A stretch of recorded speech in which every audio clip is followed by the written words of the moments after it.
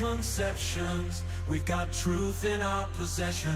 No room for doubt, no time to waste. It's time to put flat earth in its place.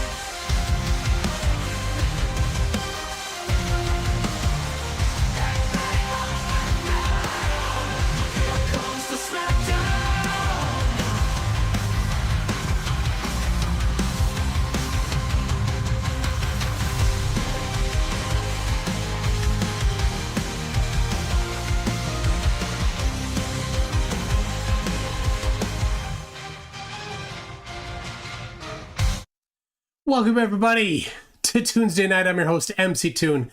I hope you're ready for the SmackDown. You know who was not ready for the SmackDown is oh, what? Oh, you need me to give a thumbs up for that? Okay, hold on. I gotta respond to something. Thank you. Oh, could you get me coffee? I forgot to get it. Please. Okay, what? But no, just thank you. All right, sorry. You know who's not ready for the SmackDown is Kazra. Kazra was good for this time. He's on his time zone is I what did he say? GMT +4. So it's late. I said, does this time work? He said, yes. And then I'm like, all right, cool. I'll send you a Zoom link 5 to 15 minutes before. He said, but oh yeah, that's good. Can we do it on Discord? This was today. I'm like, yeah, we can do it on Discord. Thank you. And he hold on. I gotta put this here. He's ghosted me. So I don't know, but we'll have to do some other stuff here. We'll wait. Where's his degree from? Says Alex Strand, for this aerospace engineer. And is it like calling himself a petroleum engineer as a fuel hauler? I don't know. That's one of the questions I was going to ask him. Where is your degree from? What specific things did you study? I'm sure he'll have good answers for all of those. RT96 says, I played Pac-Man on an Atari 2600 emulator at work today in preparation for this. I'm ready. Wait, he's bailing? No, I got fired up for nothing. We'll have a good time. We'll have a good time no matter what. We got Penguin J says SmackDown dollars. 2 SmackDown dollars. Sailor Centrist has been a member for 1 month. Says, what do you think of Dearth's medical scam? Oh, the one that Culture Cats talked about? Yeah, that one's pretty scammy. Penguin. Hold on. Jay. Hold on. We got a penguin here. Hi, Penguin. Hello. Oh, hello. All right. What do you think? No, Penguin, don't look over there. You gotta look right here. Right here. Good puppy. Hold on. Don't try to squirm away. There you go. There you go. Good puppy. Good puppy. She's a little shaggy, isn't she? she's look at her eyes. Like she can't see anything. There's no way. There's no way she can see anything. But she's Schnauzer. Schnauzers can't see anything anyway, so they don't need to. That's okay. Can we get down? Steal the cat food. There you go. Monkey one. Oh yeah. No, the cat food isn't. It's not up there. What are you doing? What are you doing? You can go. Oh nope, she's under the desk. I got her now. All right. GMT +4 is part of Russia, Georgia, Azerbaijan, Armenia, Oman, and the UAE. Yeah, I don't know where he lives actually. He's popped in Discord at normal times that I stream. So, I don't know. I don't know where he is. So anyway, but we got our usual Tuesday night thing to do.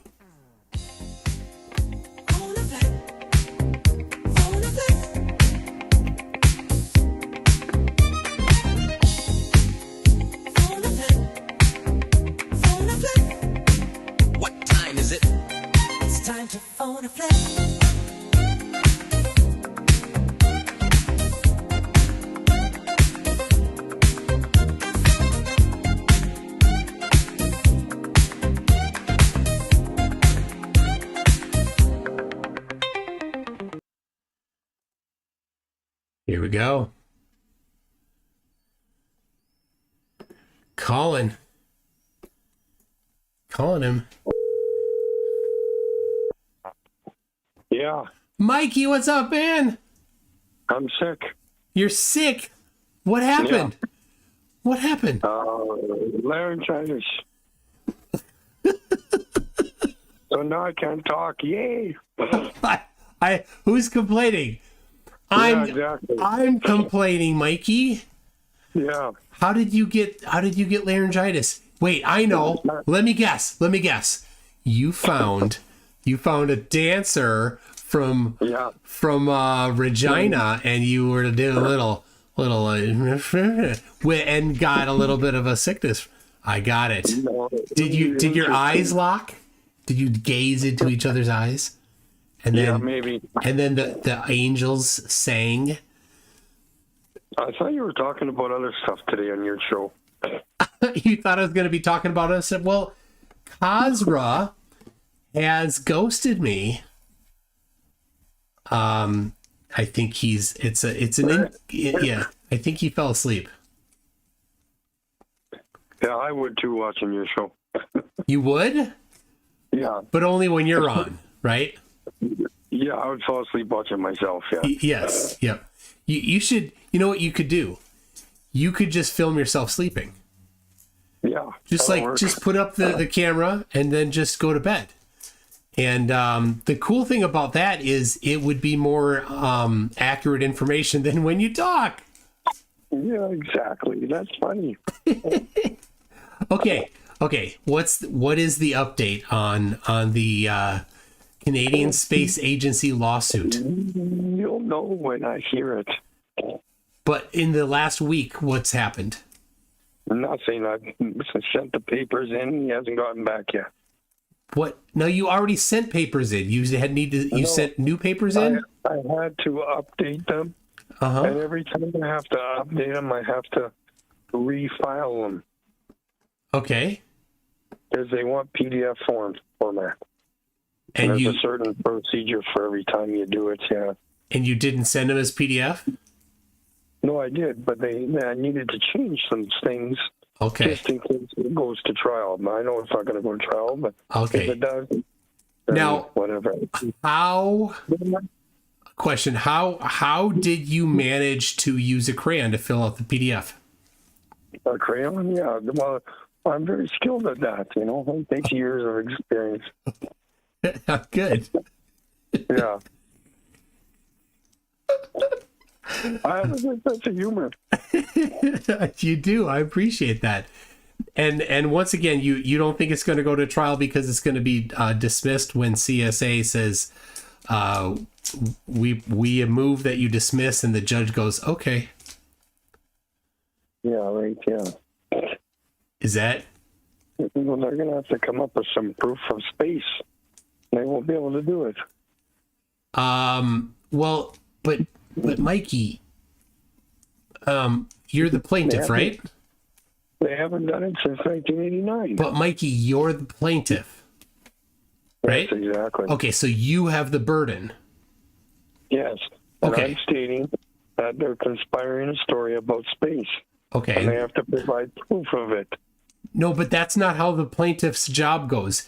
If you say that they're conspiring about something, then you have the burden to prove that. Oh, easily. Yeah, I can do that. Okay, how are you going to do that? You got to show them my footage. You got to think about these things, man. You got to have the plan ready. No, I do. Trust me. Oh, yeah. No kidding, Nick. All right. I just want to make sure you're ready, because I don't want it to just get dismissed super quickly. I'll phone you for the pep talk then, okay? If I'm going to drive up there, yeah, right, to good old home Canada, where the antelope roam, right? And oh Canada, my home and native land. Mm-hmm. True patriot love. What's the next line? I don't know, and I don't care. You don't know? I just don't want to think about it right now. You don't know our national anthem? Our national anthem? Yeah. Your national anthem. Yeah. You don't know it? Not right now, no. In all thy son's command. You want me to Oh, sing? Canada. I can barely talk, the guy. I know. I didn't want you to sing it. I just wanted you to say the next words because I forgot. Yeah. You're funny. Okay. All right. So this. All right. Just remember, you have the burden of proof as the plaintiff. Yeah. All right. Oh, Just so yeah. if you say they're conspiring, you need to show proof of the conspiration. yes. I'm going to show them pictures and video footage of the damn firmament boy. Okay. And then what? And then they're going to pee their pants. I don't think so. Okay, poop their pants then. I mean, they're a little more professional than that. They probably won't start laughing and peeing their pants in court. They'll probably be a little more professional than that. Oh, okay. Well, whichever now. Not sure what they'll do because I'm not the one lying or telling the story. But of course, that doesn't work in court to just say that. You need, of course, to prove it. So, all right. Yeah. Well, yeah. Whichever. Okay. Just like you probably want to watch some courtroom dramas. Like, so there's a really good how court works thing in the TV show The IT Crowd. IT crowd? Okay. Yeah, the IT Crowd has an episode where they're in court, and yeah, it's a pretty good like kind of a primer on how the court system works. So you want to watch that. Does anybody know in the live chat? Does anybody know the specific episode of the IT Crowd? So what if it doesn't go to trial then? Oh, because it's just because they say the judge says summary dismissal with prejudice. Yeah, then I guess that wouldn't be nearly as interesting. Right. I mean, I yeah. We're handling this outside of court. How are you going to handle it outside of court? That's what I've stated in my papers. I can do that. That you want to handle it outside of court? Yes, exactly. Yeah, but they'll say, okay, we'll dismiss it out of court. I don't think they're gonna I don't think it works like that, because they'd say, okay, how about you dismiss it, and then you'll say what? I'll go to trial. Okay, so then I'll go to trial. Yeah. Yeah. Okay. All right. Oh yeah. Okay. So My Cousin Vinny. That's another one. Do you know that movie? Yeah, I've watched it. Yeah, a few months ago. Yep. Okay, good. So you're getting that down. Yeah. All right. Oh yeah. Your acting career. I forgot. I was going to try to get like a clip of you. And then Barack, no, not what the heck's the one with Aaron Brockovich. Yes, Aaron Brockovich. Yeah. With the one where at the beginning, like, she goes into the fancy store, and then they won't serve her in the store because of who she because of who she is, right? And then later in the movie, she comes back to the store, she's all dressed up fancy and everything, and she's like, oh woman. Yes, she is. True. Yeah, you're funny. Okay. Anyway, so yeah, that's good. So so hold on. So what did you, when you were an actor, was there like did you have a headshot for your promotional stuff? Yeah, I showed it on my last live stream, I think. Oh, dude, I gotta see it. Yeah, my live stream that I did here in the apartment when I was phoning astronomers and space agency, I think. When you were phoning astronomers? Yeah. Asking Okay. them why they haven't recorded frickin' stars as single videos. All right. So this one you were driving. No, that one you were driving. It says sheep think they're goats, firmament is real. That one? Oh no. No. Phoning CSA Orion's Nebula picks phone operations. All right. Yeah. Let's get this one. Here we go. Oh, Did you just burp? absolutely. Oh my gosh. Please have some decorum. Mm. All right. Oh, how did my burp? There you go. All right. All right. There it is. I got it. There's some pictures of through your telescope that were, they look a little out of focus. A little bit. Is that there's kind of a smudge in the middle here. Is that a nebula? I don't know what that is. Purple. Is it purple? I'm colorblind, so I don't know. You're not colorblind. Could be purple. I am colorblind, in fact. But I see colors on the top that don't match the colors on the bottom. You know what that means? What's that called? When the colors on one side are different than the colors on the other side of. Okay, so some people, Steve Baker thinks it's Orion. So does Astrocade. Okay, so there you go. That's the Orion. So you got the Orion Nebula. That's cool, Mikey. You're doing some. I'm not sure it's Street Line. Pick up that Street Line. There you go. All right. So, all right, looking for your headshot now.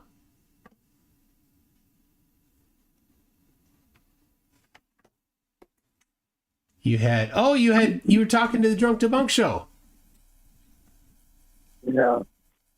Yeah, he was going to pick up Kazra at daycare. I should have worn my Sirius shirt that I bought from you. All right. When did you put up your headshot for us to see? I don't know. I might have been on another one. Oh my gosh, Mikey. You're making me do all this work. Well, it's in there somewhere. I'm going to send you a bill. Okay.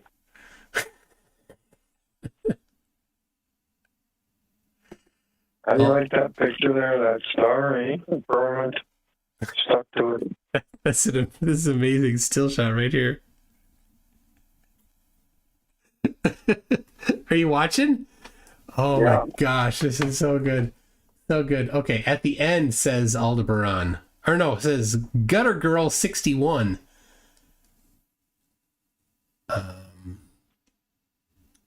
How close to the end?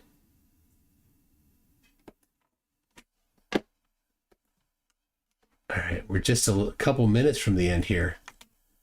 I've seen that creature on the arcade game Galaxian.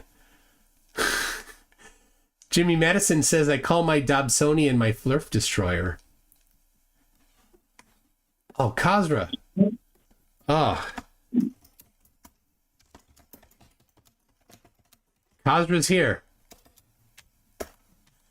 All right. Well, Mikey. Yeah.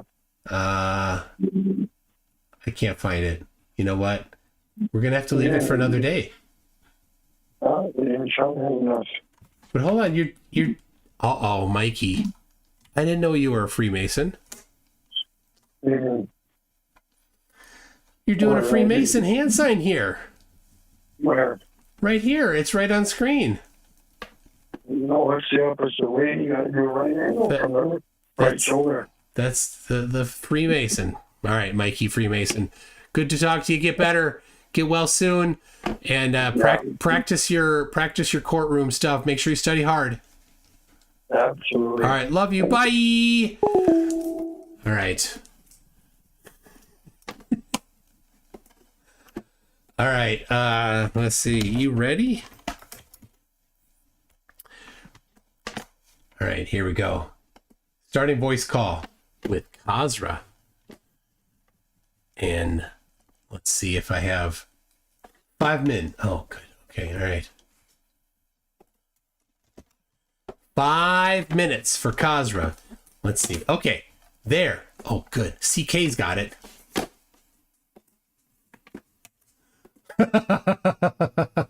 Oh, there it is. Hold on. Oh, it didn't show. It didn't show. Why not? All right, hold on. I know why.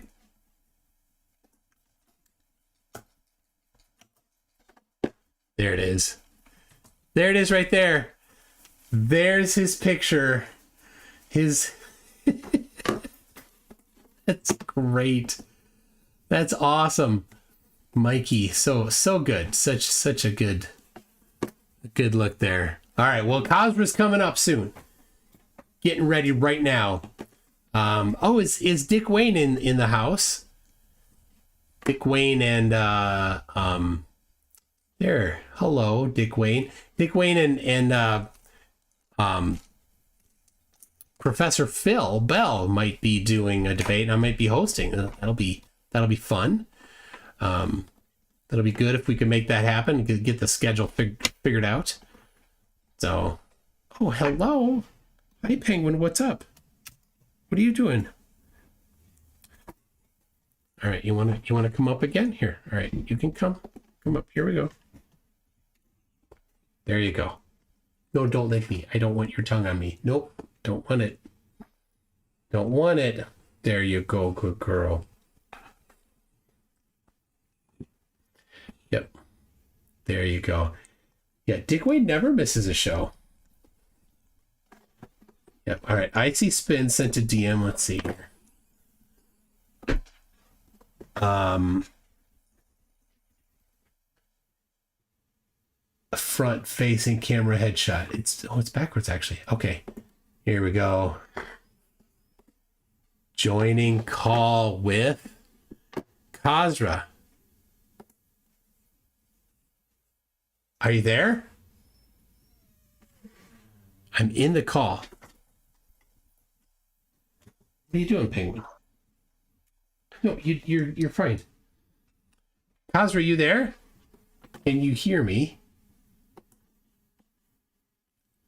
Let me make sure my microphone is correct. Yeah. Kazra, I hear you. I hear little things in the background. So, all right. Well, here we go. I got to grab something.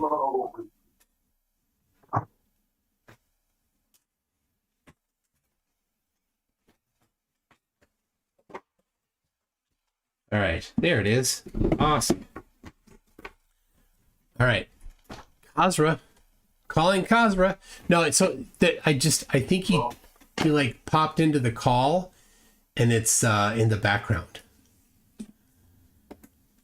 because I'm in the call with him, but he's not talking. I hear him in the background. So anyway, all right. I hope you're ready. It's gonna be something. Not sure what something is, but it's going to be something. I'll get the scene set up at least. While he's like, do you hear little blips of stuff in the background? That's him. Kazra. Hello. All right. All right. Penguin wants to get outside. Oh, get out of there. Go ahead. Go ahead. You can go. Good girl. She wanted to head out. Okay. Kazra. Calling Kazra.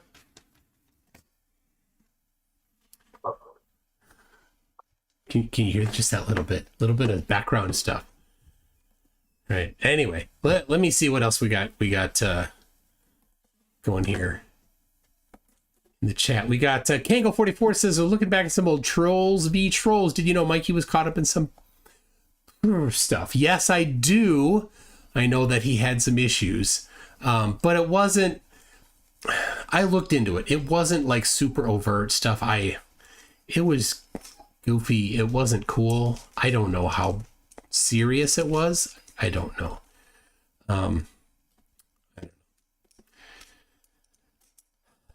So yeah, not strong information on that. Itorius says the only burden that'll be in the courtroom is Mikey. Oh, Canada, how's the new binoculars? Yes. Mark Beiser says, in an effort to protect as many of my dwindling supply of brain cells as possible, I started on the whiskey early to give a buffer against the derp. Well, good planning there. 8:23, he said 5 minutes. It's been 5 minutes. This is Kazra 5 minutes. Pat in the chat. Hello, Pat in the chat. Saw you a couple weeks ago. Says 41 months. Time flies when you destroy derp. Yes, thank you for that. So, here's a fun little thing. If you follow me on Facebook, there's a flatty that in a group somewhere didn't think that I had the courage to face her in a debate.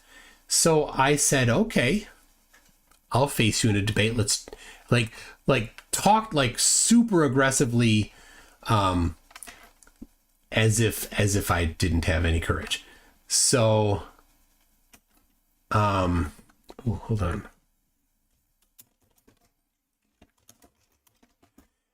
And I'm like, well, that's dumb. Of course I'm not scared. I'll face you. I'll face you just fine. So this is somebody whose account name is Aetherius galore. Aetheria galore. So anyway, be sure to check out Facebook because this person was said, I'll debate you in person, and then challenged me and said that they didn't think I had the courage.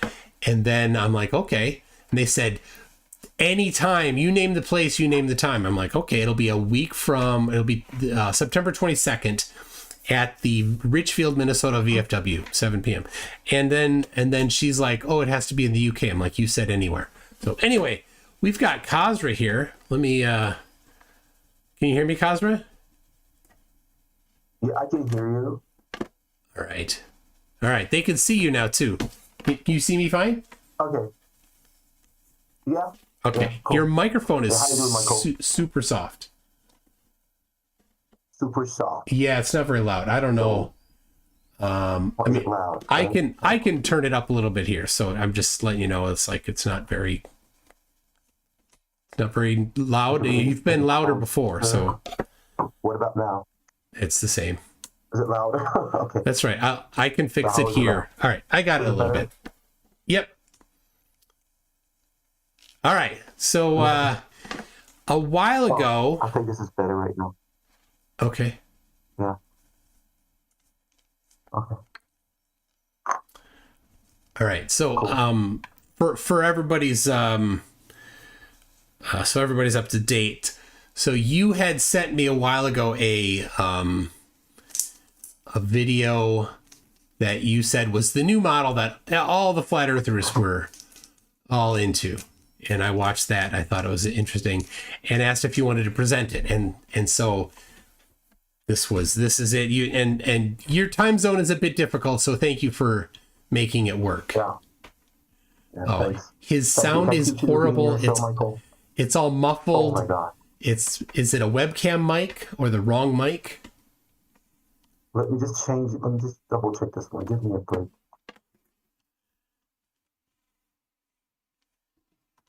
Do you have multiple mics there?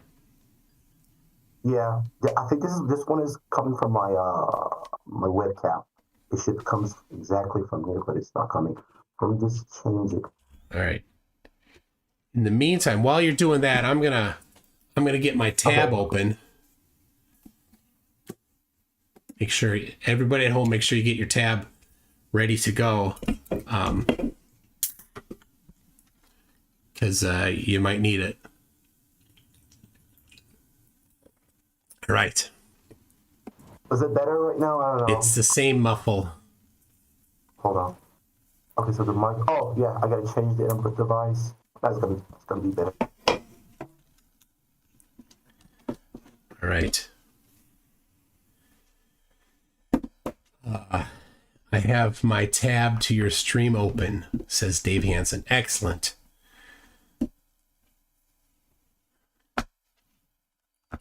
You've got all that sound stuff up in your room? But what's your good mic? Oh, I don't think he can hear me. I think he's deafened me. Right here, see that?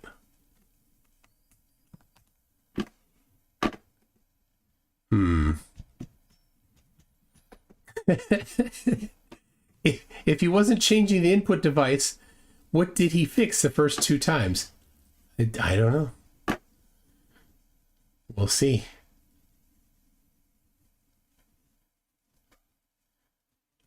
All right. Wesley. No. I don't know what's happening here. Damn it. It's the same. Yeah. You need to make sure you've got your turbo entabulator going. It is powered by tab. So all right.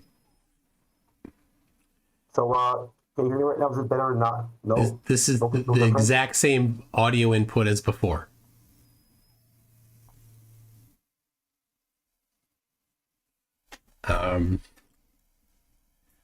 Like in I don't know if it's in Discord that you're trying to make these changes, but in Discord you can click on the thing next to the microphone and you can choose your input device.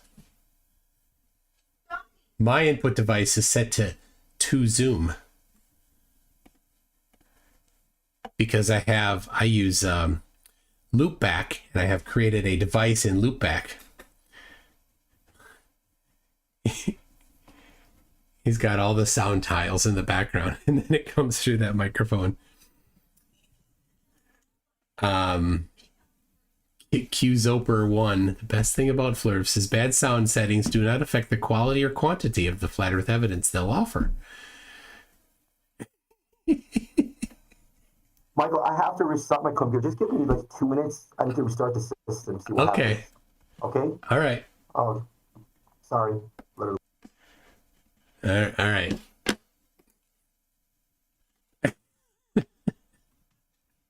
It's every time. He had all of those sound tiles up on the wall. Like pro audio stuff, right? I don't have any of that. I just got, whatever. I got a rug, the hardwood floor that I installed myself, and a rug. So isn't he supposed to be an engineer? Well, I suppose to be fair, an aerospace engineer is not an audio engineer. They're different. So I don't know. I mean, you go watch any old Culture Cats video. The audio is no good. So until this last one. All right. Oh, it could be just a jam room. Oh, I suppose that could be. Sound tiles in the center of one wall won't be doing much. I don't know. Blackburn Big Dragon says, as a musician, I've learned that you really don't need those sound tiles up all over the place if you have furniture in the room. Yeah, so this room here, after I put the wall up, when I walk from the living room in here, the sound completely changes. But now taking out this board here for the window made it a little more like I can hear when I took that out. So Fugazi. Oh my gosh. All right. IT Crowd season 4, episode 46, Renum versus Renum. There it is.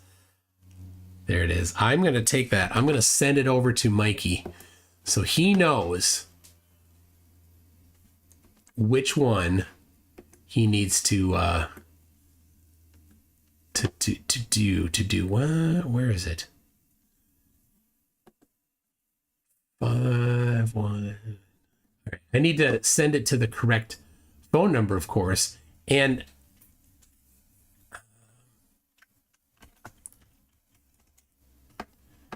Well, come on. Come on.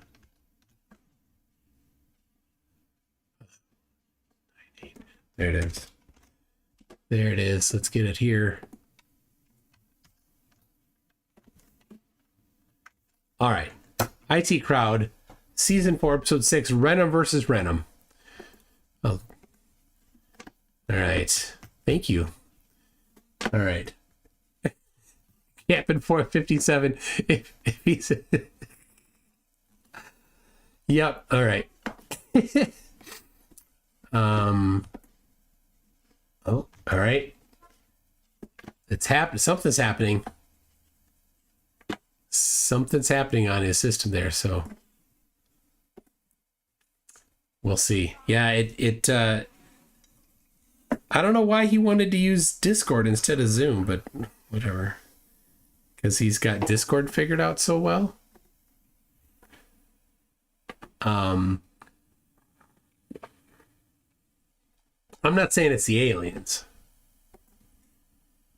but it's the aliens. All right.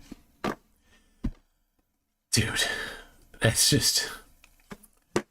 Discord's even easier to adjust mic input than Zoom is. I don't know. Pretending to be, yeah. It's yes, Lady Moonweb. Okay. All right, he's back. He's back. He said okay.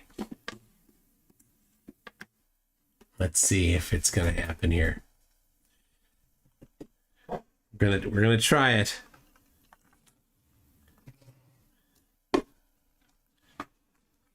Or not. I don't know.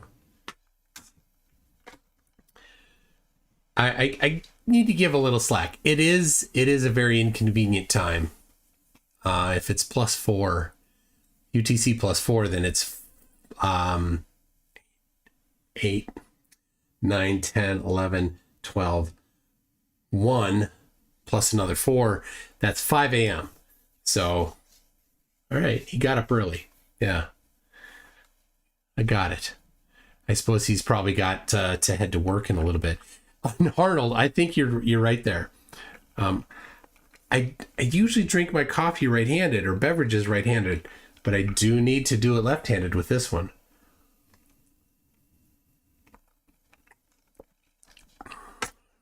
Right.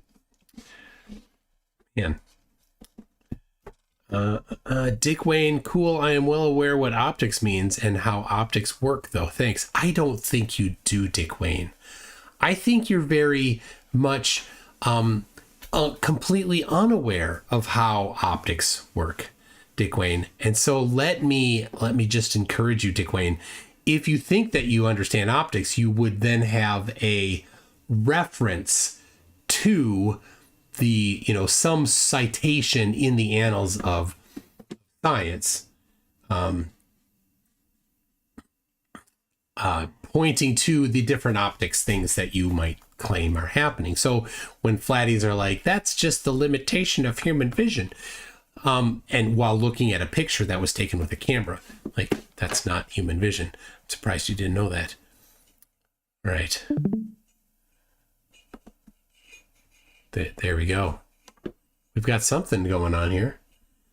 We've got some Discord inception happening.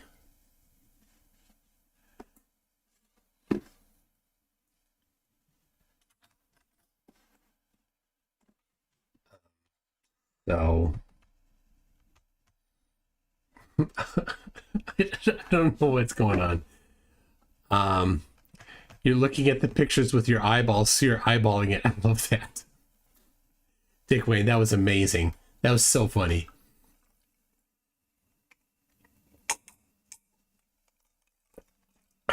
All right. Shall we start? Yes.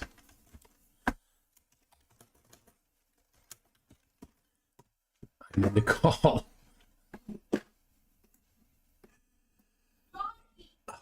See, there's two of me. One's mirrored and one's not.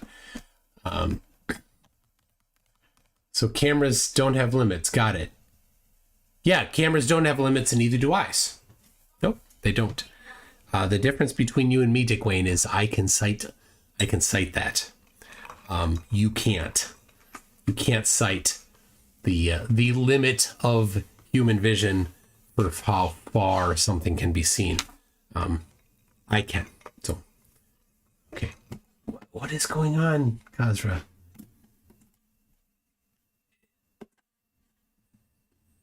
Join call. Oh my gosh, I'm in the call. He's not in the call. Every damn time. Why can't we see the sun after it sets? Yeah, Dick Wayne, that's good. That's a good point. On flat Earth, the stars are farther away than the sun. So if it's the limit of human vision or the limit of camera vision, then the stars being farther away than the sun, even after the sun is set, you shouldn't be able to see. So how does that work? It doesn't. It's a fourth law of Flurf there. That's what it is.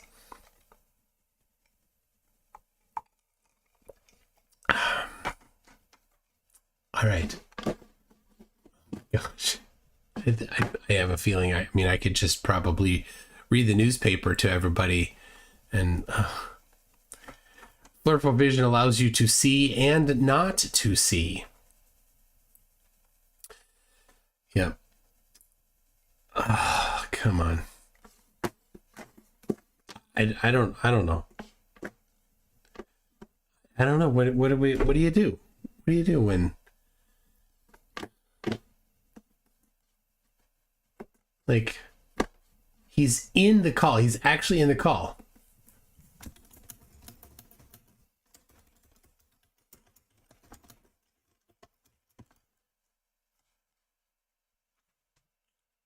Join video call.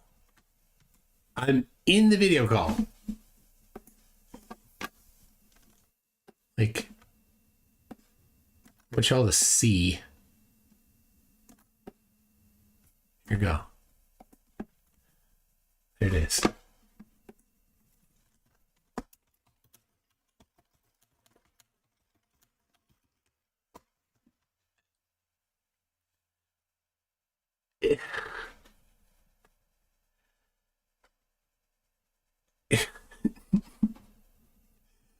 No sound.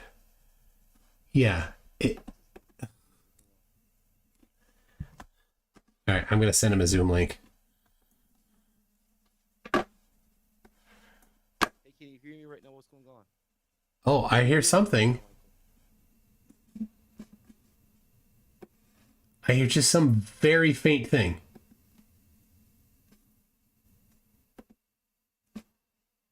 Recording in progress. All right. I'm gonna get the Zoom link here. And I'm gonna send you the Zoom link. And I'm gonna drop out of this call.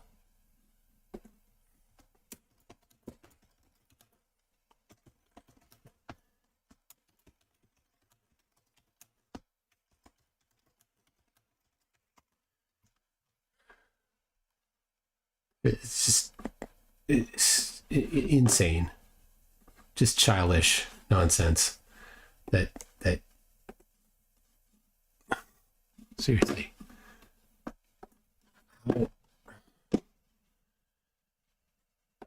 Every damn time, these blurfs can't frickin' get anything to work. Every damn time. It's consistent.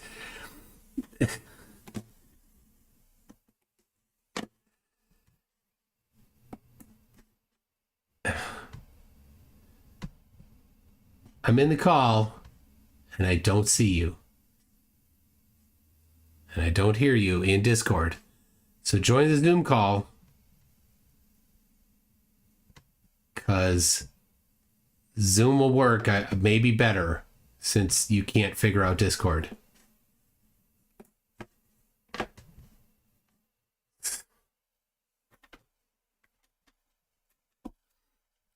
Seriously. Maybe he's in on Dearth's app. You could get his phone number and call him. Yes, I could. All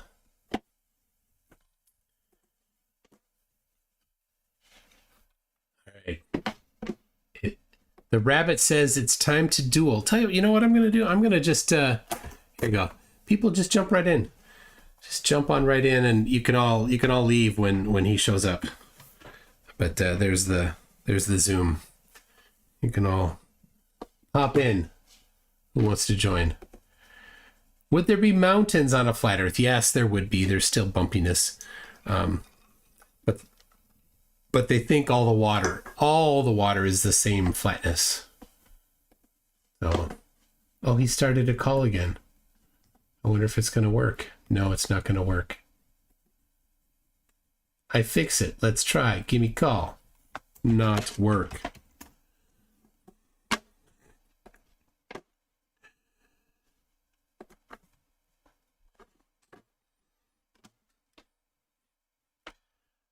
Who are you supposed to debate, says Jeff C. I'm supposed to have Kazra on here to present the bipolar model.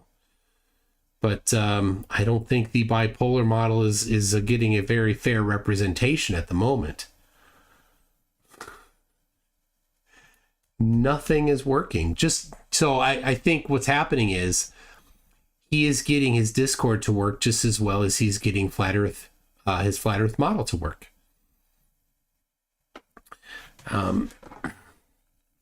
So I sent a Zoom link. Try Zoom. It's just sitting there waiting. Ooh, see? Proby666 is a moderating a managing moderator and can time out Dick Wayne. There you go. But yeah, a 10-second timeout's a good amount of timeout. So, all right. There is lots of stupid in the ether tonight. Okay.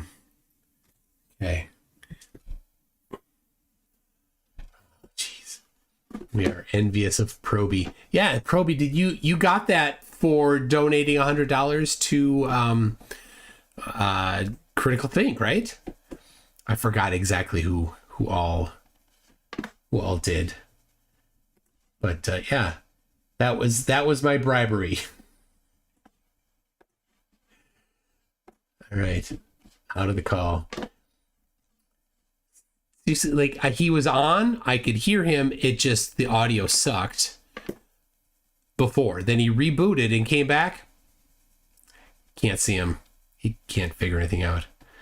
I'm confused. F Wood says I'm confused. Why wouldn't Earth be a water world if flat? Good question. It would not be a water world. I don't know what you mean. So why? Because Weed Bro says moderation apps gotcha. That's why the mix is weird. Is my mix weird? Like, is my audio weird? As far as I know, it's pretty well. It's pretty good. So I don't know. Oh yeah, about tides? I don't. Flat Earthers can't explain tides. They say magnetism, but that doesn't explain anything about tides.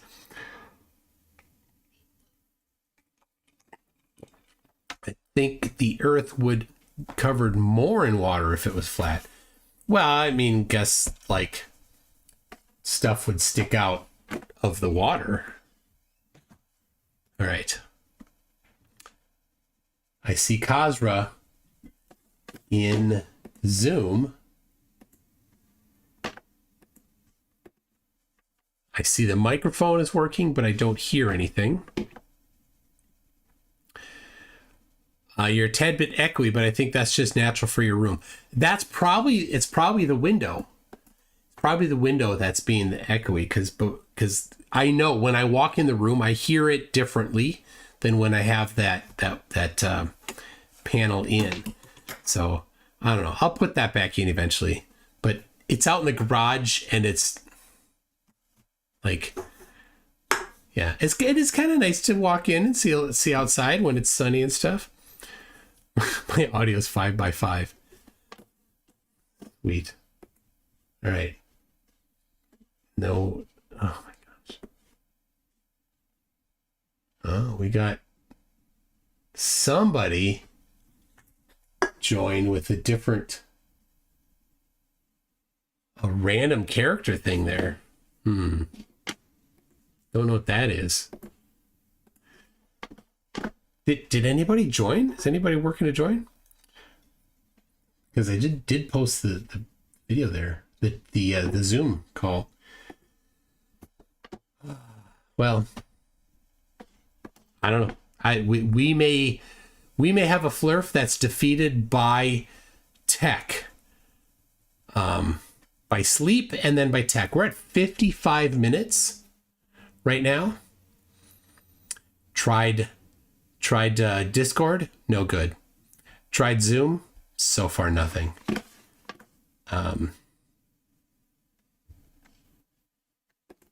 Like he's got no camera icon now.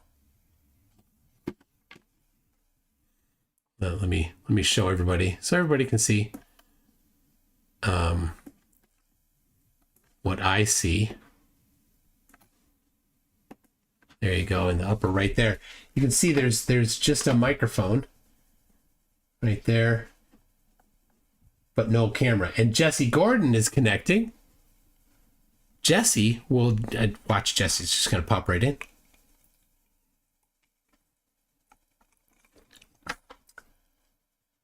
We'll see. Actually, Jesse hasn't yet. Still trying to. Jesse's got no mic yet. Oh my gosh, Jesse, you can't let the flurf beat you in. That can't be. Hello, I leaned over. All right. Well, while this is happening, I'll go back to this. Aetheria galore on Facebook, like all sorts of crazy aggressive insults, suggesting that I don't have the courage to face her in a live debate. Aggressive insults. Jesse, I think I'm here. Yeah, Jesse, you need to mute the YouTube stream. I did. Okay, got it. Well, welcome in. You managed to beat Kazra in. Well, that first false attempt with the random characters was me. That was I put the password in the name field. Oh. So I've got nothing important to report except that the celestial theodolite is still in shambles, but they're still scrambling. So yeah, it's their best hope. They're starting to recognize that they are going to have to recognize, work in astronomical refraction. But when you straight up ask them what the procedure is, then they say there's no refraction involved. So yeah, bunch of silliness. Mr. New says background indicative of actual technical prowess. Now check this out. That's your background. Yep. I have a real ADI unit with the pendulous veins exposed here. Very cool. Yeah, so all right, so that's great. So if you turn that, so you're manually turning the pendulous veins, but if you tip it, then the vein opens up there. And then the air blows out that hole. Right. And the way it works with a gyroscope is if the air blows out that hole to the side, it's the actual rotation that it induces is perpendicular to that. Exactly. So it's got cool.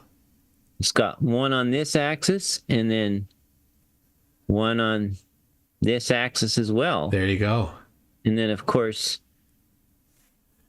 let me turn it over and it's symmetrical. So let me show you the bottom. There's each side of the jet or each side of the vein. So there's a jet over here, that on one vein, both and then there's another sides. jet on this side. So Okay. it's a balanced system. So when, let's see if I can, Yeah, I see it there. Yeah. yeah. So you can see when one little jet is open, the other is closed. And Oh, man. and when it's in the middle, they're both half open. Okay. So anyhow, That is so cool. And those are powered by air. they Right? can Is be this powered one? by air or electricity. Okay. Or this one, as you can see, the little wires has a little 3-phase motor that runs at Okay. like 400 hertz and a little tungsten flywheel in there. But it has a little impeller on the back of the flywheel. Okay, that's what blows the air. Right. It Okay. draws air in those gaps and then blows it out those 4 little holes. Okay. Oh, that is so cool. And what is this out of? What was this in? Oh, it's just a regular old ADI unit. It's kind of taken apart right now, but I use it for experiments. From an airplane? Oh yeah. Yeah, Oh yeah. okay. This is an aircraft instrument. Yes. So when flatties are like, oh, it's gyroscopes keep their rigidity in 3-dimensional space. They do, but this one is specifically designed not to because of the pendulous vanes.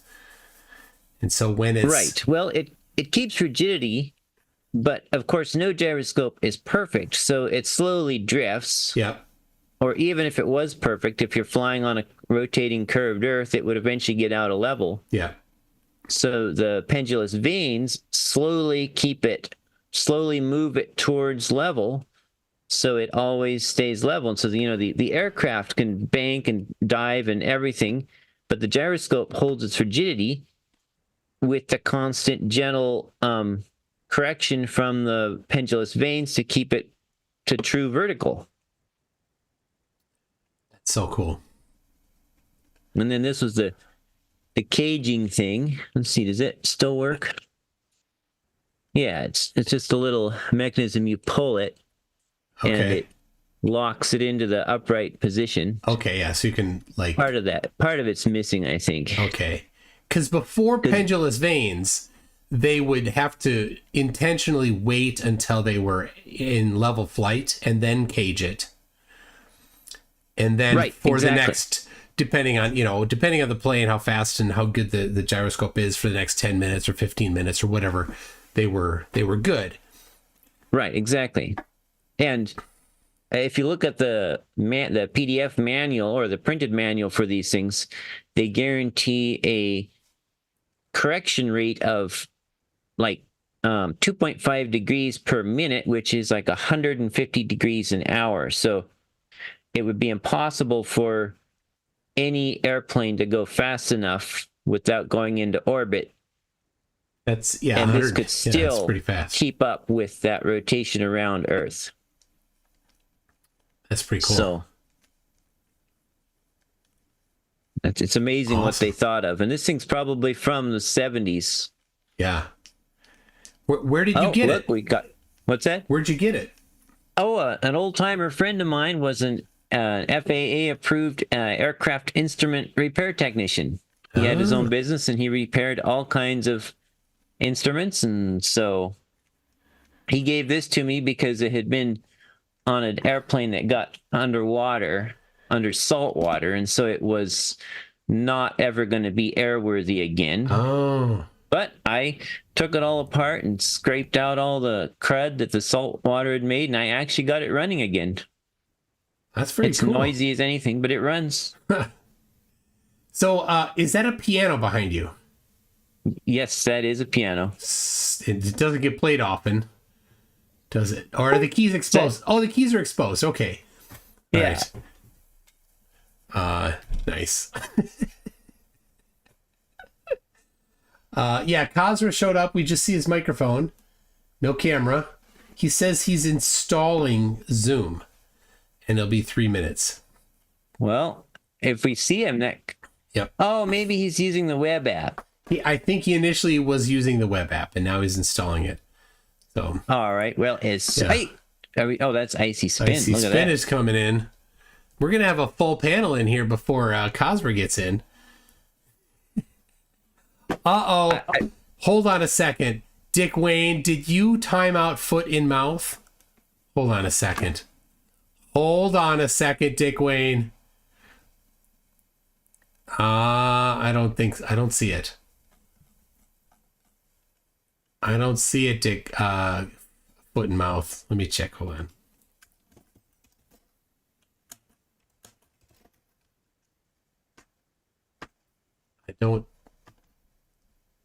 I don't see that. Yeah. So here,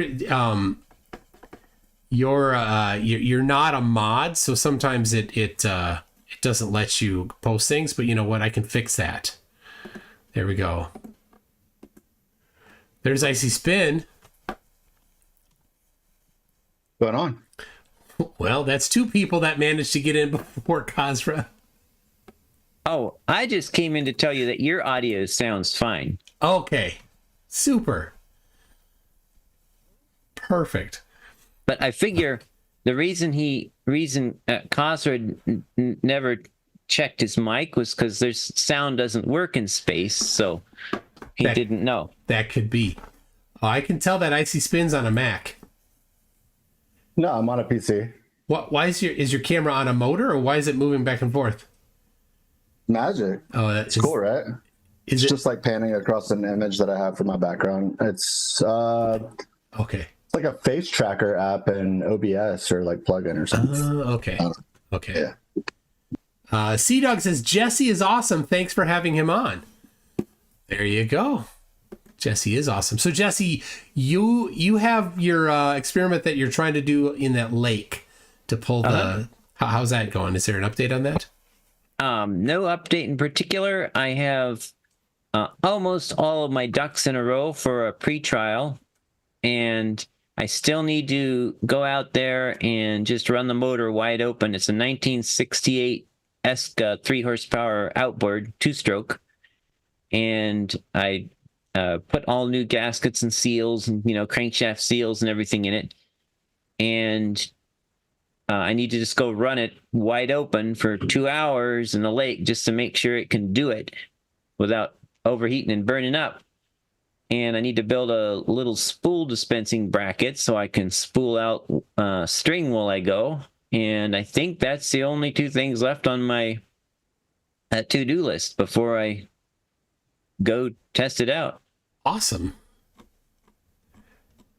That's I've really already awesome. got 6 kilometers of string on a spool, a retrieval winder, and a tensioning winder built. Oh, wow.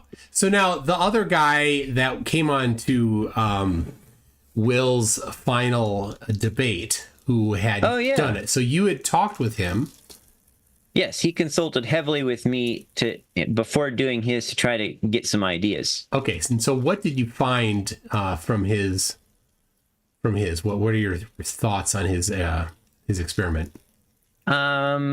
He claimed that he had the ends of the string like 1 or 2 centimeters under the surface of the water, and he swam out to the middle, and it was also the exact same distance under the middle.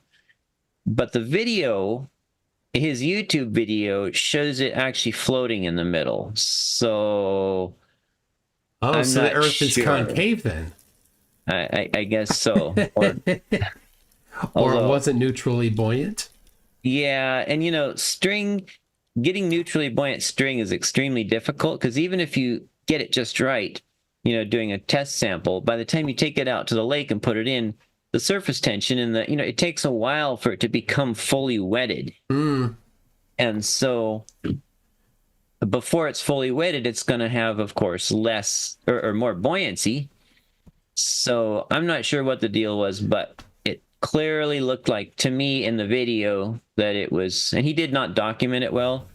It clearly looked like it was, in fact, floating. Okay. So I don't know, but he did claim that he got perfect flat Earth results, but he just didn't document it. So what do you do, right? Oh, it's like trying to catch a ghost on camera, Yes. String Very goes. similar. You need a EMF sensor that's super hypersensitive to absolutely anything at all, and has no controls. Yeah. All right. Kazra is his microphone. He's in. His microphone shows, but not his camera. I think his camera's not working. Ruhif was in just a little bit ago and said, "Jesse is the man." And I'm started on a new project too. oh, what's this? A lightweight as possible differential temperature measuring device that measures the temperature difference between 2 points about a foot apart. Okay. That Vertical? Okay. To the nearest hundredth of a degree, which is light enough to be flown on a tiny drone. So when we're doing line of sight, drop over distance measurements at short, like a mile or whatever. And this is the battery I got for it. Oh, that's tiny. Yeah. It's like it weighs like 1.25 grams, Is that but it's like 50 milliamp hours. So I should run it for. Is that a lipo battery? Yeah. It's, I think they're for earbuds or something. They were Okay. cheap on eBay or Amazon, but. So if it's a drone, though, it's going to be disturbing and stirring the air, won't it? Well, to some degree, but I'm thinking of hanging it, several feet below the drone, Okay. and or maybe mounting it on a stick out in front of the drone, so it's pushing through undisturbed air. If that makes sense. Yeah, if it's above it, but then you have to have a rigid something holding it above. Yeah, And it's got to be light. It'll still stir a little bit above it, but not as much. So, okay. Yeah. Out in front might be best if it's moving, but I see spin. It's one of my favorites. That did the appropriate thing, though. Oh my gosh. Keeping it tasteful. What about getting like a small remote controlled boat? it could be used on that. And then having a rigid thing above it, and then having the boat go above the water, or not above the water. If the boat captain doesn't nose down the boat, it'll just keep flying off into space. That's the problem I had. I kept having to nose the boat down. Yeah. I just kept lifting up out of the water. All right. So No problem planes have, right? yeah, same, yeah. Going nose down. Astrocate says for $2, Jesse is so cool, we want more Jesse. Man, this should just be the Jesse show. Oh, yeah. Really? I mean, I can leave. yeah. Well, no, Am I I mean, numbers? you brought the Mikey. You Oh yeah, that's Can you hear me right now, guys? Yes. I don't hear anyone. you can hear We you. hear you. We hear I you. can just talk. It's the problem. I don't hear anything. There it is. So Michael, I'm gonna come with my phone Discord. No, I have no other choices.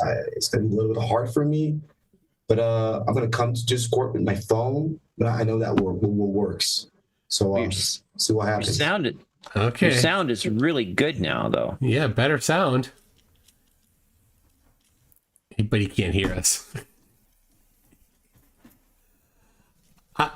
I don't know how what kind of setup he has that he can't just get something to work. It's amazing. Well, it's one of those triple constraint things. You can hear him and see him, and he can hear you. Pick any one. Yeah. not all four. Yeah, there's 4 actually. There's him 2 seeing video, us. 2 video, 2 audio. Yeah. Oh yeah. Yeah. That is the nice thing about the phone. If you're on a phone on Zoom, it's right. You don't plug in a external camera. It's just built into it. So Yeah, Zoom's gotten really nice. So it's super easy to just go in and just go, yep, want that and that and click. So I don't know. Maybe it's different on a mobile. I don't know. Oh, we got Discord. He's video call on Discord. Missed the video call. I'm starting the video call on Discord. We might be doing this on Discord. It might happen. We'll see. I might have to get some stronger tune shine. Oh, I did something else interesting. If are we still filling time? We're still filling time. Okay, well, I got into an argument with someone over the Battle of the Beams. Okay. And the question of how did the 31 megahertz, how do you say it? Nickenbine? Yeah, Knickenbine? Knickenbine? I think anyway, it's Knicka, but yeah. Yeah.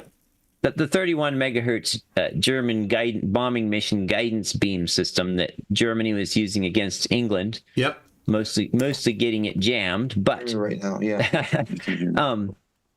So I actually took a laser and diffracted it. Is it okay? I can hear you, but it's not good. I know I'm behind my phone, and this is not a good way to talk and have a conversation. Who can you hear? Oh, you're on Discord. Yeah, just a second, Jesse. I try Zoom. Yeah. Yeah, Jesse was talking over you. That's okay, Kazra. Go ahead. No, I'm sorry. I'm just I just installed the Zoom. Sometimes the audio works, the mic doesn't work, and other way around. I don't know what's going on here, and like literally, this is a little bit hard for me to just present this model with my phone, but we can do it anyway. I wanted to share my screen. I wanted to go to Stellarium software and as we're talking, but I guess we have no other. We don't hear him. Or we could talk about it a little bit here, and then we can schedule another time for a deeper conversation, or we can just continue here. I don't know. I think you need to get your stuff figured out. Yeah, yeah, exactly. And that's true. How about you figure out your house and come back when you're ready. So when? You mean today? No. Okay. Not today. You message me when you figured out how to use your own hardware. All right? You figure out how you can get onto Discord and get your video camera to work and get your microphone to work on Discord, because this is what you wanted. You wanted Discord, you didn't want Zoom, and you can't figure out Discord. You can't figure out Zoom. You can't figure out anything. This is embarrassing. Come on. No, actually, this is the first time I'm having this type of a conversation behind a video, behind a camera or something. I usually talk behind my phone. I can still have the conversation with you right now, but as I said, it would be better if I could share my screen. Yeah. So I don't know. Just give me another one. Like, you can continue with your friends right now. I will try to figure it out in the last 15 minutes right now, and if I can figure it out, I will give you a message or something. Okay. How's that sound? All right. Okay. Let me just try. Yeah. Okay. I assume that went well. All right, Jesse. Yeah, I don't want to swear, but get your stuff together, people. How can these two people just pop, just come on in and Dingle Flurf can't tech every damn time. Every damn time. And he's an aerospace engineer, people. He's got sound stuff on his wall so that it sounds good with his super high-end mic that's muffled as hell. All right, Jesse, continue. Okay. Anyway, I put a link in the side chat. I refracted a laser off the back of a soup spoon, and I diffracted it, and it literally spread the beam downwards below the horizon. It actually okay. I saw that you posted a video, and I saw something about diffracting, and I'm like, what is that? I didn't watch it yet. Oh, cool. It's short. So, for reference, before Dave McKeegan and I talked, I was of the opinion that it was bouncing off the ionosphere. But he and I talked, and he's like, yeah, it couldn't do that because the angle wouldn't have worked as well. There would have been some dead zones between where it went up and bounced back down. And I'm like, well, but the beam is pretty tall. And he's like, no. And but diffraction is actually makes a ton of sense because those beams were super powerful. Right, exactly. If it had been line of sight with that antenna they had, it would have been no problem. Straight line of sight, like 10 watts of transmit power. Yeah.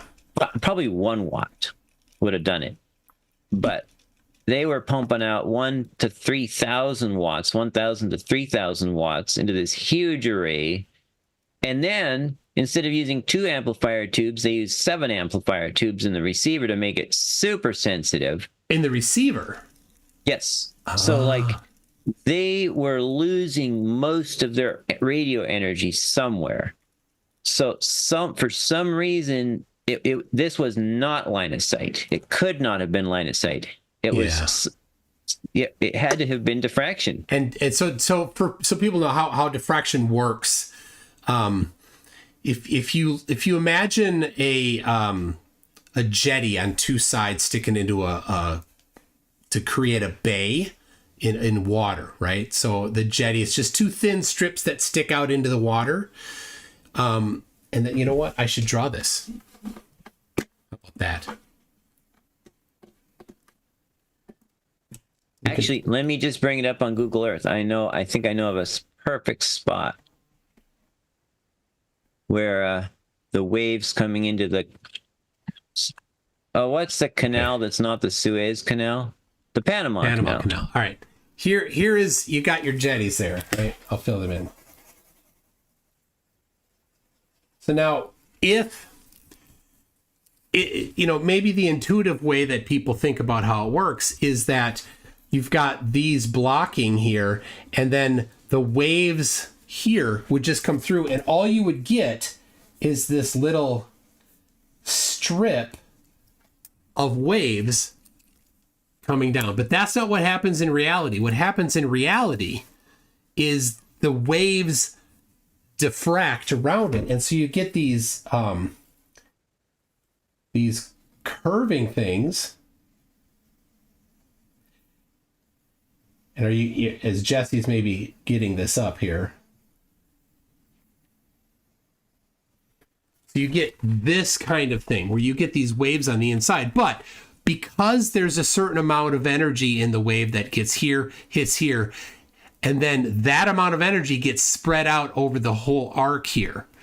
This, right? So you have this small amount of energy that's now spread out around this whole curve here. And so on the inside, the waves are significantly smaller. So that's how you have a nice calm bay on the inside for the boats. But the waves do make it through, and they propagate in a expanding pattern. So here we have, there's some real life Google Earth images, Google Earth. Yeah, so this is just the top end of the Panama Canal. You can see that outside the waves are pretty much a parallel wave front coming in from the top right down, but hit this aperture, and now they're refracting around or diffracting around these edges, and now they're in this like circular pattern. And they're dissipated. But if you look here, there's literally waves right here going down into the right, literally 90 degrees from the original wave pattern. Yeah. And this is Huygens principle, that every wave is constantly expanding in all directions. But the reason the reason why when they're traveling parallel like that is because the constantly expanding of every single point is constructively and destructively joining and fighting each other to just sum up into parallel waves. Right. It's making a waveguide for itself. Yeah. So, but the important thing is this is key. Inside this water break, those waves are significantly weaker.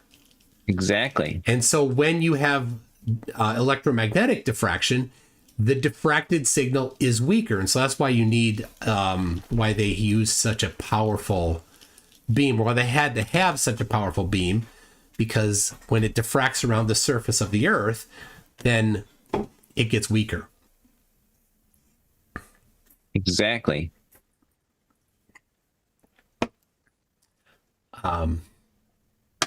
Very cool. So Let me show it. Yeah, can you play your video? I sure can. Actually, why don't you play it? That way you will get the best quality. All right, hold on. Now note that I do misspeak in the video. I refer to a reflection that's also in the video as a diffraction, so just ignore that. Okay. I will get you the link if you don't have it handy. Well, I think let's see, I can close the screen share. And okay, now let's see. I can go into the side chat. Is there a side chat thing? Well, you could put it in the YouTube chat. Okay, I'll do that. Then everybody will get it. Okay. Yeah, there's a lot of Oh, I accidentally put a tilde before it, but see if that link works.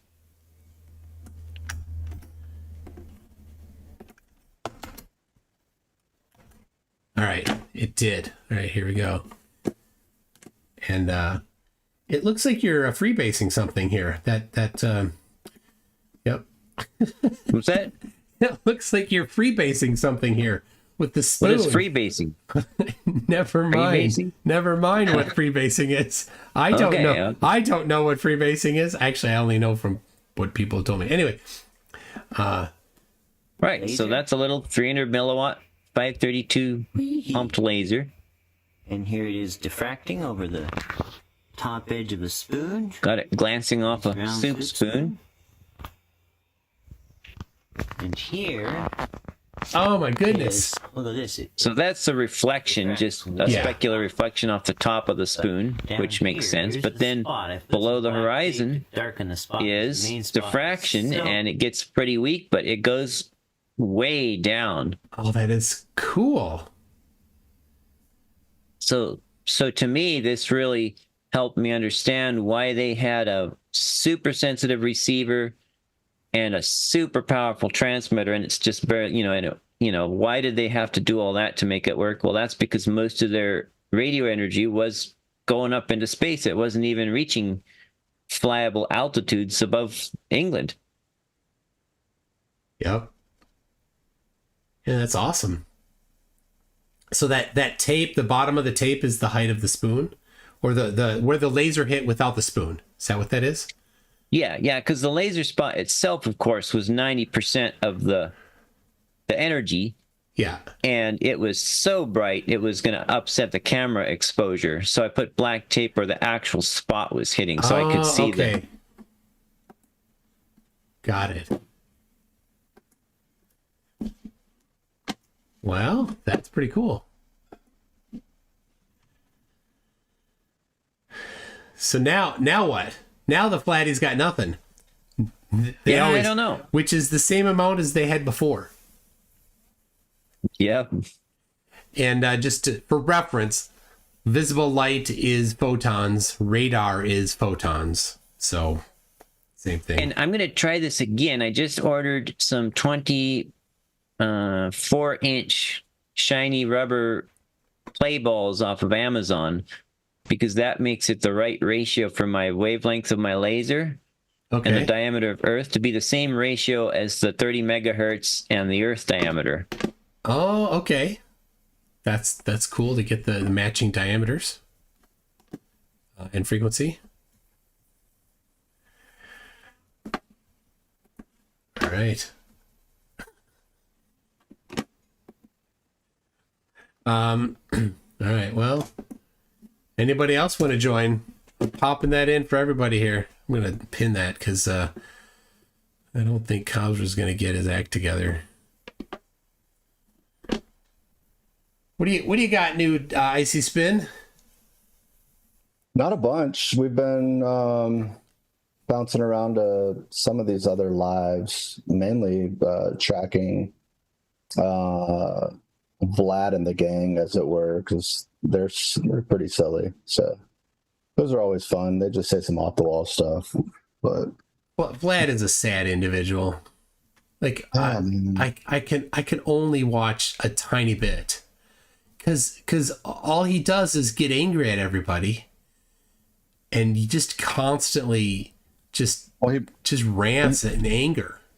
Yeah, it's just he blocks everyone. He's blocked all of us. Yeah. Every Glober. If you even say that you're unsure, maybe he'll keep an eye on you, right? But the second that you ask it like a question that makes them feel like you're threatening their little social circle, you're gone, you know? Yeah. And it's just not. And there's a couple of people in their community that have kind of pointed out the elephant in the room, that is like, all right, well, we're all just kind of like sitting around agreeing with each other all day. Like, this is kind of boring. So I was kind of waiting for the tipping point until they get bored out of their mind, but I don't know. Now he's into like giants and other stuff. So he's kind of like branching out into, you know, totally reasonable other topics to discuss. But yeah, not much. I can't even like play his stuff because he just can't stop swearing. Yeah, it's constant. Like, and I think he just likes the way he sounds, because he has these like little isms, and he always says he has his chat room's called the Foundry, like, and he's ironwork, so he has like this theme, you know, it's like, where iron sharpens iron, and like, this is what we're doing, we're here, and like, but it's basically just an echo chamber. It's a synonym for echo chamber. Yeah, that's not iron sharpening iron. No, not at all. It's just everyone agreeing with each other, and like they take pride in like who's the person. Oh, good job, Pebbles. Like, yeah, you banned him. Good job. Oh, JJ, nice job. And then they'll like throw their little broom emojis in the chat, you know, and just they're all just high fiving. It's so weird. And so Vlad's he has Rumble too, right? Because everyone streams on Rumble that's doing, you know, God's work and stuff. So yes, so he has a Rumble that runs simultaneously, and we'll go in there every now and then. And like, if I have a question, or if I want to like be like, yeah, have you thought about this? I'll go into Rumble or something and say something. And apparently that's okay, because like he's able to keep that separate, right? And like only show what he wants to on StreamYard. Oh, so, yeah, it doesn't like show up. Yeah, but we've got everyone's favorite Uruguayan has showed up. Oh yeah. Hello. Just south of the border there. Hey, Max. How are you? I see flat. Oh yeah, I see flatness, as Mikey likes. I'm doing great. I'm keeping it flat, baby. Keeping it flat. Yes, that is. I trigger Vlad massively because Vlad jumped on the bandwagon of me being a hacker. So yeah. I don't know if you've seen that video, Toon. It's very short, but it's lovely. Let me get. Toon would be surprised to know where that hacker thing originated from, if he doesn't know. It was it was Mike, wasn't it? Well, the first person that said it, the flatty that said it. Yeah, it was Roger. Roger led astray. Yeah, Mr. Roger. Yeah, remember Roger, I told you, it did not go well. It was on the December stream on December 30th, I think, that I did a bunch of hours with Craig, and then I continued with you. Yes. And the day that Flatzoid came and the whole Fakatzoid thing. So in their heads, because I was here, like, of course, I have been smoking weed that whole day, chain smoking weed. So I was just like out of my mind, right? And I saw Flatzoid, and you can see my faces. If you go to the final experiment, the video is there, and you can see my faces, like, clearly baffled by everything that's going on. And they think that I hacked Flatzoid. And when I got banned from Vlad's little show, he posted the link one day, and I did this. This is 19 seconds. I'll put it here in the chat. You can play it for everyone because it's hilarious. I don't think Flatsoy anyone could hack Flatsoy because he'd hack himself first. He'd hack himself first. You know what it was? It was as simple as they see that Max is sitting in front of like a computer setup, and it looks all technical, and like he's running a server out of his house, and they're like, that guy is doing something special. That's true. It's a music studio. It's not like a hacking thing. Okay, this was great. Oh my goodness. Here it is. All right. Oh my goodness. Us having really poor memories, like whatever happened yesterday, just forget about it. Forget about Palestine. Forget about La Palma. Forget about. Hey, what up, Black Light? Surprise, motherfucker! Black lights in the phone. So, and then it's this guy. Forget about paradise. Forget about all that nonsense. The topic that you're talking about, memories, like whatever happened yesterday. All right. So wait, what did you do here? I used the OBS virtual camera, so I grabbed a video. I played a video on full screen of that guy who's their friend. So when I got in, I swapped it to my actual camera, and they think it's like, oh no, hacker! And I was also banned, so I went in with a SOC account. So they were like, how is he doing this? This is a god hacker. All he did was use. And then And then later, I went in on as Vlad himself. I was playing a video of himself, and I see Spin has another clip of Vlad saying, now I'm connecting myself. And then I went in as Oakley, I think. So it was so much fun. Oh my gosh. But they think I'm hacking, but it's just, dude, it's just a little bit smarter than you. Vlad's sitting there he's taking screenshots of his screen like, yeah, I think I got him where I want him. This guy's trying to hack me. Like, it's fantastic. It's so funny. They're just silly. Oh, and the best part was subsequent to that, Vlad called the Paw Patrol of the Flat Earth Brigade. That is someone help me out. It's the Paw Patrol.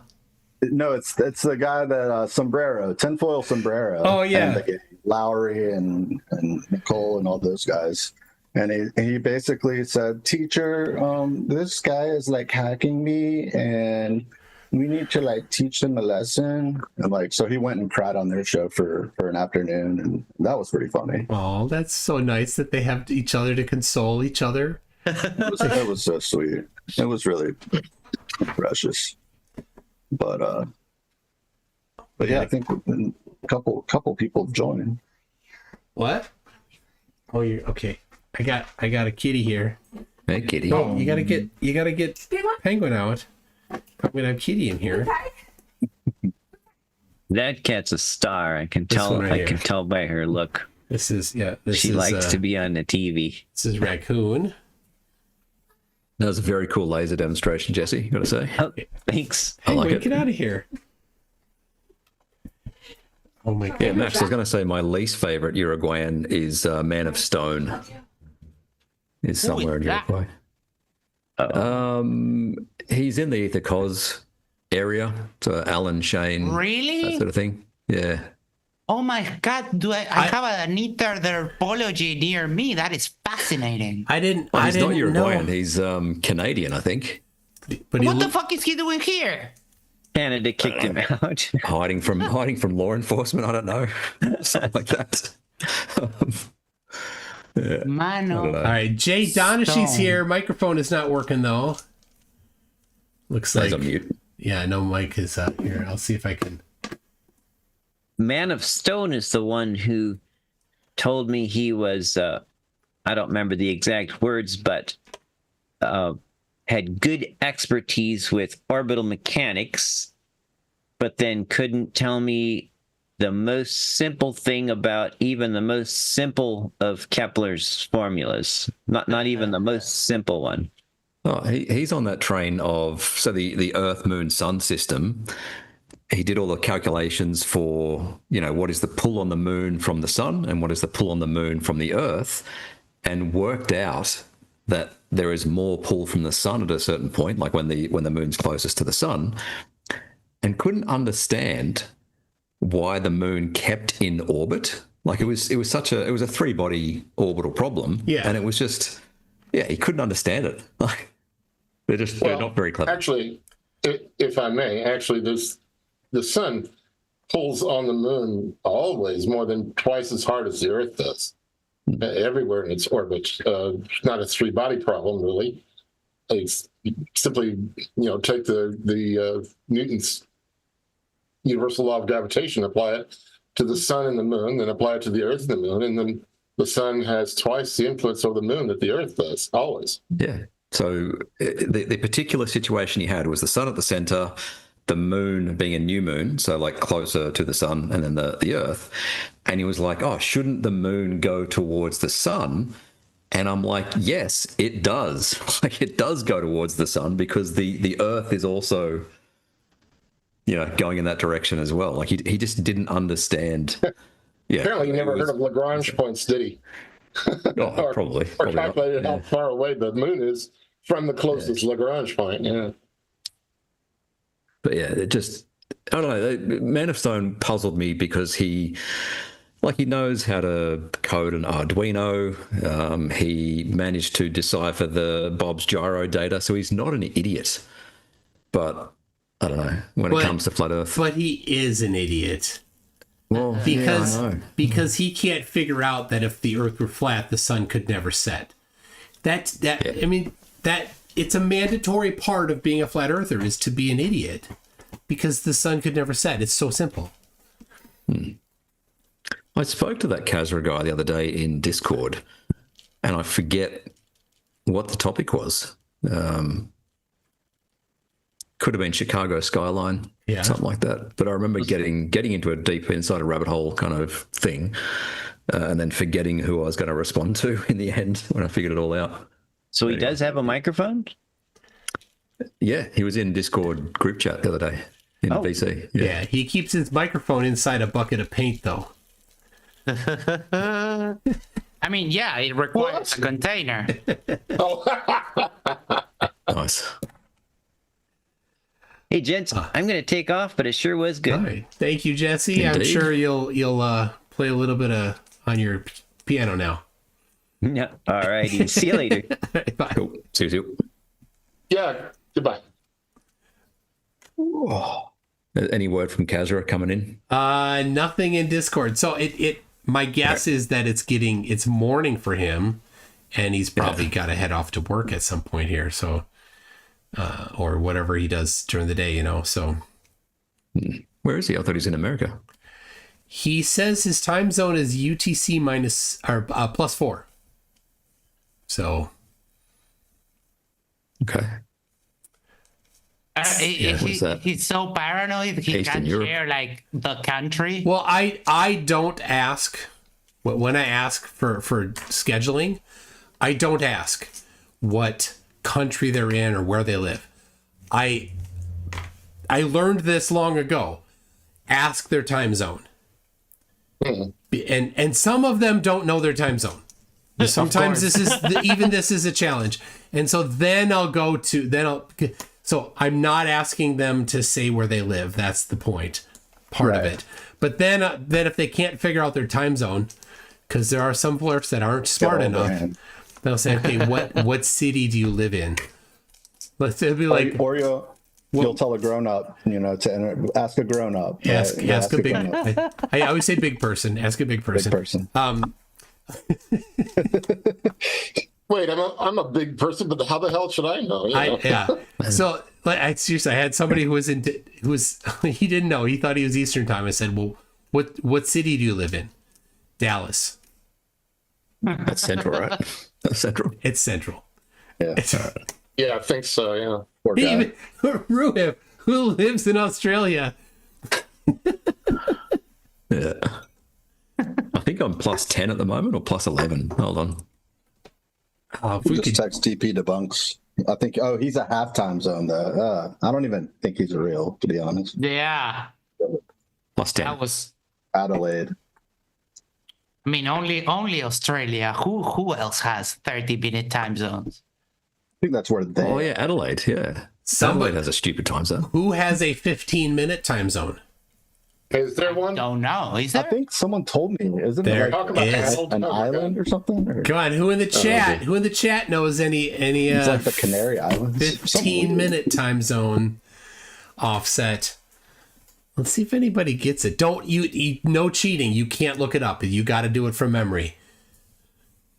It's not hands on screen. Newfoundland is That's what I thought it was. Newfoundland is half an hour. It's not Indiana. Indiana has a weird time zone because part of it doesn't do daylight savings and part of it does. I thought part of Indiana used Michigan's time zone. Is that right? I don't know. Like, Well, it should be, yeah. some of it. All right, people got it. What was it? Nepal. That's right. Oh, leave it to them. Boy, It's called. because they're at such high altitude, their brains are It's not called quite working right yet. Kathmandu time. Kathmandu. Oh, really? Cool. And I was then going to say Liechtenstein. there may be others, but I know that. I can't come up with a justification for 15. Why don't we just do 5-minute time zones? You know, like, we're gonna do 15 minutes. Maybe it's because it's so small. I don't like. Or just go back to pre-railroad times when everybody had their own time zone, right? Yeah. Depending on their location on Earth. That would be now, good. Now I've got to Google. I've got to Google Indiana. Like I thought there was some like Gary, Indiana, or South Bend, something like that had a separate time zone. Give me a sec. Yeah, So I see. some does daylight savings and some does not in Indiana. Indiana. Is that a new thing? No, we that's used to been a do while. DST, but then now we don't anymore. Okay, Nepal is actually. PK says it's northern Indiana. Nepal is in northern Indiana. Right? No. Nepal Which is wild. is a rather wide east-west country. It's wider than Bangladesh. The plot thickens. So why is Nepal? I don't know if it's all of it. Maybe it's just. Who knows? Probably has something to do with some guru on some mountain somewhere, That could be. Argentina is a very wide country too, and they also have just one time zone. From Uruguay to Chile, it's the same time zone. Really? Yeah. Wow. That's a chunk. So I see Spin. Why do you have that disgusting background? For the lulz. It's for the people. It's just a reminder of some of the things that Mikey runs into on a daily basis, doing the work. Oh yeah, doing the work. Yeah, he's out there. He is, yeah, and Flat smacking. And absolutely. Vlad over at Ironworks, he's not doing it. Mikey is doing it. That's right. Yeah. And Mikey will let him know if you go 2 streams without hearing from Vlad. Mikey's gonna turn the input volume up to 100. The weird thing is that they kind of had a falling out because Mikey said you're not doing the work, but the problem is Ironwork doesn't even debate either. It's like he has allergy to Globers. Yeah, and he won't even let people come on that want to debate with someone else, like Cubby Bear, Shy Cubby Bear, one of their what's funny is what is it, Whatcast? Chewbacca. Yes. I was watching, he was calling Chewy today. Chewy, yes. But he was up IC Spin and tell us what you're doing. I'm like, Vlad, give me the link, and he's like, nah, there's no debate. Nah, you're wasting your time. Remember that time? The first time Roger accused me, I was in the chat, and Roger was on Vlad's channel, and Roger accused me of being the one that hacked Flattoy, which I had nothing to do because I'm not a hacker. And Vlad made a poll. I got like 60% to let me up, and he's like, you know what? No, I'm gonna make an executive decision. I'm not gonna let this guy up. He's like, okay. Yeah, flex his presidential powers. There's no balance of power in the Foundry. If Vlad speaks, everyone sits down. In the Foundry, Which makes it very entertaining. Yeah, it's weird to watch. It's like a really strange, because he'll just say absolute nonsense. See, this is the one thing I actually appreciated Saab, and it's weird for me to even say that, I know, right? But wow, Saab doesn't kick people. He doesn't just kick people out at the drop of a needle. Like, I can actually chat in there, And I corrected him on the TFE debacle where they were talking about the donation company that Will was, giving to. Yep. And there's a company that's also in, I think it was Salt Lake City, that had a very similar spelling name. And I just Googled it and I'm like, is this the company? Like, tell me about this company. And it's two different spellings. And so I told Sav, and Sav just cut the head off the snake right there. And like, he stopped saying it. Wow. He actually stopped saying it, and he corrected Nico, who's one of the people that's on the tinfoil sombrero when she came on Spouting Garbage like a couple weeks after. And so I appreciated that. And he like told her like, no, it's two different companies. And she tried to say, oh, well, yeah, they just started a new company. It's like, no, they're unrelated organizations. But like, if something like that were to just be said in the Foundry, I call it the Foundry because it literally is like, that's where, everything's protected from everything else. If you said it there, it's just going to go without being questioned. And then all of a sudden it's going to get amplified and everyone's just going to hate Duffy like they do for no reason. And again, going back on Sav is one of the absolute perpetrators of this, all the lies about Duffy, him, and he's probably the loudest voice, if I had to guess, him. And then Vlad is, stirred up a commotion, but Banjo too. Banjo, yep. And he's, but Banjo's mentally handicapped. Severely mentally handicapped. He really is. Yeah. He really is. Yeah, I know. Like, hi, CK. CK said she was from Indiana. Okay. Yeah, I said Indiana shares with Michigan, but it's Illinois, isn't it? That's Illinois. And so northern Indiana, we used to not, when I was growing up, we did not have daylight savings time. And then they switched about 20 years ago. And so, but there is a time difference. Yeah. Yeah, it's like Gary and somewhere else. Yeah. It's up by Lake Michigan, where you can see Chicago. Yeah, it's part of the Chicago, metroplex. All right. So who is that just spoke? The very attractive young lady. DK. DK. Okay. Oh, she's got fans in the chat. My eyes, even with these, are kind of bad. So. That was very nice. Thank you. Nice to meet you. Most people just call me asshole, but I'm not going to we'll tell you what we want for Christmas. Right? Well, yes, of course. Hold on. Okay. I will dispute. CK is a bro. It is my bro. Just telling you. Okay, so what do you want for Christmas now? How fancy. Yeah. She keeps the hat by the desk. To go away. I have on my desk at work a picture from several years ago of all my kids sitting on Santa's lap at the local mall. And I look at that and I'm like, oh, I got a picture of Leslie. That's not Leslie. That's Santa.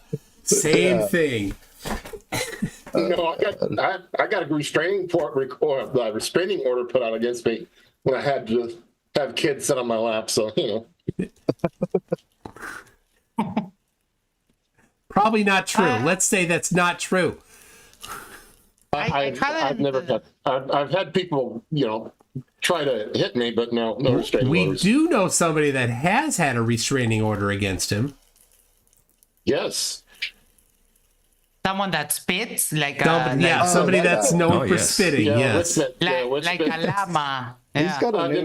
He's got a new video out that he's just digging himself a bigger and bigger. He's trying to be a cult member, a cult leader. I love it. Leader. He's wanting to start the new Jonestown. Yeah, it's going to be called. Looking for his new wife. Witsit Town. The problem for me is that he's doing. I'm learning heresies with Max. He's doing something that is called bibliomancy, which has been a heresy for about 400 years, which is grabbing the Bible, opening it, and pointing, closing your eyes and pointing to a passage. That was used for hundreds of years. And then the church as an institution, because it's a type of divination which uses the Bible, so it's doubly offensive. So he's doing a lot of bibliomancy, which is hilarious. And every video he mentions that, it's like, dude, that's a heresy. But, he doesn't know anything. No, he doesn't. Oh, yeah. So didn't Nathan Thompson have a restraining order, or was he just jailed? He got arrested for harassing the school. Harassing kids, yeah. Yeah, but he did get a restraining order, right? He's not allowed within 100 meters of schools or something. I don't know if that was the case. I think, and if it I was, think he did, yeah. and if it was probably just that school. So yeah, so in Witsit's most recent video. Can you guys hear me now? Oh, hey Jay. Yes, we can. You made it. Stupid thing working. I had to get permission for to use my mic. I don't understand that. Yeah. No, we can't hear a word you're saying. You can't hear me? No, we can hear you. Oh, you. We got you. All right, so Witsit said, yeah, he just flipped open the Bible to the book of Hosea and read that, but before he had been praying to God for a wife and was describing her, and she had to be a virgin. Now Witsit at this time, I don't think was a virgin himself, so a little dual standard there. But flat earthers and dual standards are well acquainted. Anyway, and he read Hosea, the first chapter, which Hosea, and so Witsit is paralleling himself with Hosea. Yes. And Hosea married a wife of whoredom. He actually said that. He said that on stream, and so he's like, so he did that. Witsit did that too. He took a wife of whoredom. He called Kai a whore. He did on the stream live, and he's never been known to lie about anything. So we have to take him at his word. It does, yeah. It does make some sense, though. It makes some sense that a flat earther would want a wife who is a mythical creature, a virgin.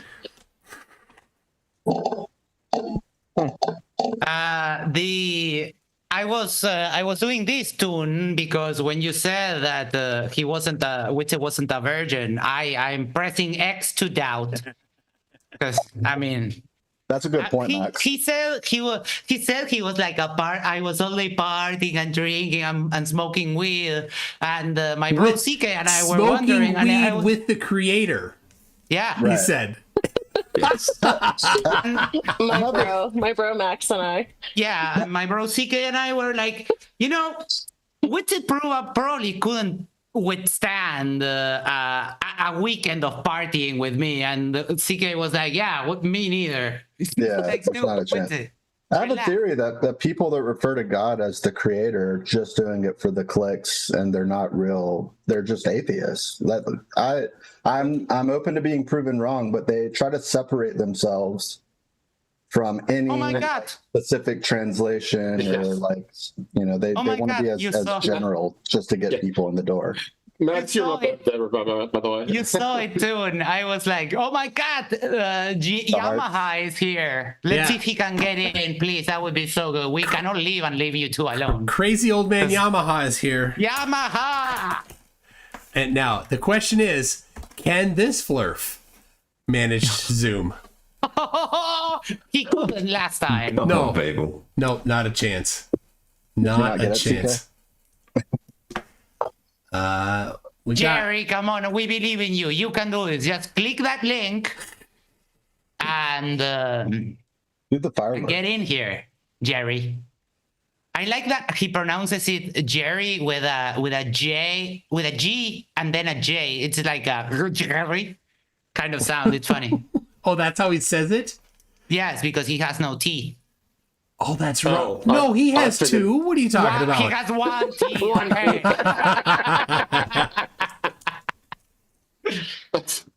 Are you saying? Hey guys, don't talk Are you about saying it. my 7-year-old has more teeth than him because she's lost 4 in the past month? Oh my God! Yes. So, CK, do you know who I am?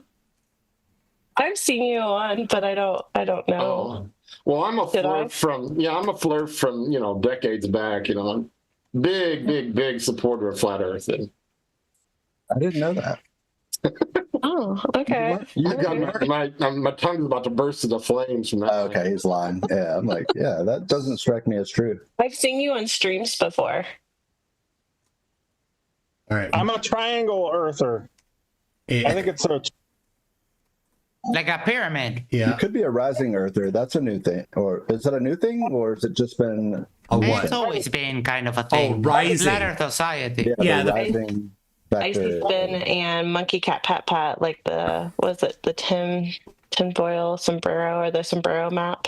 Mhm. You guys have the sombrero map. Yeah, the sombrero platter. That was Yeah. adorable. Is that the one that's got the hump in the middle and the square, the four And the big corners lazy where river on the outer. Yeah, that's beautiful. Yeah. You know, no dirt in the middle. Yeah, exactly. Sorry. The Gaussian Earth, I guess, huh? It's a Gaussian curve. Yeah, can we bring Demok on just to server mute him the whole time? Yeah, that'd be good. We got let's see, Algorithm is here. You gotta let me finish, Rudos. You just have him server muted in the corner. Let's see, YD. No, YD I don't think is a rising Earth. Is? That's YD is. Isn't that Ronnie's mom? That's that's Ronnie's mom. Yamaha's daughter. Yeah. Oh, we got Monkey Cat Pat Pat. Welcome. What's up? Hey, dude. What's up? All right, now What's all the cool kids are here now. Except Jerry, who can't click the link. Come Well, on, Jerry. well, I get said- in here. I said the cool kids, so Yeah, all the cool kids and me. And Tim. Did I tell you, Toon, that you've probably seen it, but Jason and Ronnie did training for the TFE debate? yes, Like, I listened to the third of 3 installments at 1.5 speed while trimming the grass outside. Oh, it's a good time. If you had to rate it from 1 to 10, how much derp? All of the derp. All of the derp, yeah. Yeah, it's Jason, just like he appears on everything else. He just absolutely, with the most straight face you've ever seen, just says the most wacky shit you ever heard. And Ronnie's just there to just, who are you carry him on talking? his shoulders. Who are you talking about? Both of them. Wait, I'm sorry. For Claire, who are you talking about? Laughlin-Berg. Laughing at him, Berg. I don't. Ronnie and Jason, Awake Souls. Oh, it doesn't ring a bell. Doesn't ring a bell. Yeah, they're fake. Anyway, all right. So yeah, so I kind of like how they two were like, oh yeah, we're coming for you, MCToon and FTFE, and yeah, we're no. Well, the best thing is you're they not created. going to do anything. They have a list. They have like a list of 50 zingers to say to the mini globe heads when they're like trying to corner you, and like you can. They're just absolutely bonkers comments that no one should ever copy paste, which is what they were instructed to do, is to Control C, Control V. And it was embarrassing and funny and stupid, and I loved every second of it. But there's that. Hey, You guys hear? yeah, we can hear you a little bit, but it's fading in and out, Jay. I would say Icy Spin. I like your background. It's funny. Thank you. Yeah, it's too hot for TV. So, You're welcome. You're welcome. I think I did the screenshot of that, and you stole it. Yeah. But I didn't blur it out. Like, I'm glad you did. Yeah, it's too hot for TV. Yeah, for sure. It was funny to watch live. That's for sure. So, Monkey Cat Pet Pat, the inquiring minds want to know, where did you come up with that moniker? It's actually a very simple story. Back in the day when I was like 16, taking driver's ed, I bought a can of Sobe or a bottle of Sobe from a store, and they always had like fun little phrases in the middle of in the cap, and it said Monkey Cat. So that's it. There's not much. There's not much to it. And for reference, when he was 16, 2 years ago, look at him. That's right. He's just a little pup. 16, when I was 16, they invented electricity. All right. Tune. Yes. My name is Jay Donachie. Not Donachi, not Donachai, it's Donachie. And his name is MCToon. Not McToon, not MacToon. Oh, it's McToon. No, it's Toon. All right, I'll remember that. All right, okay. Katie Markley, is that Peter Markley's wife? Yes. I know her name. I know his wife is Katie, but the one in chat, I'm just verifying. Yeah. Is, that's her. All right. There we The go. queen of the memes. I had to. Yeah, exactly. I had to chuck We love Peter too, but we chuck love Katie a more. chuck a wrench at her. Top of the hut. Oh my gosh. Old man Yamaha says, y'all don't want me to come on. Your link doesn't work. So Motherfucker, there's like 10 of us here. So listen up, idiot. All of these people on screen right now clicked the same damn link that you have. It's right over here. 3 clicks tops. Right here in see that? See what I'm pointing at? I can't see where you're Leslie, pointing at. that's no, you have to look at the YouTube stream. Right here. Click that. Every one of them clicked that and got on. It's you that's too stupid to use it. It took 5 seconds. Tune, you have fantastic. Exactly. I was going to say it already. took me a whole 5 seconds to get on to. Yeah. Yeah. Oh boy. Difficult. Wow. It has taken a couple years for me to be able to point to things on screen. So Oh yeah. but I it's hard. have right here, I'm pointing right here is what I'm looking at because that's the monitor for the live stream. So Wait, did you record all the videos of you training yourself to like look directly at the camera, like, you know, behind the scenes for blackmail and such? for blackmail and such. No. Yeah, I've worked hard to train myself to look into the dead nothingness that is the camera. But I have a Elgato teleprompter, and it puts a little like dot on the screen optionally where I look now. Yeah, because without that, it's just the screen. So it's pretty cool. I have a monitor that I can look at right there. There's a real screen right there that I'm looking at, and it's the text from right now. It's the text from my last thing that I use, which says final debate announced August 9, debate August 23rd. Is that where the press releases from Nancy at headquarters comes through also? Like, yes. right, Yep. Right through there. The Yeah. There's something that happens in the, yep. Exactly. Nobody answered me. Do I look like Jabba the Hutt? Yeah. What you need? Yeah, you need you know, raise the camera up here. A scantily clad you know, with a metal whatever. bikini. Yeah. With you there. Yes, right. Now, Bikini's the a thing must. would be rusting by lunch. I'm up with that one. Yeah. Oh, we got Roger that. We got Bruce Wayne. Hey, how's it going? Hey, there he is. Hey, Good. Roger. Hey, how's everyone doing? Super. Roger. Good. Oh my God, Roger stomped on Sov the other day. It was glorious. That was good. That was really good. That was a good clip. FTFE just touched on it at the end. It was good timing on his behalf, but that was a great clip. Toon, I have a question. When are you going to finish up the video review of Roger's debate? Because I was coming up, and you left me like with the blood in the neck, like my vein was throwing like that. I'm planning to do it Thursday. Yay! Yes. One thing I wished earlier, I had mentioned it just briefly in chat, but Mikey, like a lot of some of his fellow kin, they have this aversion to like germs and stuff, and apparently he doesn't believe that he can get other people sick. Like he believes that he can get sick, but he can't pass on his sickness.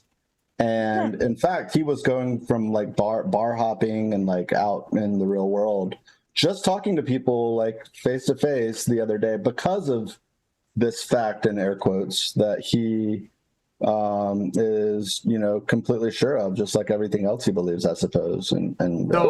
So how did he get sick then? I think it manifested from his inner void. I have no idea. He said it word for word that it was his body detoxing. Wow. Wow. All right, we got That's Jay. something I would love to get clarification on. Jay Donachie has a pupper, a doggo there. Boy. Hey, puppy. Aw. Is that some collie? He's a border collie and a part Jack Russell. Yeah, I was gonna say terrier. I should go get a puppy. Give me a minute. I'll go get a puppy as well. All right. Oh, poor Jerry. Can't figure out a link. Yeah, it keeps spinning. Yeah. It's not working. He says, like, dude, there's people here. Server overload and stuff. Right, I'm sure. So The Earth is spinning. yeah, I've got 11 That's a good cats, but point. I'm sorry. Go ahead. 11 cats. Yeah, I've got 11 cats here. Oh yeah, but That's- I can't prove it because then them won't let me pick them up. That's 12 cats too many.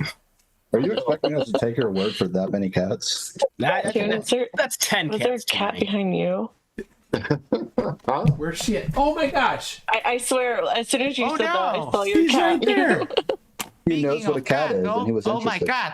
She's right there. Oh my cat. What are you doing up there, Keith? What is she doing on top of the books? She's sitting on the books. Yeah. Absorbing the knowledge by osmosis. She saw the other animals and was interested, clearly. Yeah. She's watching the screen right here. You're all over here on the screen. Okay, here we got Ruhif. Well, hubby's gone up to the bedroom, but wifey's not here, so she'll come back down in a minute. All of our cats loved our little Shih Tzu, though. He passed away a few years ago. Have you ever mated a bulldog with a Shih Tzu? Called a bulldog. That's an old joke. I still hits every time. I saw Dumb and Dumber too. Dumb and Dumber. Yeah. We saw that. Classic. Okay. Albert, crappie is a fish. You meant crappie. Just educating you in the chat here. Yeah, it is. What do you get? A Newfoundlander, a Yorkie, and a Bulldog and a Shih Tzu. A New York Bull Shih- My a New father York had my father had a Shih Tzu named Aito, and he hated me and bit me. Your father did? Yeah. Your father really he takes corporal punishment to a new level. Jesus. What does that story have to do with it? Why did you mention the dog though? Because it was the dog. You gotta let the dog out of it. Yeah, Max, I wanted to bite you several times. You know what I mean? Max is my man. I like Max. You know. I like it too. If you would have said that in the Foundry, they'd just think that your dad bites you, and you'd be banned forever. You'd have no way of clearing it up. Check. I sent you email. You sent me an email? So yeah. So CK, you have to check it out. Okay, so CK, I've got a little education too. All right, I got it. Thank you. Does everybody know what the most disgusting creature on Earth is? Nathan Thompson? No. Nathan Oakley. No. Dell. No. Whitsett. No, not Whitsett. Santos Bonacci. Dubé. No, Santos. It's Santos. That's 3-year-old P, please. Thanks, Okay. Yeah, no. Other than those, the most disgusting creature on Earth is the snotfish or snot eel. Yeah. Or hagfish. Yeah. If you grab it, it just starts oozing like mucus. Yeah, basically, it's not. It's even toxic snot. I said men, and you guys all started naming turds. They're hard to find. And Rachie 50 is no longer someone that we can pick on. So who else do we have? Karen B. Yeah, no longer. Karen B. You got Holly. Etheria Galore. You got Jennifer Gilbert. Yeah, okay. You got Holly, the crazy one that I found. No, not that. Oh my gosh, look at that dog. Hold on a second. Wait, I gotta full screen that. Hold on. Yeah. That's adorable. He's like, there we go. Am I supposed to smile or what? Great, Grace. You're beautiful. What is that? Oh my god. Hi. Little pug. Yeah. Max, what is that? It's a dog. What is that about dogs resembling owners? Yeah. All right. Oh, Bruce Wayne. What's up, Bruce Wayne? What's that, Batman? Okay. Don't say anything. No. Don't let people know it's Batman. Man, the real Batman's here. I see him all the time in chat. What an Hi, Bruce honor. Wayne. Are you related to Dick Wayne? No. Was my question, yeah. You know, do we have another Dick Wayne? Oh my God.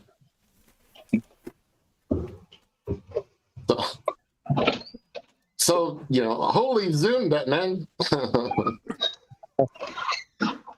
I mean, now how many are we? 10 now, and then Jerry still can't figure it out. Yeah, come on, Jerry. Well, he couldn't figure it out the other night either. I want to say. Yeah, there's 10. He was tough. He couldn't send an email. That's the right guy, right? We've Same guy? had 2 flirts try to connect, and they're batting 1,000 at failure. And then we have 10 Glovers. Everyone's here. No one has a problem. No, it took me a minute to download and just upgrade the Zoom because I didn't have it on this computer. So, you know, I don't know why he can't get on. Yeah, it's like 3 buttons max. Like, click, I've been thinking of I know exactly why he can't get on. He's a flirt. I've been thinking of my my argument against the SBVR thing. And I think that my argument would be that the sheer processing power, let's say that this reality is, I don't know, 16K, just to make, you know, the resolution of it. The processing power to generate the reality, the feelings, and everything that we have here for 8 billion people, that's just, you would need the energy of the universe to do something like that. It's not feasible. Oh, but remember, the flirts are the only people that really exist. Everybody else is just an NPC. How do I know this? Because CC said it. Therefore, it's true. Well, we have to wake up, right? Like if we wake up, then we're no longer. Did he seriously NPCs. say that? Did CC really say that? Oh yeah, he accuses Directly other behind the people tree. of being NPCs. Heard Very CGI, common. but I never heard that word simulated. Very You've seen common his for newest- flatties to accuse everybody of being NPCs or bots. You've seen him talk from behind the tree. I think that's what they're calling it now. The Tree Chronicles. I have. Oh God. So when Max, when you were doing the live stream for Critical Think, I was listening. I wasn't watching. But wait, you were reviewing my debate with Witsit, my second debate with Witsit. Somebody else was reviewing. I think it was Unfornicated was reviewing CC talking behind the tree, but I wasn't watching, so I didn't see it yet.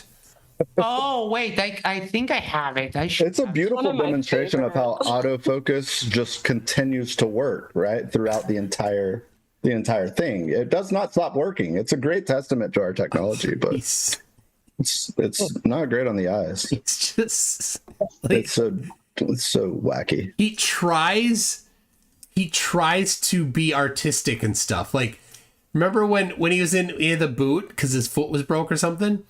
And he started the video where he's sitting at the chair on the other side of the room. Right. And he looks up and he's like, oh, hi. Yeah. You're here. And then hobbles himself over. All right, now we can do tic-tac-toe. Hobbles himself over. Nice. It has to be a theatrical presentation. Yep. There we go. I'm moving up in the world. I have binoculars Is now that instead of a telescope. Are those the same ones? Mikey's binocular guy, huh? Yeah. Well, no. So I was on Mikey's stream, the one where he said that germ theory doesn't exist. Yes. And I asked him, I said, Mikey, I have 3 binoculars, 3 telescopes. I will take a picture of anything you want. And Mikey said to me, use your binoculars, only use your binoculars and your cell phone and take a picture of the night sky. So here's my idea. I am going to take the best freaking picture of the night sky using nothing but binoculars and my telephone. So the way it's going to work, right now I am designing and printing a Botnov mask for the binoculars so I can get perfect focus. And then I downloaded an app that lets me get raw images off my cell phone and do a time lapse. So I can take like 1 second exposures, get the raw images, stack them. Oh, he's going to hate the stacking. He'll Yeah, he doesn't like stacking. He might even call foul on the Botnov mask because he doesn't like, he's like, why do you need a mask? I've heard him say that before. I think he yelled at Red's rhetoric. He's like, we want to see the real star. We don't want to see a twinkle. Like, that's not what the real star looks like. Hold on a sec. Auto has to get GIT. I read that and I'm like, oh, get add, get branch, get commit, get push. Yeah. GitHub. Yep. Yeah. There you go. I do it all command line. Kate, Really? do you do hardcore MCToon? Kate, do you do your Git stuff on command line? We call it the terminal. BZR back in the day. Do I do Git on command line? Yeah. Yeah. I mean, how else do you do it? Like, is there another way? Some people use an use a GUI. They use the IDE. Wait.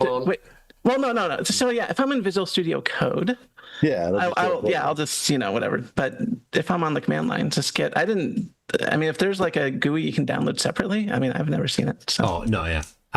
I don't even though it's built into we use IDEA. IDE. Oh, sorry, hang on. Old mate goes, Ruhif, please explain what you are doing in IC Spin's background. Took me a second. Yeah. That's a funny story. He was on there for like 11 minutes, but All right, there you go. There's me. The funny thing is he showed his ass more than once. So there's another screenshot out there of him showing his ass. It was sounds so like good. a real personal problem to me. Oh my gosh. Yeah. No, like this was happening. I don't think Mikey was Ruhif has trying done it to. since, though. I don't think he's done it since.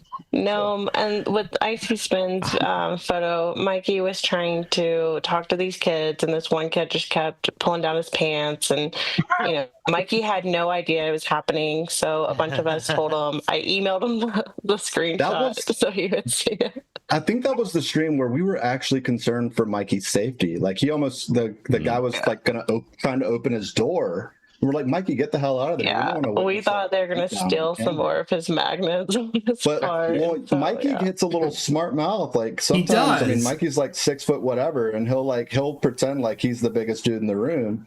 And it's like, no, someone's going to turn around and catch you with a cold one of these days. Well, I mean, they tried. We didn't want to see that, right? Like, yeah, someone tried. No.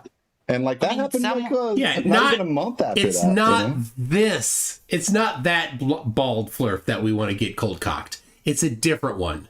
That's right. Yeah. That's right. Well, I'm up with any flurf. Oh, sorry. Yeah, that took me a while as well. Fuck. I thought Toon was going to do some damage to Oakley while he was in Antarctica. That was, man, God. That took, I got to give you major props, Mike, for that. I mean, I would have at the minimum cold cocked at least 3 of those people when I was there. I just love that video.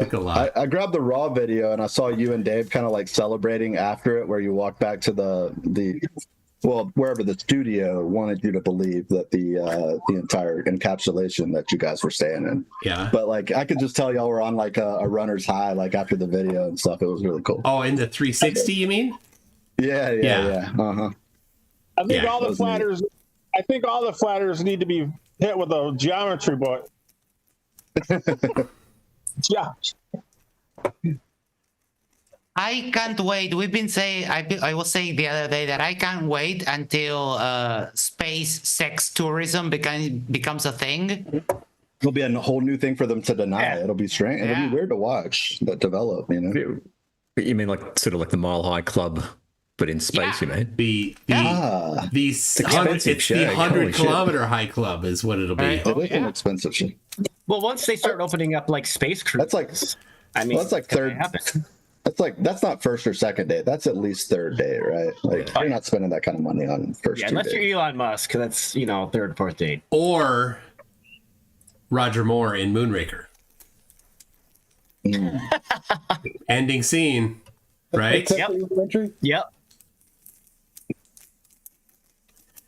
The reference has to be hilarious. I've got to look it up. Really? Oh my gosh! You've never seen Moonraker? God, I haven't either. God, that's been so long. I can't remember it. Shit.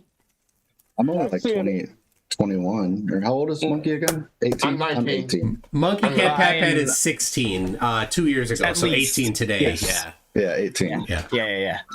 Icy Spin and Monkey Cat Pat Pat are younger than me, so. I turned 19 2 months ago. Holy shit, man! CK tells me how innocent I am regularly. That's right. I've been rode hard and put up what? Leslie, you don't look a day over 70. Yeah, Leslie, you and Joe Jackson will be 19. That's really nice, Tim. You know what? You didn't have to say that. I know. Yeah, you're right. Not a day over 70. Do you happen to know how old Witsit is? Because I've been wondering and I don't remember. Hang on. I don't know. 33? Old. Intellectually, He's 33, you see. I think he's 33. He's most definitely 33. This is the year of Witsit. I'm telling you. I've been telling everybody. He's going to change the history books. He's 33. I see. No, he's arrested. Is that when he gets crucified? Right? Yeah, I have his. I have all his stuff. Soon will tell you. I have it's verified. The arrest.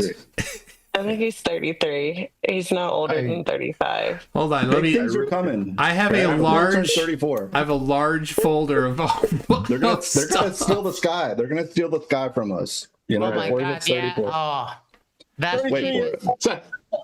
that clip is so good. That clip is the best. I'm Would you mean really glad embarrassing? that- I think it was Bikini a troll that saved that clip because otherwise it would have been lost. All right, You've seen that one too, right? What are you talking about? The clip where Witsit says 2024 is going to be a tough year. I think for you you. covered it. Yeah, I have solved, that. Solved celestial navigation. Yeah. Yeah. Okay. All right. Hold on. Let me pull up here. I've got the battery report here from October of 2023. Should I cancel my meetings from tomorrow morning? Yeah. Let's see. No. There's a few of them. Hold on. I got to get the docket. This one here. All right. Got to clear off some hard drive space. That's what. At approximately 20 hours, the victim and defendant engaged in an argument because their infant child was crying while they were trying to sleep. The argument escalated when the victim and defendant were standing in the bathroom. The victim stated the defendant aggressively approached the victim in a hostile manner. The defendant then spit in the victim's face against her will and without her consent. All right, hold on. No, I was looking for the birth date. The birth date is 1992. Oh God, it's youngin. Let me see a show of hands there. How many of you have ever consented to have somebody spit in your face? You know, oh, Max, you would. Yeah. We don't kink shame around here, okay, Leslie? That's all right. Kink shame. So we'll go back to the age, and that was 33. Yeah. Try to tell you people. Thanks for cross-checking me. It's fine. For reference, the restraining order from 2023 is signed one Kylie and a different last name than Witsit. Oh no. Oh. Hey guys, I just want to point out real quick to Old Man Yamaha. I clicked on the link 10 seconds ago. I am now on. You fucking retard. Thank you. That was a hard R. And have you ever met Toon before? Do we know? No, this is my first time talking to any of you guys. You see me in the chat all the time, but there it is. Just thought I'd pop in, say hi, just because I was getting annoyed with Yamaha whining in the. Yeah. So. Why does your link never work for me? He wonders. The reason why it doesn't work for you is because you're dumb. How was he able to get on with Will then? Because he talked to Will. Well, so why? So here, all right. Here's what happened. What's his name? The guy that's his Papa Flurf. What's his name? Oh, Jason and Ronnie. Something like that. I forget. Anyway, they had to hold his tallywhacker while he logged into the same software to StreamYard. So Will was going to use StreamYard, and so they held his tallywhacker while he logged into StreamYard. They gave him step-by-step instructions, and but I watched this was the third installment of that how-to stream, and it took him hours to get in. It wasn't until the very end when the guy actually got in. Every time your link says you choose rewards. What? What is? I don't think he's clicking on the right link. We don't know what the hell the guy's doing. I think he's clicking on the wrong link. He might have every virus known to man pre-installed on his computer. He clicks on every damn link. He doesn't have a computer. I got to run, so I just wanted to thank you all for what you do. Y'all are amazing. I love every one of you. So I'll catch you guys around at some other point, I'm sure. All right, thank you. Take care, buddy. Paul Badger, dude. Even those of us who aren't amazing, thank you. Yeah, I was having trouble opening the link too, but that's because my computer was lagging. Got a bunch of tabs open. Yeah, your video seems to be a little bit grainy. A little latency, yeah. Well, also some latency going on there. The funny thing is that this guy can't figure out how to click a link and come into something that we're all here, and he thinks that he figured out the Earth. Yeah. Like, I'm forwarding you 25 zingers tune from I forget their name. Those Ronnie and whatever. The compadres. Whatever their names are. The two caballeros. Yeah, it's pretty remarkable. It might be worth looking at. Michael, can you hear me? Yes. Okay. oh my God! He made it. Holy shit! Well, do we really? No, he doesn't have his camera going. Okay, I don't have my camera, but let me just give it a try. Hold on. Can you screen share is probably the more That is the tiniest square I've ever seen. Let me try the screen share. So where is the screen share? Down the bottom. Middle. Not in the middle of the bottom. Green button says share. It says share screen. It's green with an arrow. That's it. Click it. So, you guys, I can select 2 desktops. That's pretty cool. 2 hours later. Yeah, 2 hours later. Oh my goodness! Oh my God! Yay! All right, I'll go out and let you guys play around. Yeah, all right, you guys have a good night. Oh my gosh! Yeah. All right. You guys. All right, Toon, we leave you. Take care. All right. Have fun. Thank you. Fun. Good night, Toon. All right. Good Bye, night, Tim. everybody. Thanks for having us on. Good night. Thanks for having us on. If you're ever down this way, Good night, Les. Good night. If you're ever down this way in Texas, please come by. I got plenty of room and lots of food. Wait, what part of Texas? Are you near San Antonio? Yes. Oh, I'm in there. Riverwalk. Oh, well. I will be Riverwalk, there. absolutely. It's beautiful. I will be there later in early 2026. Nice. Oh, please give me a call. Please give me a call. I have a nice house with plenty of beds. Will do. And you don't have to be anywhere near me. Awesome. Awesome. Thank you. Bye, Les. Bye, guys. All right, that took 2.5 hours. All right, everybody else gotta drop out. All right. Oh, we do? Yeah. Okay. Okay. He's done. Okay. Have a good one. Bye, Jay, Bruce, and Les. Bye. I'll see you. All right, well. Okay. Am I good? Yeah, go ahead. Okay, let's start. Wow, now I'm so tired. We were struggling for 2 hours. So, okay. Before I just get into this this new model, I just want to talk a little bit about the final experiment. I guess I'm a little bit responsible to. Oh, by the way, where can I share my links here? Well, we can see your screen. Okay. But if you want, you can share them to the live chat. If you have the live chat up on YouTube. Yeah.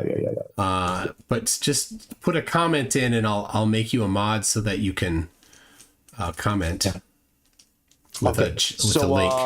Yeah, exactly. So this is the link. Let me just copy for you guys. Copy the link here. Share it. This is our community. Back in 2018, we have proposed this model that I'm going to talk about it right now, and we already have debunked the BiPolar AE. And I'm kind of a little bit obliged to tell you to behalf of other flat earthers, at least those flat earthers that I know, legitimate flat earthers. They were literally knew that, you guys are going to see the 24-hour sun over there, because I think that this was something very certain, and like any individual knows that two opposite point across the equator will always experience the same amount of day length. Or in other words, if you add up the day length of any two opposite point across the equator, you know, the summation of the day length throughout the whole year for both of those cities will be the same. This is because we have symmetry with respect to the equator. And this is something that the globe model can explain, but the AE couldn't. And it was very, very, it was understandable. We worked on it before, and a lot of flat earthers knew that, you know, the polar AE map is not correct. So what we did, so in order to just prove that to you, you don't need to prove it to us. Hold on, let me back up. None of us are flat earthers. You don't need to debunk the AE map. We know the AE map doesn't work. You already know that. Yeah. So, but yeah, also, hold on. Can we back up? Can we back yeah. up a little bit though? People don't know who you are. Can you introduce who you are? Oh. Well, I'm Kasra. I've been working on the flat earth for the last 13 years. I graduated in the University of Leicester, and I graduated in aerospace. I did my bachelor's in aerospace and my master's in advanced control and dynamics. Then back in 2013, I kind of start to this is me on the left. This is University of Leicester. This is Professor Apostle White. I become the first student in the University of Leicester. You can check my records if you want later. So this is my background. I'm not a very normal flat earther like the flat earthers that you guys have been. I don't know. I've been talking to them, kind of a little bit different in terms of in terms of science and a little bit information. I'm a little bit different from the other flat earthers.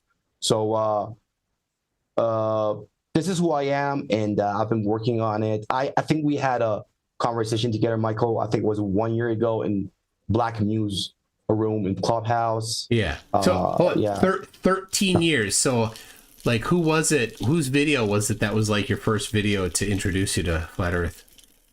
Well, the first time that I turned to a flat earther was the day that I went to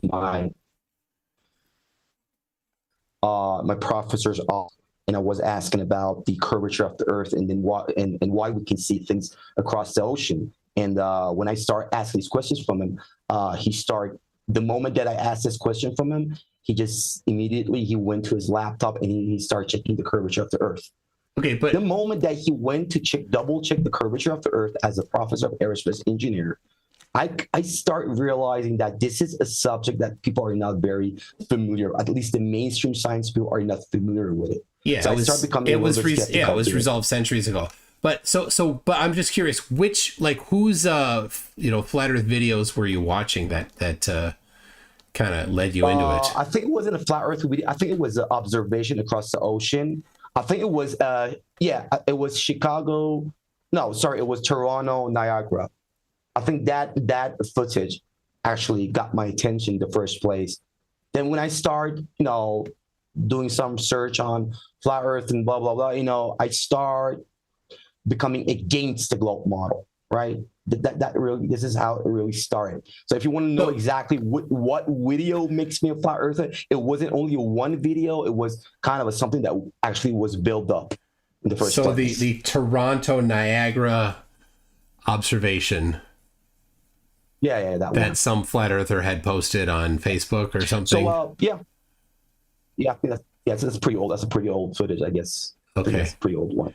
Yeah. And what's all this scribbling on the as you can see right now, this is our Instagram community page, and I want you to just look at the date that we released this model is back in 2019.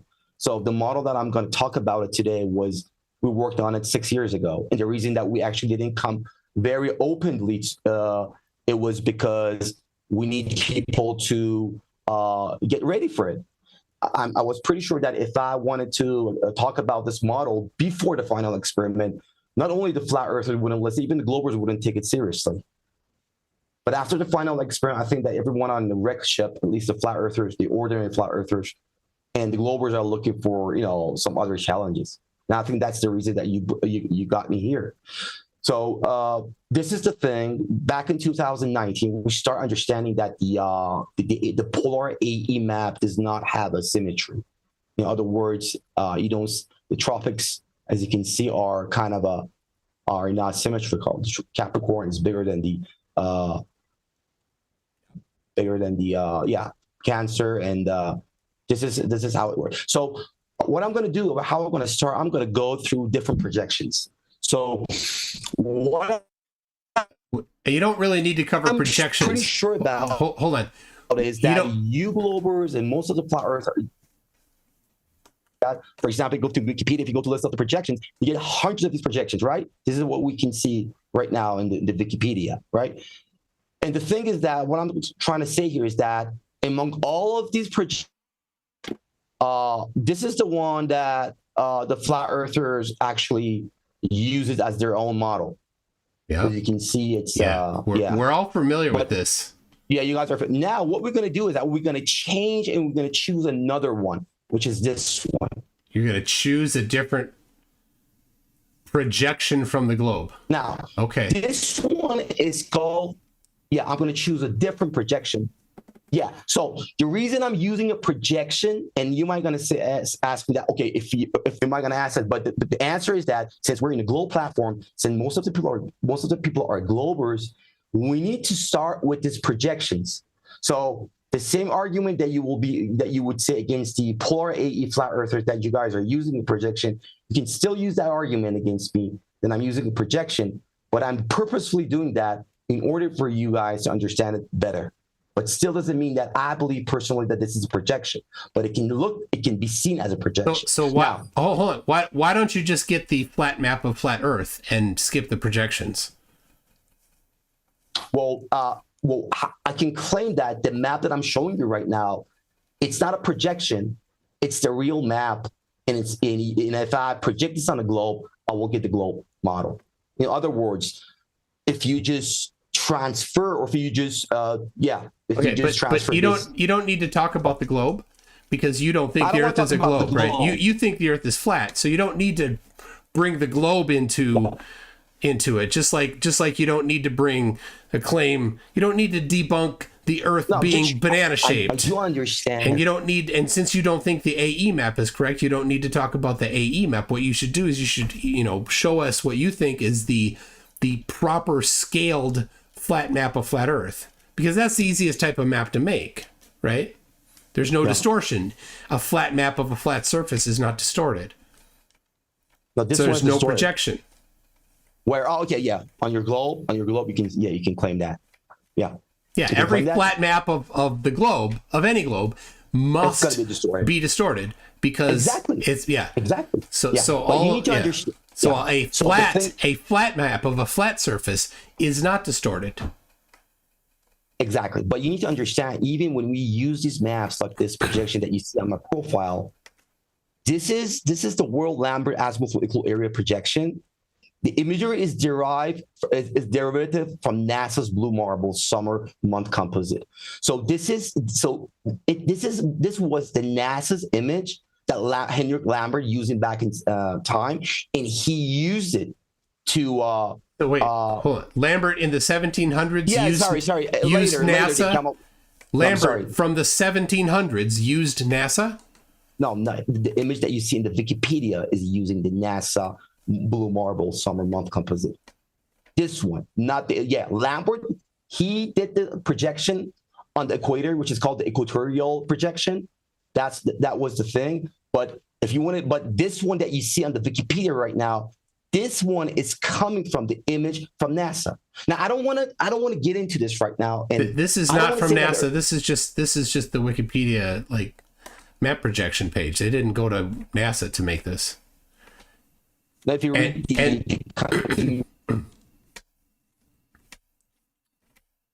read the bottom. Just read the bottom. Something that's been written down there. Yeah. Okay. This back to the globe model. You're gonna get your marble. You're gonna get your globe ball that NASA's showing you. Why are we talking about the globe though? No, we're not talking about. I'm trying to say that this is. you can look at as another projection of the globe, which instead of projecting around one point, which was polar, which was the North Pole, this time you wanted to project, you can project your globe model on a tangential plane, which passes on the equator. So that's why they call it the projection, equatorial projection. So they call it equatorial projection. I have no other choices to call this thing equatorial projection. And for now on, I'm calling it, but later I'm going to call it the two-pole flat Earth model. But this is the base of the two-pole flat Earth model. The same way that the base of the previous flat Earth model was the polar AE, and now this is the base of this two-pole flat Earth model. So I need to tell you that how you can look at from the globe perspective. That's all I'm trying to do here. So if you just let me just read this chunk of a paragraph about this projection, it's going to be very useful. Okay, so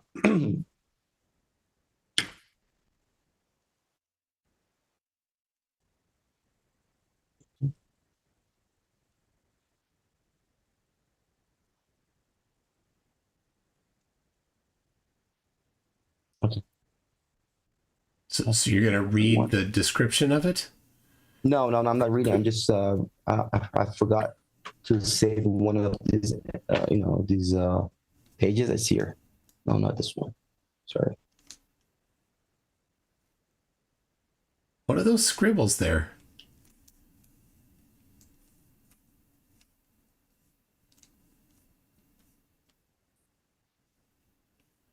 Oh, here is it. Okay.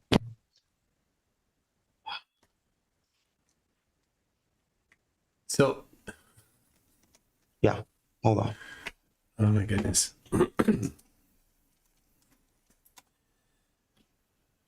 Oh, this was not. All right, well, let me see. Let's see. We got Mark Beiser says, "Does light travel, or do we just see it?" Anthony Riley, 2018. Oh my gosh. Pat the Chess is 41 months. Time flies when you destroy derp. It does. Tim Davidson says Lagrange Point sounds like a beach. There's a lot of towns called Lagrange. Tim Davidson says, how do you tell a blind man at a nude beach? It ain't hard. Oh my gosh.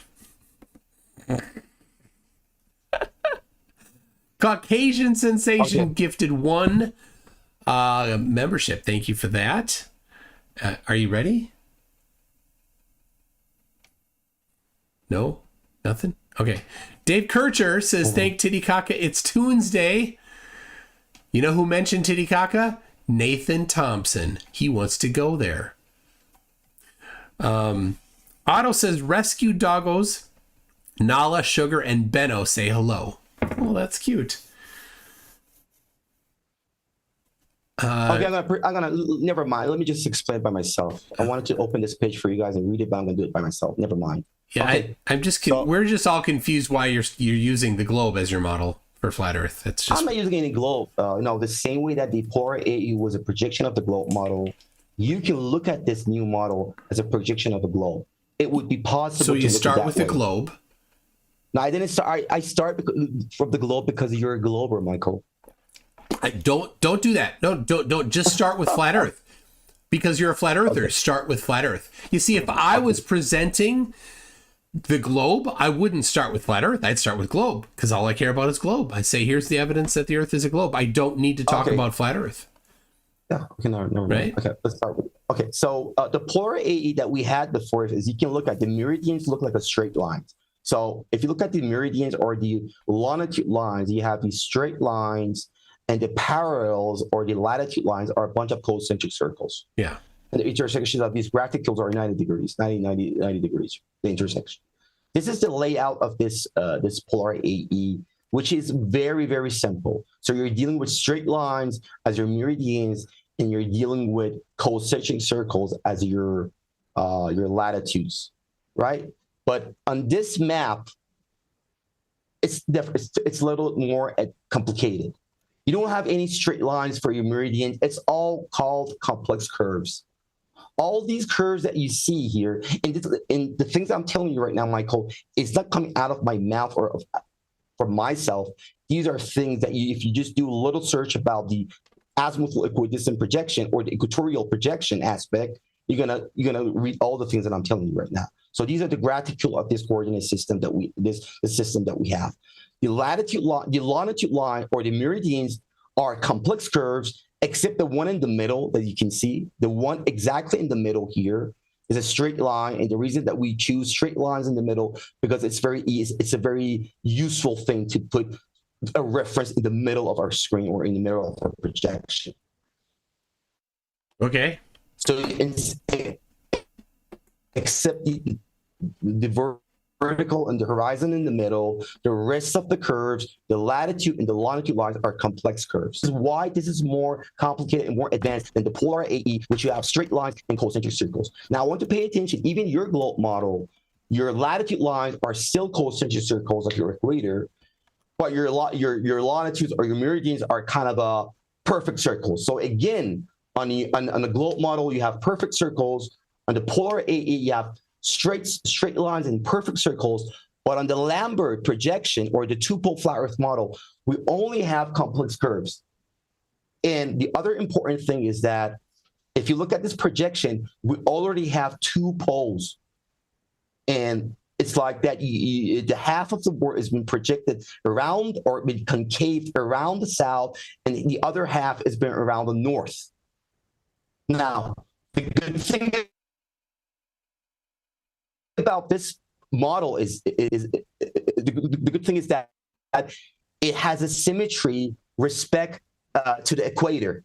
Unlike this model, which you don't have any symmetry here, this model, sorry, I'm just changing this so much. Where is it? This model has a symmetry here respect to the equator. So this will help us to explain a lot of things that we couldn't explain on the polar AE. For example, the counter rotation of the stars.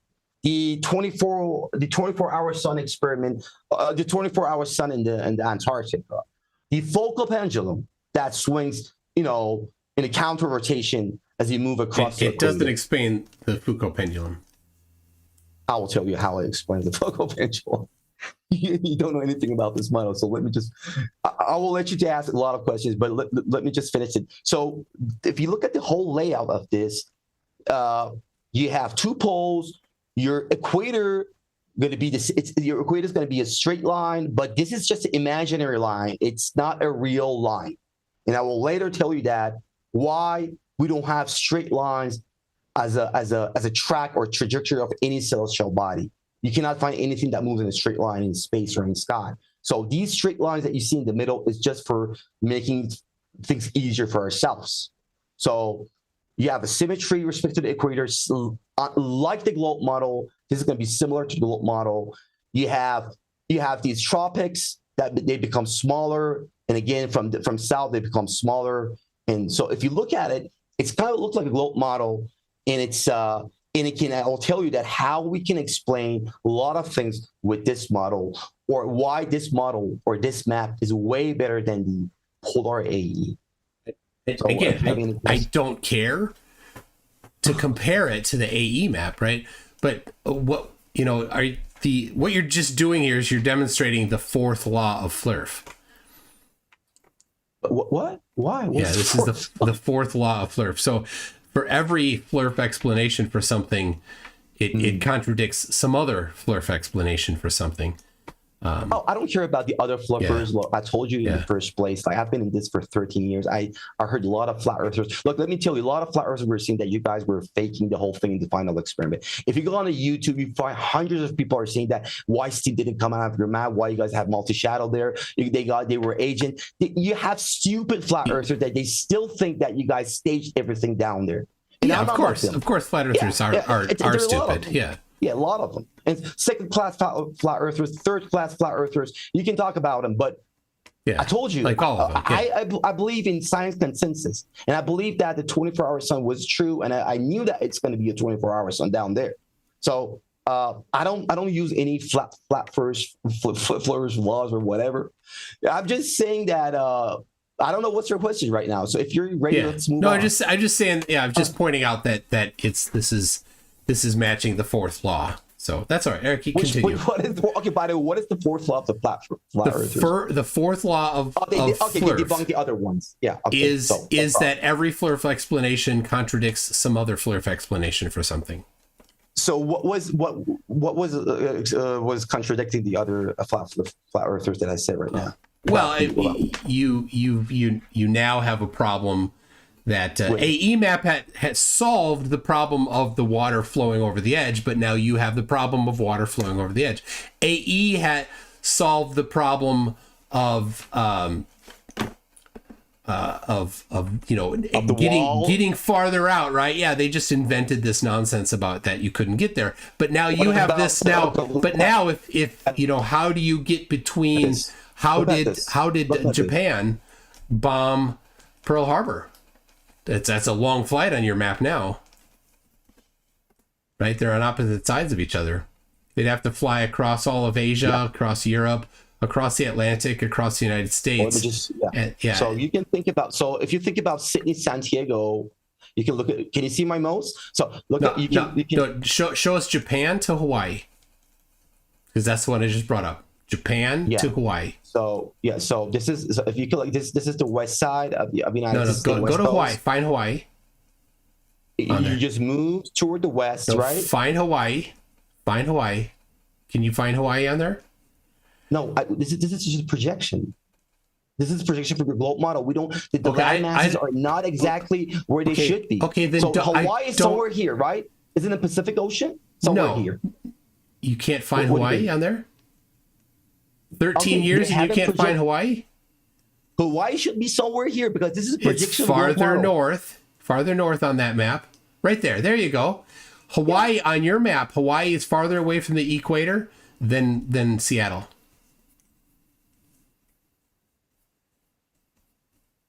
Okay, so this is Seattle here, right? This is like you can say that Seattle is here. That's probably Dallas. That's Dallas. We're here, right? That's Dallas still. That's Texas. You're in Texas. Where is it here? Like here?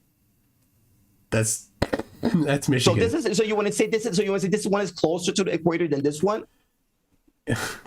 Yeah. Is that your question? All right. So Seattle is on the west coast of the United States. Yeah. Right there. Yeah. Right about there. Okay. Yeah. And that's closer to the equator than Hawaii. It's not. Okay. What is your equator? This is the imaginary line.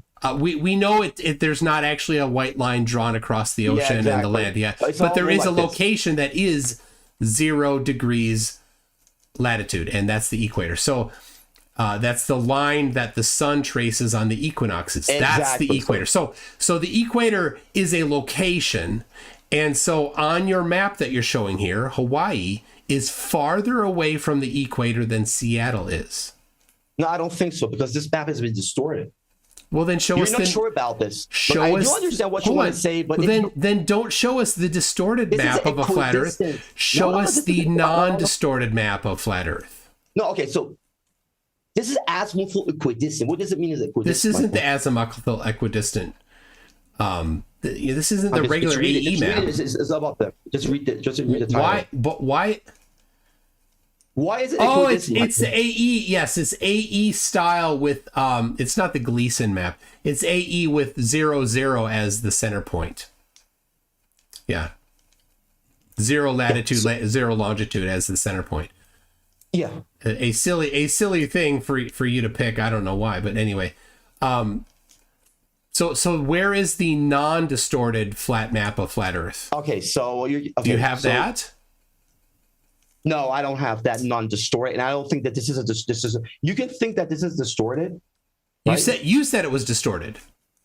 Well, this is the science consensus. The mainstream science is telling us this. I don't have any problem to say this is distorted, but I personally don't believe that. I personally believe that Earth is flat and stationary, and I don't think that the land masses that you see right now are true. And you didn't let me to finish. I want to tell you that the whole thing about this two-pole flat Earth model is not about the land masses, how they look like, which one is bigger, which one is closer. This is not about this. This is about celestials and mainly the whole layout of the whole cosmology of the two-pole flat Earth model. I'm not going to deal with how the flight path is going to make sense, like why this flight path doesn't make sense. Well, I do understand these are great concerns, right? But I want to tell you in the first place that I don't deal with land masses here.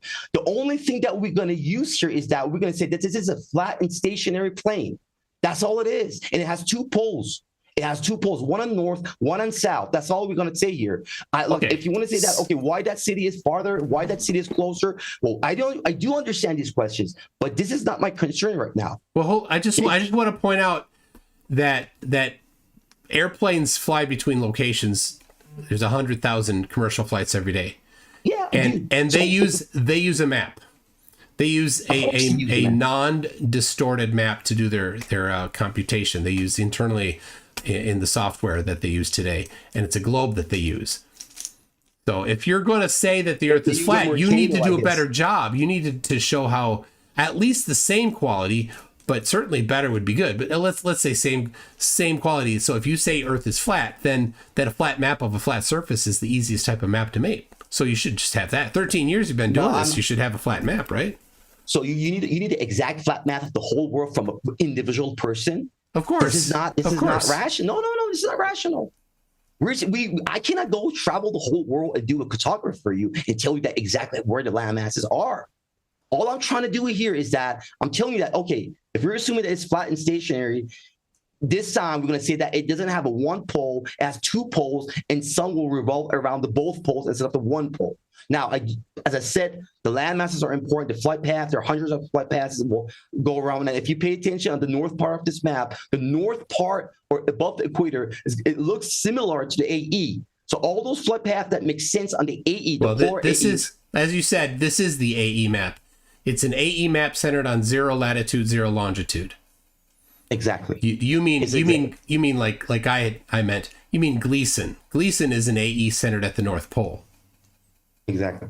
Right. This one is centered at the south. Yeah, at the equator. So as you can see right now, because the south is more contracted compared to the polar AE, the flight path or the southern flights will even make more sense. For example, if you look at Santiago, Sydney here, it looks shorter than that polar AE. Yeah. Now, I'm not going to say that this is the exact. All the flights need to make sense, and so the flight between Hawaii and Japan doesn't make any sense on this map.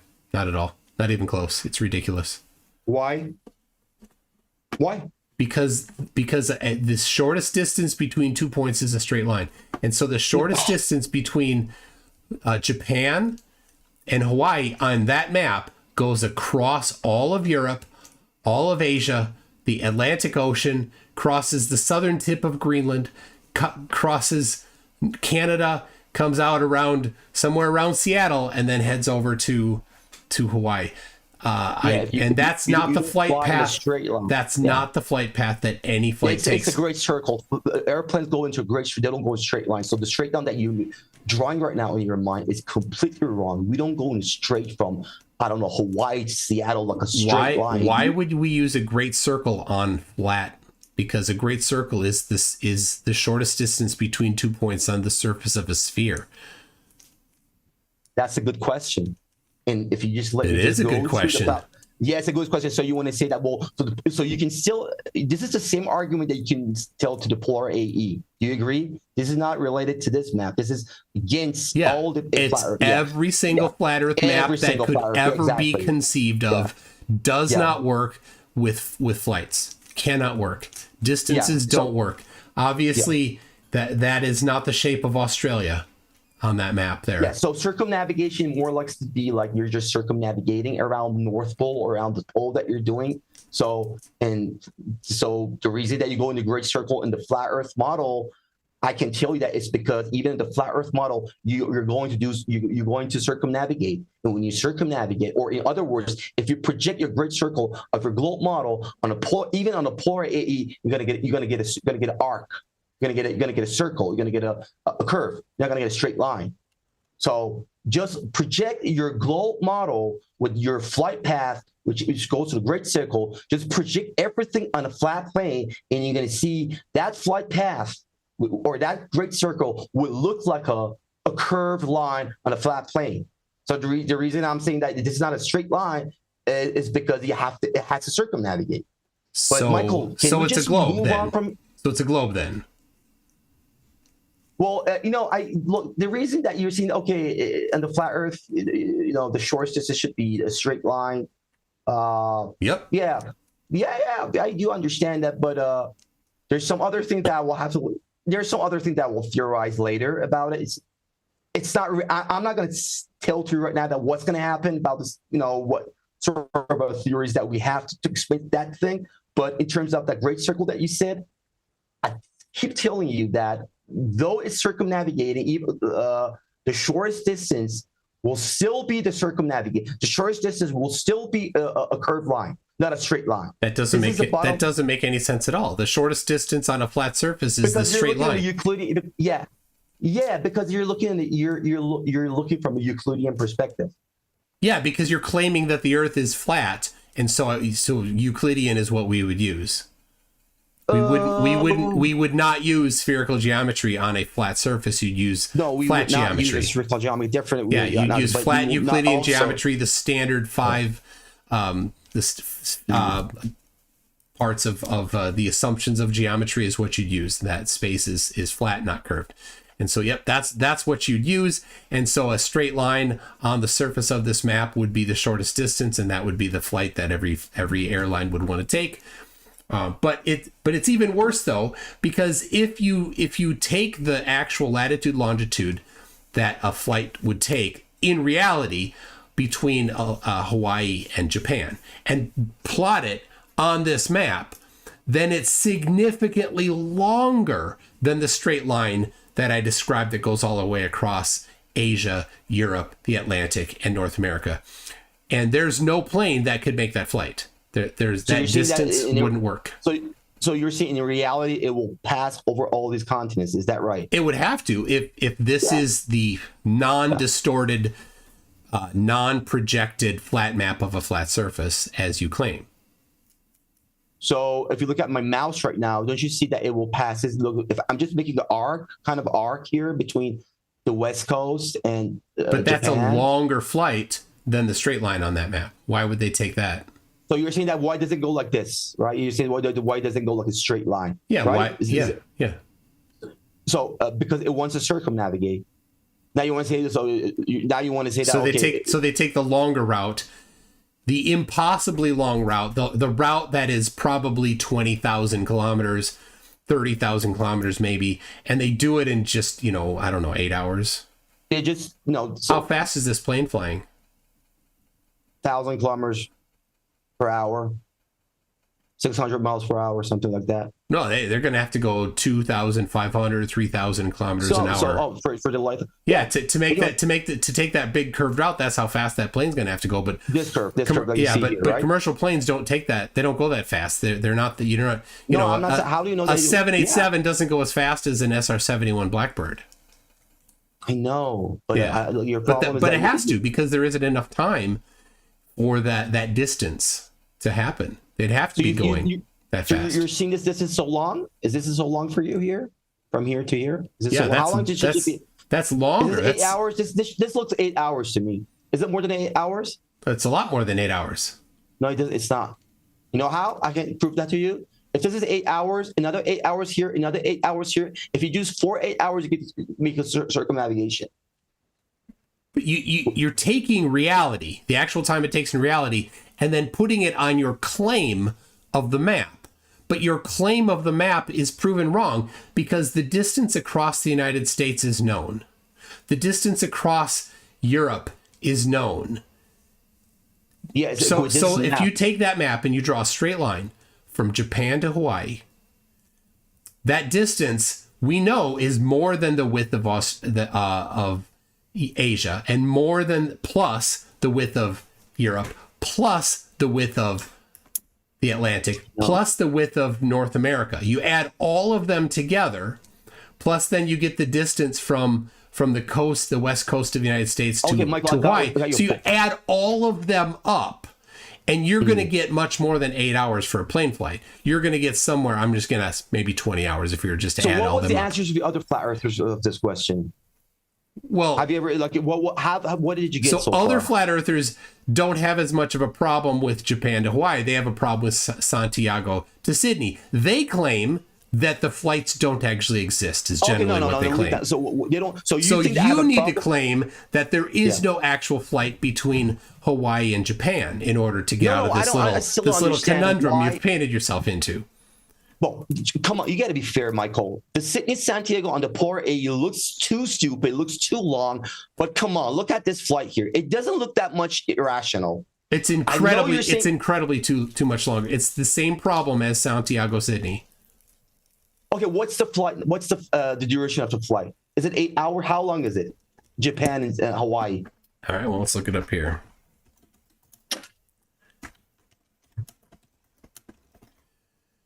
Seven hours, 23 minutes from Tokyo to Honolulu. I don't think this is. I don't see any discrepancy here. I don't see anything that is wrong. I know there might be a little bit issue if you just do a very exact measurement here. It's not going to be 7 hours, but it don't say that it looks the same way like Santiago. So it doesn't look that way. From New York to LA, which is here, right? Yeah, 3 hours. 6 hours. Yeah, 6 hours. Okay, so now we've got that. That's 6 hours right there, and you're saying that Hawaii to Japan, which in reality takes 7.5 hours, is only an hour and a half wider. Oh my goodness, you couldn't. No, so you're saying that. So, how much is New York, LA? In 13 years, you didn't actually think about this for even a second, huh? No, because we don't care. LA to New York is 6 hours in reality, and Hawaii to Japan 7.5 hours in reality. But on your map, they're not even close. It's hilarious. I'll tell you. Well, the reason for all these questions that you're asking right now is because of the it's 5 hours and 30 minutes. Anyway, it's shorter. It is shorter, Michael. But I do understand that there's some. Where is it? Lambert. Okay. So I do understand there's some. You might say, okay, some of the flights doesn't make sense. Still, the north south looks better than the Polar AE because it's contracted. The continents are closer together. Flight paths will be shorter, especially. I don't care that it's better than AE. Yeah, you don't care about it. Now, your question that it's not better than the globe. It's worse than the globe. That's what we're comparing it to. Yeah, so you're saying that the flight, if this is 6 hours, this should be like 12 hours. You're saying that should be more than 12 hours. Well, okay, I do understand. Yeah, that should be 20 hours. If it's straight line, would be 20 hours. But you're taking a curved line, so that's going to be 30 hours maybe. So what if I tell you that the land masses here are bigger, or the distances here are larger than the distances are here? Have you heard about this theory? I don't want to get into celestial vortexes right now. But what if I tell you that the land masses here, or the trajectories, the distances, or the space-time close to the pole are more contracted compared to the equator? I would say prove it. You would say what? I would say you need to have empirical evidence to support that, not just some wild guess. Wild guesses. I do understand that's a wild guess. Guesses will. That which is asserted with no evidence is dismissed without evidence. Well, right? If you just toss together a collection of words, I'll just say, okay, I'll ignore it. You need to actually have some evidence for it. Yeah. But it needs to be compelling too, because the globe works perfectly. The distances between every single city works on the globe when you look at the flight speed. Every single one with zero exceptions. Well, I haven't checked all of them. I have checked some of them. Some of them they don't make sense. Some of them really make sense. They all make sense. Like the one that from Qatar to Argentina, they passed from Italy. That was the weirdest flight that we had in World Cup 2020, I guess, that the Argentina, when they won the cup, when they flew back to home, they passed over Italy. And that was something that it would only work, would have made sense for so I don't know. There's some flight. Yeah. Qatar to Italy? Qatar to where? Qatar to Argentina? Yeah, Qatar to Argentina. Okay, well, let's have a look here. Yeah, when they flew from Qatar, when they won the World Cup, Lionel Messi. Yeah, when they went to Argentina. All right, that's 13,000 kilometers. That's Michael, more. I never wanted to. That's more than a single airplane flight. That's too far. So they need to refuel somewhere.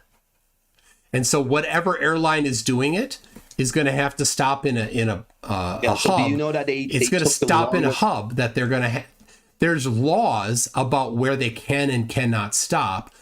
So if the airline doesn't have a hub in Qatar or Argentina, they can't actually fly direct between the two of them. It's not allowed. They need to stop in a hub. They need to start or stop in a airport that is theirs, or they can hit a hub in the middle that's theirs. So you're saying that we're not in Africa, we didn't have any hub, and they have to flow to the north, and they're hitting. Yeah, the straight line goes across Sudan, Central African Republic, Cameroon, Gabon. Right, all these are they're I don't know what airline it was, but those aren't super well populated. And what year was this?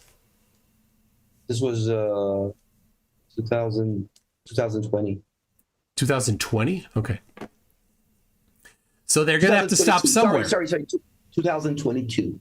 Yeah. Okay. So and what airline was it? I don't remember. Okay. Well, these are the types of things that somebody that has a critical mind would make sure that they check. No, because I told you I never wanted to get into this flight path. You're just sticking to it, and you're asking this question. I don't want. So that the flight path was very famous. That all the flat earthers start talking about it on that year. Yeah. So I don't remember exactly. All the Gleason map flat earthers were talking about. Yeah. Yeah, which isn't you, so you weren't talking about it. No, I didn't. Well, I knew that a lot of flight paths would have made sense on the Polar AE like this one. I knew about it, but so it was normal for me. But I don't know. But this is the thing. I don't know why you're just keep talking about these flight paths. I know that, as I told you in the first place, the land masses are not.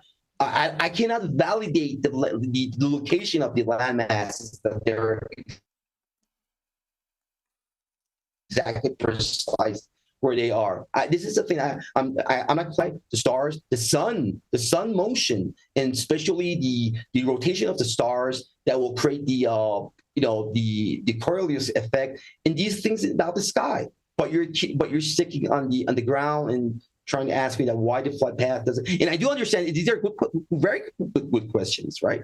And I told you that I have a good explanation for that. It's a little bit wild, right? If I told you that the map, as you get closer to the poles, you're gonna the fabric of space-time starts to get shrunk, and you get closer to the equator. Things. That's why if you look at the land masses, the countries on Africa and the Middle East, they are way bigger than what you've been taught or people what they're thinking.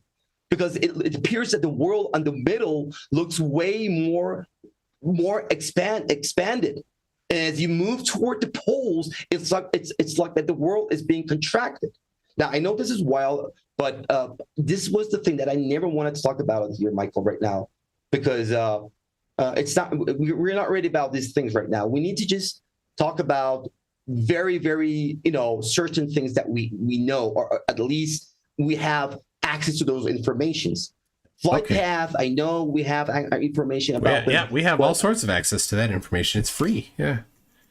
I know it's free if you just search anything, but you have to admit that there's some flight path that it don't exist in the globe model as well. Nope, not and one that bit. Was one of the I've reasons never seen one. I've never seen one that doesn't make sense. What I have seen is that flat earthers don't bother to figure out that there are rules about where planes can and cannot start and stop.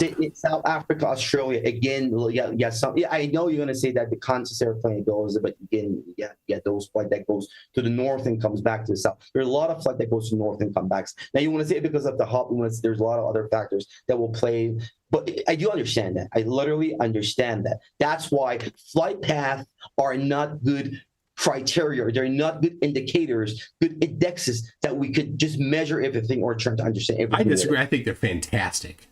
Oh God. Yeah. All right. Well, let's get to the thing. Let's get to the thing that you totally know about. But you already accept that the flight path is in. There's like a lot of factors that play with the flight path. I've never seen one flight path that doesn't make sense on the globe. There are none that I've ever seen. Effie Banjo's entire book of garbage, that's just him being stupid. That's what it is. I haven't read that. I haven't read that yet. But just apart from this flight path, shall I just continue a little bit about this model? Yeah. So this is another image that you have more meridians here, as you can see. This is if you remember, I talked about that wild fury that things get contracted to the north and things. Now, as you can see the lines here, you can kind of see that you have two centers, like your globe model. You have your north here and you have your south here, and the lines get the space between the parallels get decreased. As you can see, the spaces between the parallels and also the meridians, as you get close to the edge or you get close to the poles, they get contracted, they get smaller. So this is and then this is another. This is just a numerical example. You can give your x and y here, and it will compute your lambda and your phi, which is your new longitude and latitude, sir. So you have phi's, which is going to be your parallels here, your latitude lines, and your meridians are going to be your lambda. So this is going to be the transformation equation from the Cartesian coordinate system to this new Lambert projection here. So let me just share this one as well. I'll do it later anyway. So let's go forward. This is the mathematical transformation of Cartesian to the Lambert. This is a numerical example that you can give your radius of your sphere, and then you set your references, and you get your two indicators, and you get your x and y here.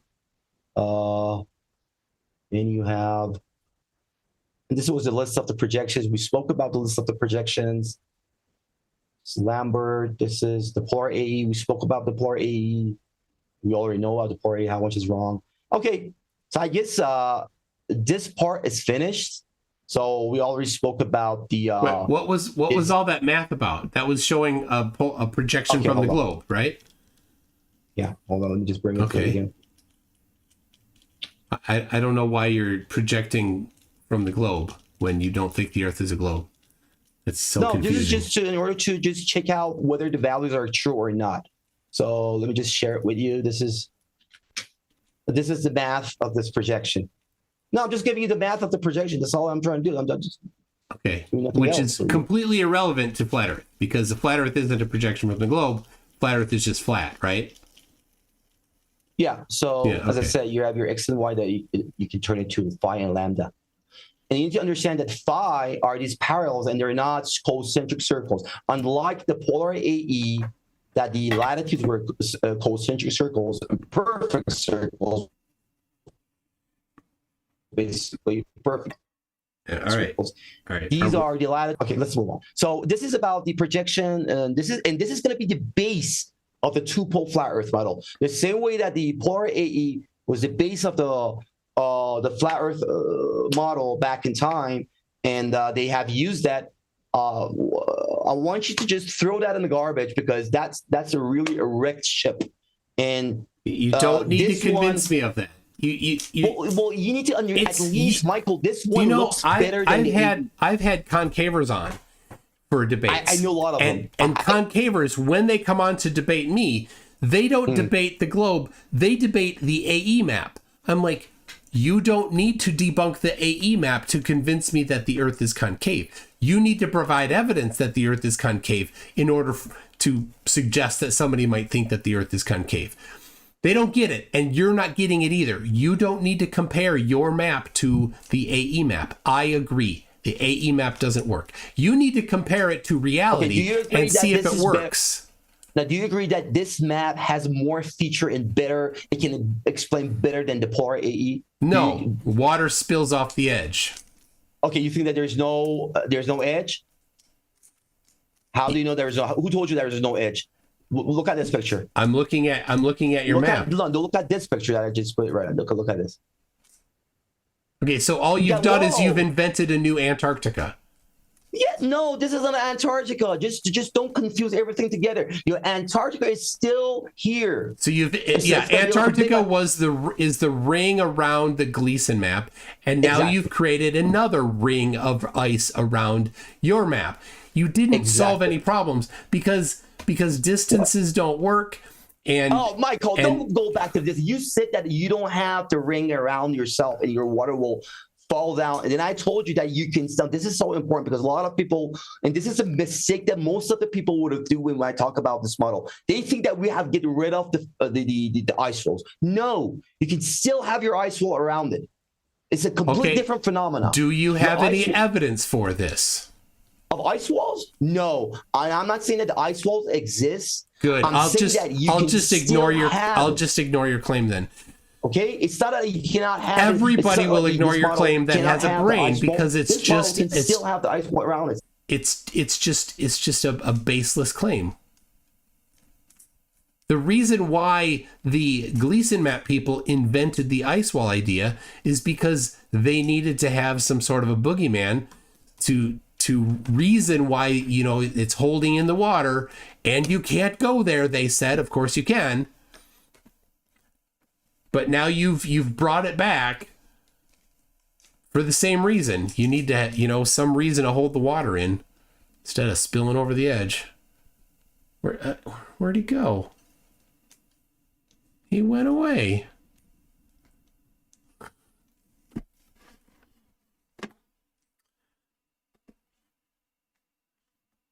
Why did you send me that picture, Jesse? Oh my gosh. All right, what is this? Nope. Okay, sorry. I just I don't know what happened. I got kicked out. Anyway, so yeah. Right. Your screen's not sharing now, so okay, let me just hold on. People just see two of me, which they don't want to see.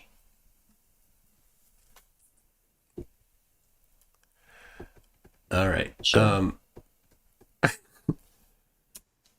All right. So, all right. You sent me a video. Yeah, I'm gonna play the video right now for you. Oh my gosh. Okay. Could you? Hey. Yeah, let's do it. Hey, Ralph, how you doing? Yeah. Can you turn off the sound? I don't know if that sound is copyrighted or not. But we don't need the sound. It's just it's just music playing over it.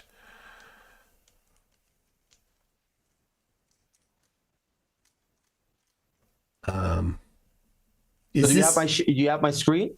Yeah, I see your screen now. Is this your channel? Was that your channel that you sent me? Okay. This one, yeah.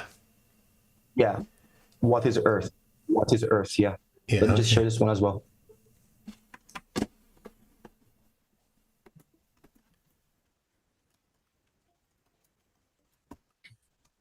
All right. Okay.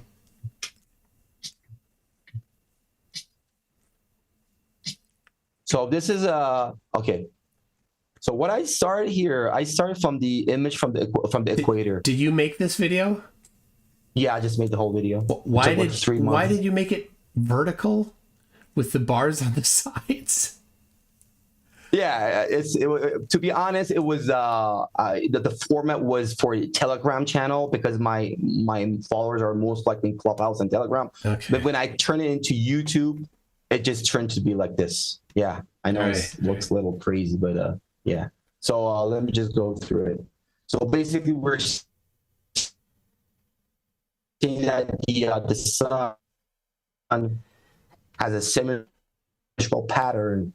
It's understandable and it can be explained on the globe model. And this is the reason that why the day length across the equator would have looked symmetrical. For example, two cities, for example, minus positive 30 degrees would have experienced the same amount of day length throughout the whole year. This is because the sun path on this model is going to be symmetrical respect to the equator. This is the claim. Okay, so let's go on. Mute the music. Oh, sorry. Yeah. So, and now this is. I want you to look at this here. This is where the observer is standing on the equator, and when he looks toward the east, right, he's gonna have the north and south on his left and right. Now, this is a time lapse from the star trails, and as you can see, you have two rotations. In the middle, they appear to be straight, But when you look at the sides of the screen, you're going to see that these stars are going to turn around their nearest point. Their nearest point. So either it's going to be north or south. So this is something that we all of us will experience in our daily life. But when we stay on the equator, like here, and if you go in the stellarium, if you just put your location on the equator, and if you just roll the time, and if you look toward the east, you're going to see that the sky is rotating around two centers, clockwise and counterclockwise. Okay? Yeah. Just like the globe predicts. Yeah. So, got it. Yeah, and this is the stellarium that we're just, yeah. And this is something that, again, on the globe model is explainable because it's now this image is saying that the equatorial celestial sphere or dome of vision. Dome of vision is pretty much the terminology that Flat Earthers like to talk about, a dome of, I don't know, the personal dome of whatever. So that's why I use it. The dome of vision makes both poles to appear subjectively close to the ground, whereas they're actually on the sky scale. So this is like, you know about this, that we Flat Earthers would say that the things in the distance will appear to be close to the ground because of the perspective and blah, blah, blah. So this image here is kind of showing you this. The person that's standing in the middle will have this type of a equatorial dome upon itself that on his left or on his horizon, he would have 2 points. One would be the north, one would be the south. So if the person stands on the equator, the north and south or the sky would appear to be like this. Okay, now it says law of perspective on there. Yeah. What is the law of perspective? Law of perspective means that when you think, we had this debate before, and if you remember, law of perspective. Come on, Michael, let me just go on. Don't you know what is a law of perspective? I do, but I don't think you do. Look at this image here again. Look, these 2 points, they are at his perspective. It means that these 2 points are so far away that it appear to be like a point on his horizon.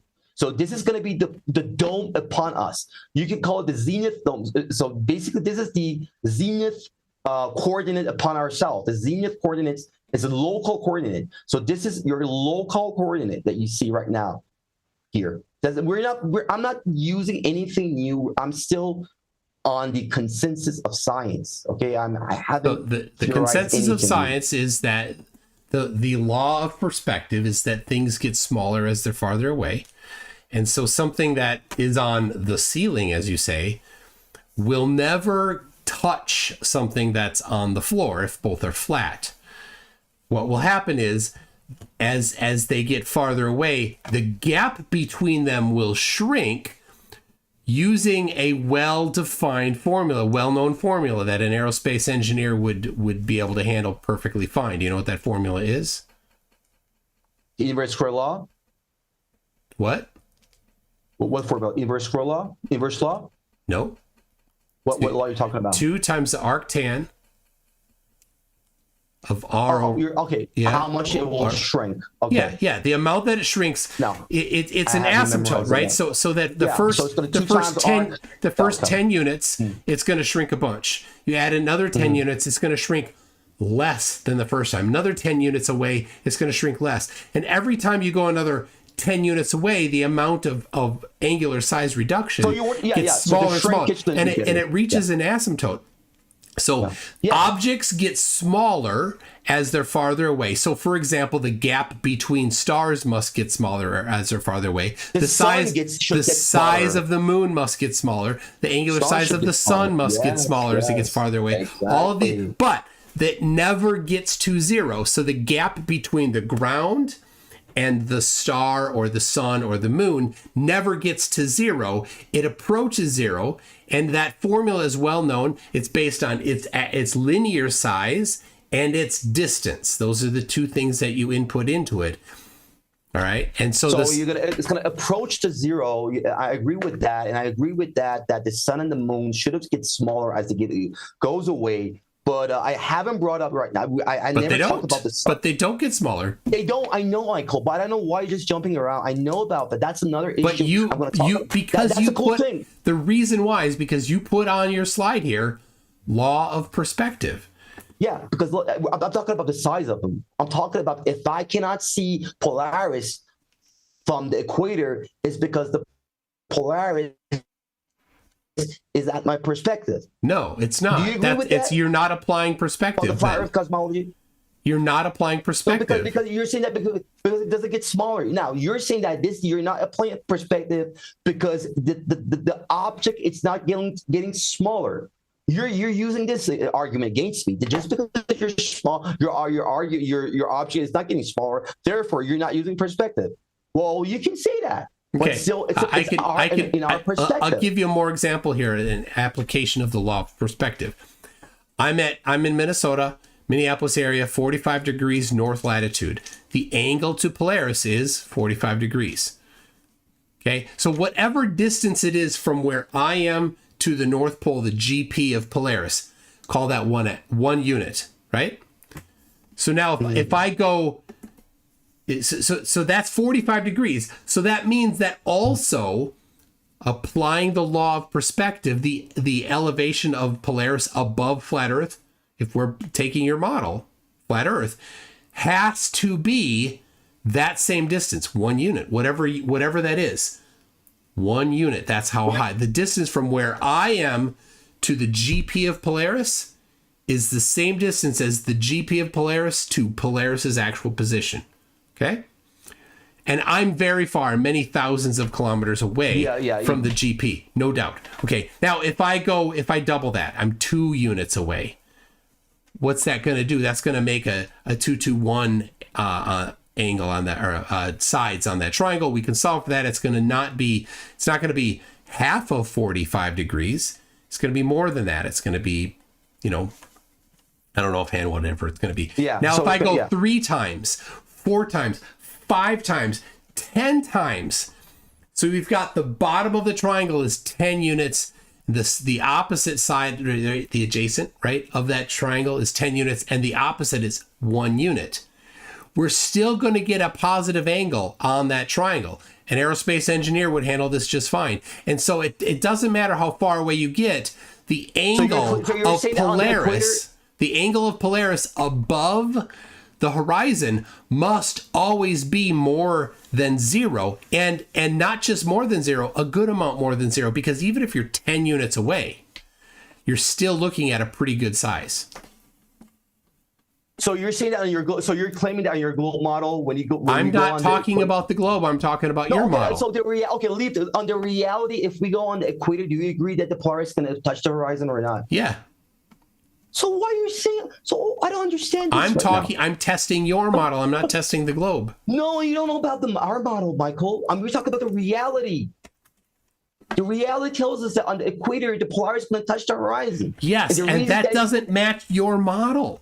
Now, okay, why does that happen? Can you tell me why does it happen? Because your model doesn't make sense, because it's a fantasy. You just leave my model. Just tell me in reality, why does Polaris start to shift down as you move away from it? Because the Earth is a globe and you're moving around the curve. That's why it happens in reality like that. So you agree that on a straight, very flat saloon or a very flat hull or flat surface, you're saying that this is not going to happen if you start getting away from an object? It will never get to 0. Never get to 0. So in my example here, if we are 10 units away, so get to 0. I never said it's going to get to 0. But it does. It goes less than 0 in reality. People in Australia don't see Polaris at all. It's at negative. It's a negative angle. So my example, I'm 1 unit away from the GP of Polaris. If you're 10 units away from the GP of Polaris, which on your map, there is no place on your map that's 10 units away from the GP of Polaris. But let's imagine that for a second. 10 units away from the GP of Polaris, Polaris will still be 5.7 degrees in angular elevation. So you go to Antarctica on your map there, that's maybe 3 units away, maybe 4 units away from where I am here in Minneapolis. No, how do you know about the distance? What's that? Of this model right now. How do I know distances? You're just presuming that you know distances. Well, because I know I can look on your map there, and I can look where I live on that map, and I can look where Polaris's GP is on that map, and I can say, okay, well, I'm going to call that 1 unit, that distance, right? To Polaris. Right. From where I am to Polaris. Now, the base of your triangle, basically. Yeah.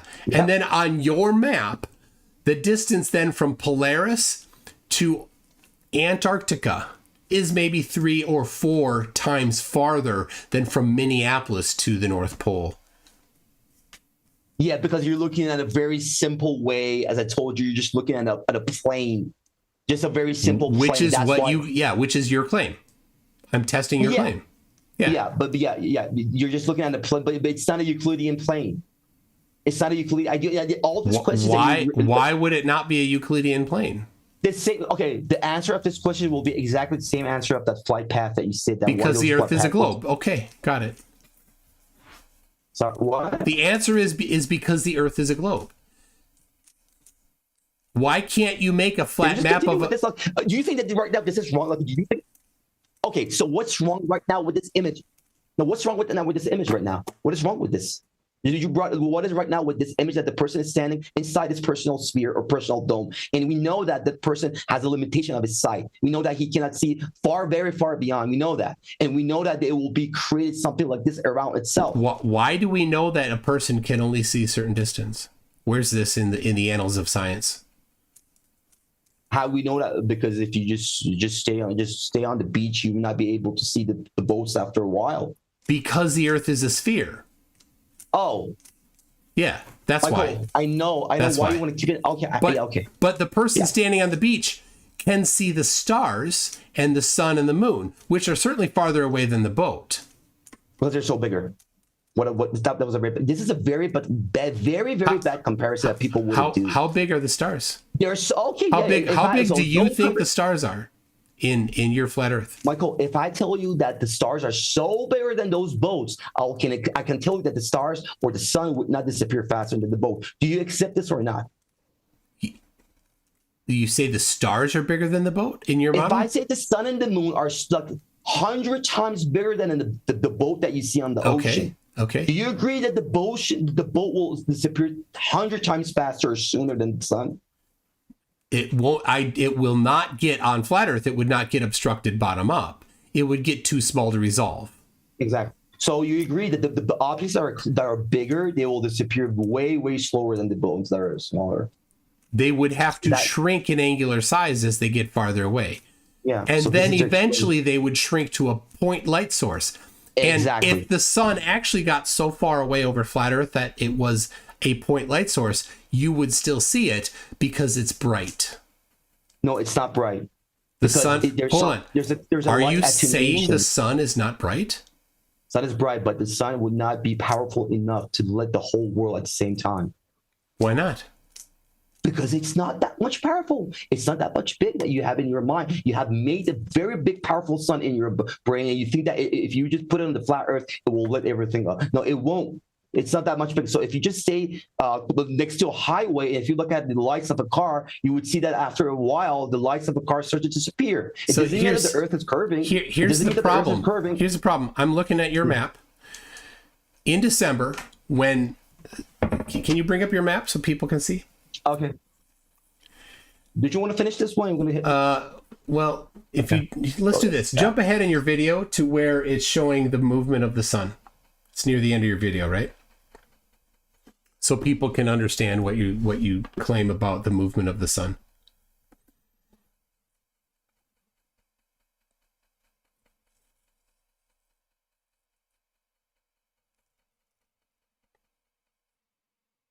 So it's like the last maybe minute or 2 minutes of your video.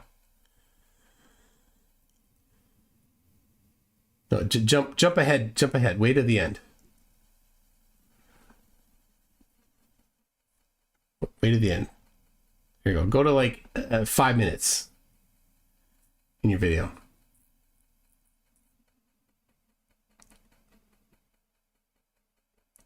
Yeah, keep going.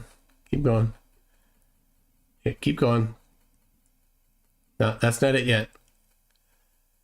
Yeah, you actually animated the sun moving. Right. Oh, I think you've muted yourself. So keep a little farther. What happened? All right. Can you hear me? I think you accidentally muted yourself.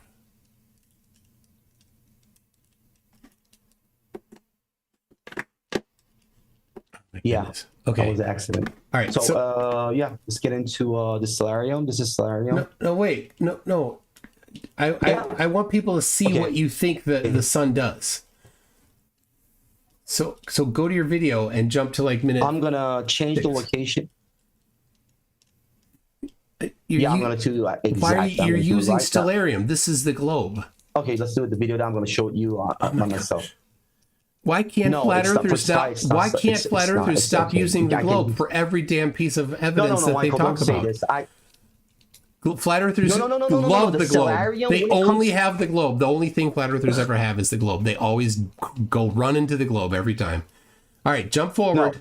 Jump forward in your video here so people can see where you think the sun moves. Okay. Keep going. Where you animated the sun move it. Yep, keep going. Not this. Oh, not this? No. Where keep going. Keep going.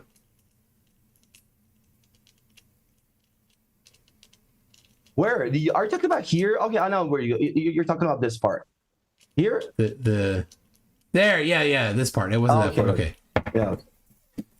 So let me start from the beginning. Yeah. So we were seeing that the sun revolves 6 months around the North Pole and 6 months around the South Pole. This is March, April. We're getting close to the summer solstice.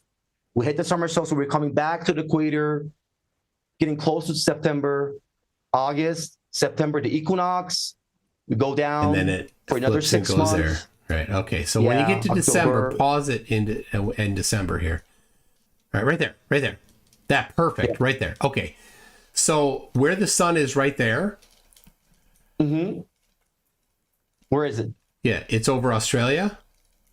It's over Australia. Yeah, that's sunrise in Minnesota. At that moment. What do you mean that's sunrise in Minnesota? I don't understand. What do you mean? The sun is rising in Minnesota at that time. It's super far away. No, this is over this map, but the sun is rising in Minnesota. Oh my God, Michael! Michael, come on, bro. This is Jesus Christ. This is a monthly orbit. You think these are daily orbits?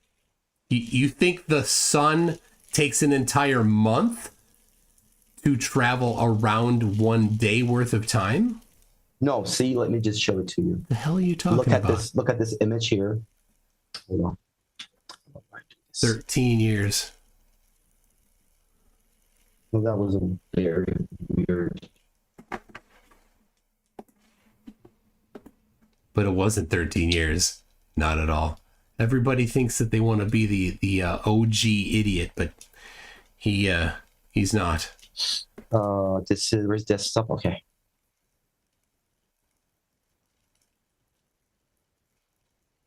This one. Okay. Look at these lines. Do you see these lines? Yeah. They're super faint. Orbits. They're super faint. Yeah, they are sun orbit. So on September, the sun is making orbit here, right? It's making orbit here. So when the sun comes here, you're gonna see the sunset here.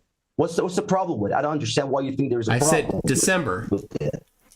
In December, you say the sun is circling around the South Pole.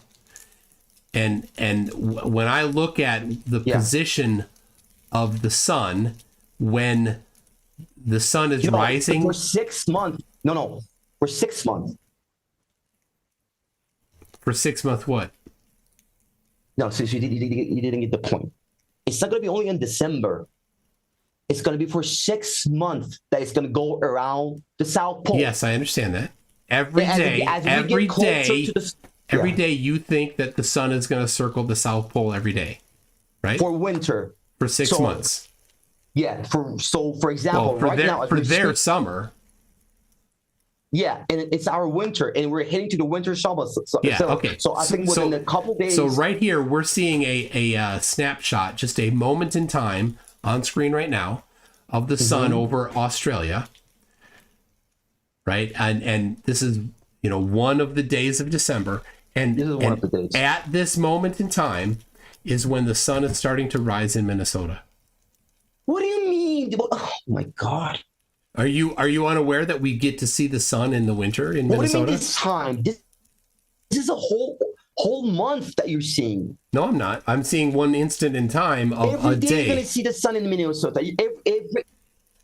Every day you're gonna see. Let me just look at here, Michael. When the sun is going around the south, doesn't mean that people here they're not gonna see the sun. I didn't. No, it's going around the South Pole, but you guys in America are going to see the sun rising and sets. That's what I'm saying. That's what I'm saying. Yeah, the distance away, the distance that the sun is away from Minnesota when the sun is rising is significantly farther away. It's not, because you're in the winter right now, and sun has an angle with you. Look at your sun right now. The reason that sun has an angle with you is because right now, as we're speaking, sun is getting too much away from us. That's why you see the sun with a lot of angles in the Minnesota. That's all it is. So if you think that it doesn't make sense here, is because you think that, for example, or look at the snapshot right now. Right now, the sun is above the South America. You want to say that the people in Australia would see this, cannot see the sun? No, I didn't say that. I said that in Minnesota. Go back to a couple frames before where, right? September. No, November. December. September? December. Yeah. December. Yeah, okay. Yeah, here. Yeah. Yeah. Couple so what's more, right? Yeah, did you see that? Did you see dots. Keep going. So this is right. You went past it. Right there. All right. January. It's getting closer to you. Now you're living here. And the sun is rotating here. And eventually, the next month it's gonna get more closer to you, and you start feeling your summertime. The azimuth angles to the sun never work. The distances to the sun never work on this map. No, you want to say that, okay, okay, so for example, you want to say, okay, this is your question. You're saying that, okay, the sun is right now above the United States, but what about people in Australia? Yeah. Well, what about them? The sun is pretty much far away from them. They see the sun, though, during the day. Of course, they see the sun with a lot of angles because it's too far away from them. So people in the South, right now, they're going to see the sun with a lot of angles.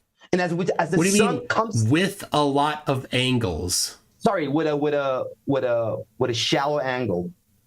In the shallow sky. Low elevation in the sky? Yeah, low elevation, exactly. In the shallow sky. They're going to see how this is the way they're going to see. And as the sun comes in September, it comes down, above the equator, we're going to see the sun in the shallow in the sky.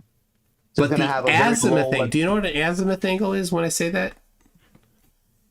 Azimuth is an angle that's an east-west angle. Zenith and azimuth, right. Exactly. A horizontal angle, yeah. None of these azimuth angles work for reality. None of them match reality. Why, Michael? Why? Because the Earth is a globe and not flat. That's why. No, I don't understand. Like, I don't know why you bring up that local coordinate right now. The zenith and the azimuth. So here, this is simple. Go to date and time. Pick any day. Yeah. Any day. Right. Yeah. It'll tell you the azimuth of the sunrise. Yeah. Okay. Yeah. And then take that location. Yeah. And take at that moment in time and place the sun above where you think the sun is at that moment in time on your map. Uh-huh. Okay. And then look at the azimuth angle, because date and time gets it right. It's always right. Nobody argues that. Yes, it's always correct. It's always right. So get that angle, put it on the map, and draw an angle to the sun. And see if that works. And then go to a different location on that same day for sunrise and place the sun. And then do it at a different location for that same day and place the sun. It does not work. How do you know that? Not look at for example, right now the sun is in Australia. Right now, look at my screen. Yeah. So you're saying that like within one day, like if I choose another location, the azimuth of sun would not be. It will not match. It will not match. Yeah. No, you're not sure about it. I'm pretty sure that I'm 100% certain about it. You only spent 2 minutes on this map. How did you come up with this? I didn't spend 2 minutes on this map. I looked at this map 8 years ago. 8 years ago, right? I did. You can look it up. 7.5. You can look it up. Yeah, you can look up my discussions about this map on tfes.org in the forums. My username there is MCToon. You can look it up there. People can search it. You can see that map on there. People are bringing it up. The name of the person who brought, one of the people who brought this up. I'll get it for a second. I think it's Sandakan. Starts with an S. Hold on. I got to get the right.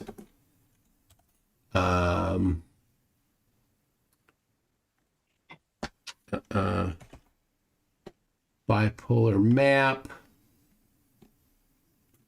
There it is. Sandakan map. There it is. All right.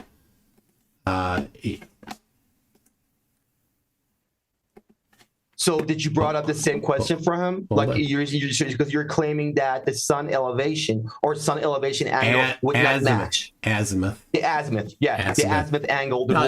So this is when I looked at it. Okay. I'm going to investigate that. Yeah, okay. I'm going to investigate that. I'm not sure about it, but you're claiming this. This is a new claim that it's not going to work. So let me just check the chat. Did you share it here? No, I'm gonna share it here on my. All right, I need to edit my scene so people can see it.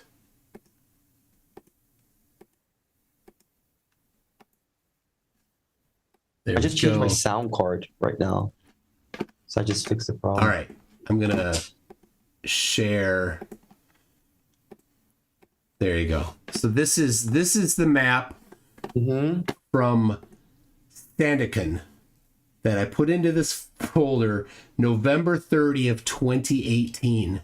That's when I put this in. So not quite 8 years ago. A little less. There you go. This was his idea, the bipolar map. Tom Bishop is one of the mods on that particular server, and he posts this map, which is the same map. Yeah. Right, it's the same map. This is a little not quite as well placed as this one. This is for 5 years ago, and this was in 2018. And what happened? So Tom Bishop is one of the main people that manage tfes.org. Tom Bishop and Peter Savaria are the two kind of guys that manage most of that. And these are the maps that both Sandakan, right here, Sandakan and Tom Bishop put up. And so you can see some discussions about this map. You might see Bobby Shafto having a discussion about it on there and talking about how none of the azimuth angles. Your channel, Michael? Are these things in your channel, or just tfes.org? Okay, in the TF. Okay, it's in the TFS. There's forums on that website where we had discussions. You can go there. You can search for my name. You can find the discussions I had.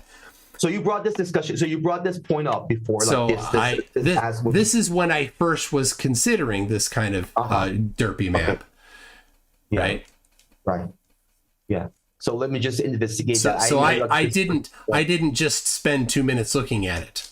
Okay. I think I've probably been aware of this particular map longer than you have. Yeah, we started 2019, 2018. Yeah, to be honest, I don't know. Yeah, probably at the same time. Yeah, probably at the same time. Yeah. But I understand your question. I'm gonna check that. I'm gonna check that out, and I'm gonna see whether that's true or not, whether it matches or it doesn't match with the timeanddate.com. That's the thing that I will try that for sure. All right, you can share your screen again. Yeah. So.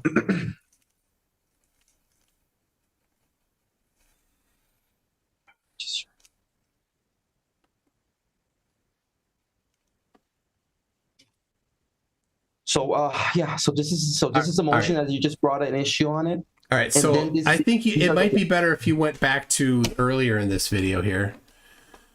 Yeah, the rotation of the stars. Yeah, exactly. So we finished with the personal dome type of a thing, and then this dome, and then I just start shooting some real evidence. These are the star rotation, Polaris. We call it counterclockwise rotation.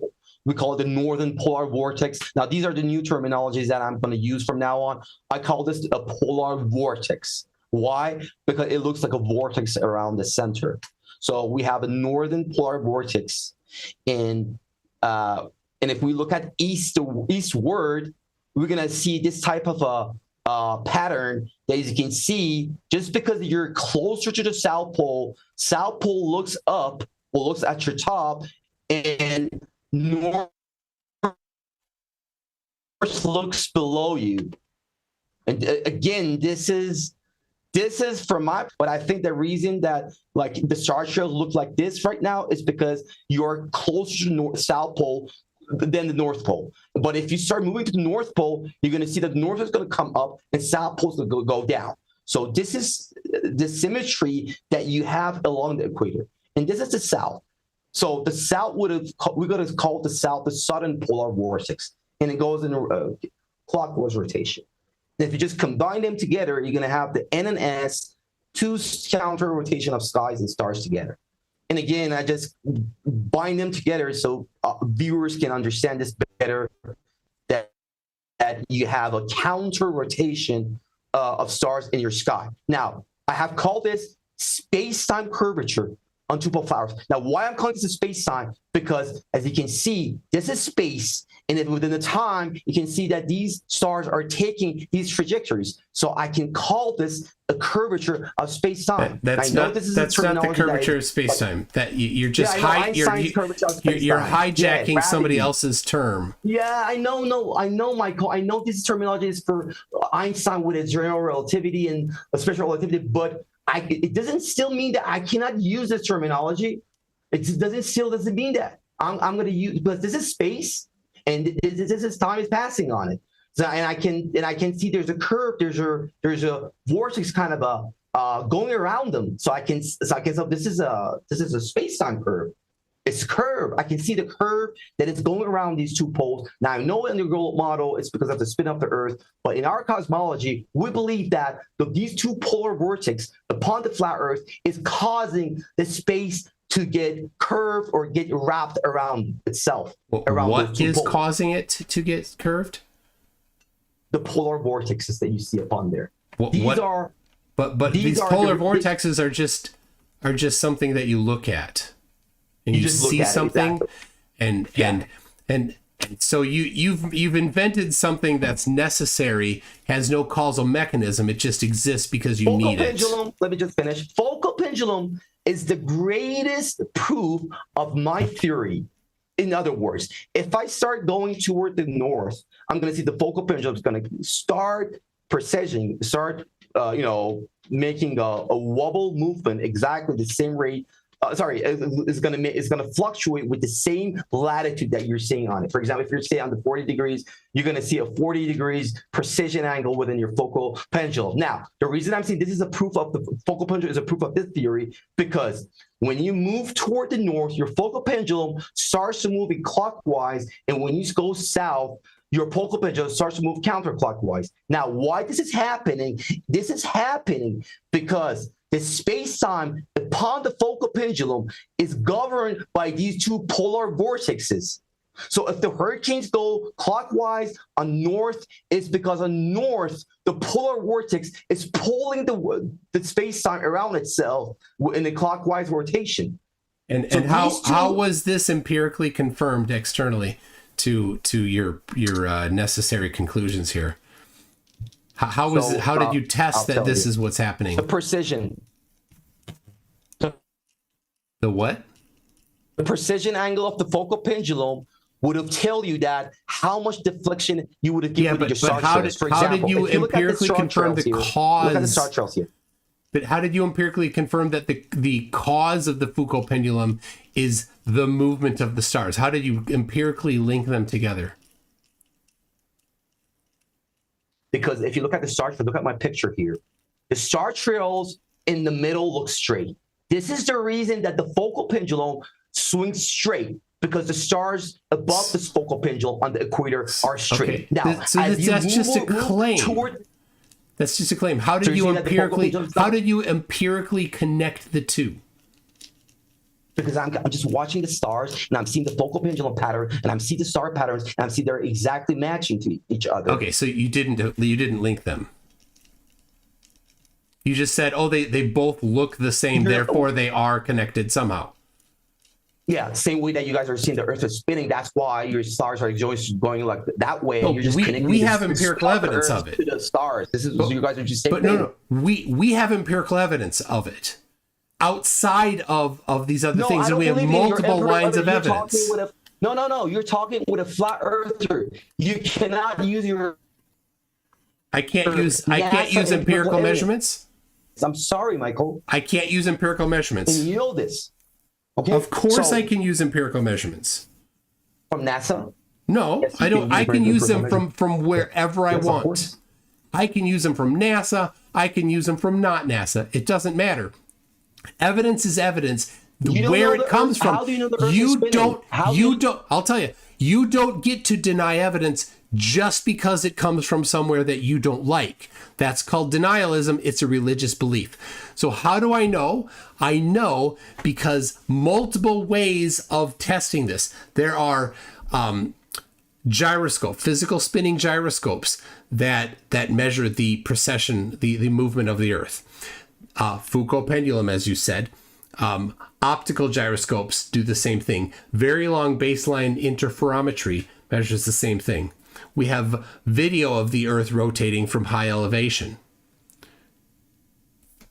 Okay, yeah. I have a list of several different measurements of Earth's rotation on my website at MCToon.net/spin. Okay, go ahead. Yeah. None of them are true. Your gyro does not. I have a gyro right now. Let me just show it to you. I don't have I have my MEMS here. Your gyro, even the greatest gyro, yeah, you might be able to measure the precision, angle, the wobble movement of the Earth. That is something that you can measure with your gyro, but you're not able to measure the angular velocity of the Earth. Nobody has ever done that. What do you mean? You know that better than me. Angular velocity of the Earth. What do you mean? The angular velocity is that the radian per second units of the Earth that you guys are claiming that it exists, which is about 7⁻⁵ radian per second. Here, this is the number that which if you just multiply this to the radius of the Earth, you get your tangential velocity. Here you go. Which is about. Here you go. Here's a publication in Scientific American. A physical gyroscope. I'll zoom in a little bit here. So why Michelson Morley they use it in interferometers to prove that? So here's what you do. Multiple lines of evidence. That all match. Michelson Morley experiment didn't prove that the Earth is spinning. So Michelson Morley was testing to see if the luminiferous ether existed. So that's a different topic. We can come back to that in a second. Yeah, anyway, we'll come back to later. So here you go. An apparatus for measuring the Earth's speed of rotation. So it talks about Foucault pendulum, and then it does it in a different way. So here's the actual device that they built right here. Just come to the results. Right? I know how it looks. I'll jump to the results here. Okay. Can you just please zoom out a little bit? Zoom out. Thanks. Yeah. So I can. Okay. All right, the moment of inertia is found by calculation. Theta equals 28.7 centimeter. So this is the moment of inertia found by so this is the moment of inertia, and this is theta, the gravitational latitude, 45 degrees, blah blah. So 20 seconds. Now when the meridian, the angle of the. I'll zoom in so it's easier for people to see here.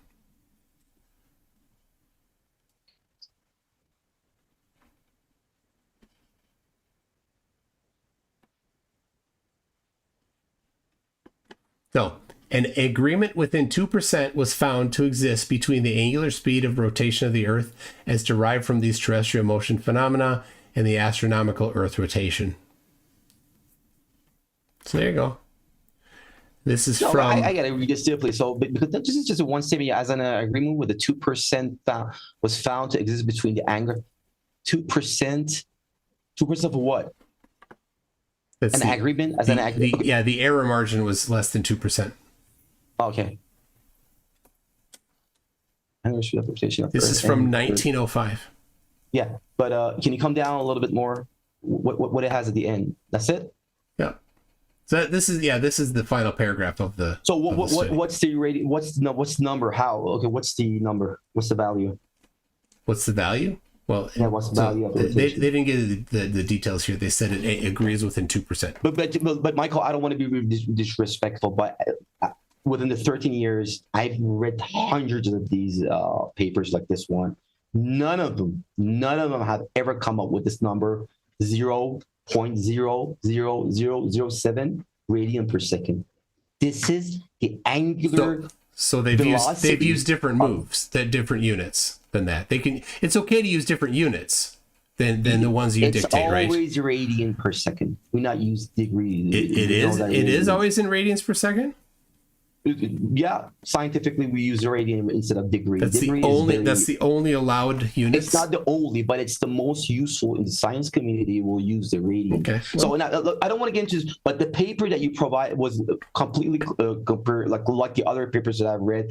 It wasn't compelling. It wasn't really. No. So what that is multiple lines of evidence. So I started with an older one that is a measurement using a physical spinning gyroscope. So now I'm moving on to a atom interferometer gyroscope. Precision rotation measurements with an atom interferometer gyroscope. See that? And look at this. Okay. Demonstrate a short-term sensitivity to rotation of about 2 × 10⁻⁸ radians per second. Number? Yeah, this is the number I was talking about. See that, Michael? Radian per second. Yep, so there it is. So your arbitrary demand was provided right here. There you go. Oh, well, this is the sensitivity. Yeah. You see the sensitivity is that much. Yeah, it has to be that much sensitive because, normal gyros would not be able to measure the 50 degrees per hour. 50 degrees per hour for Earth is pretty small. I understand that normal gyro cannot understand that. But if you need to understand that if we flat earthers, if the measurement of the spin of the Earth was proven, if this spin was already measured by every person or every school, every university, then a person or flat earthers like me wouldn't exist in this reality. Oh, well, so you now have to stop existing in this reality. Right? Because I'm giving you right here the thing that you said you wanted. Were you pretending when you said that, or were you being truthful when you said you wanted that? Okay, so do you have a full paper of this, the last one? Or is it just abstract? Can you just provide a full just paper? A second. Yeah, okay.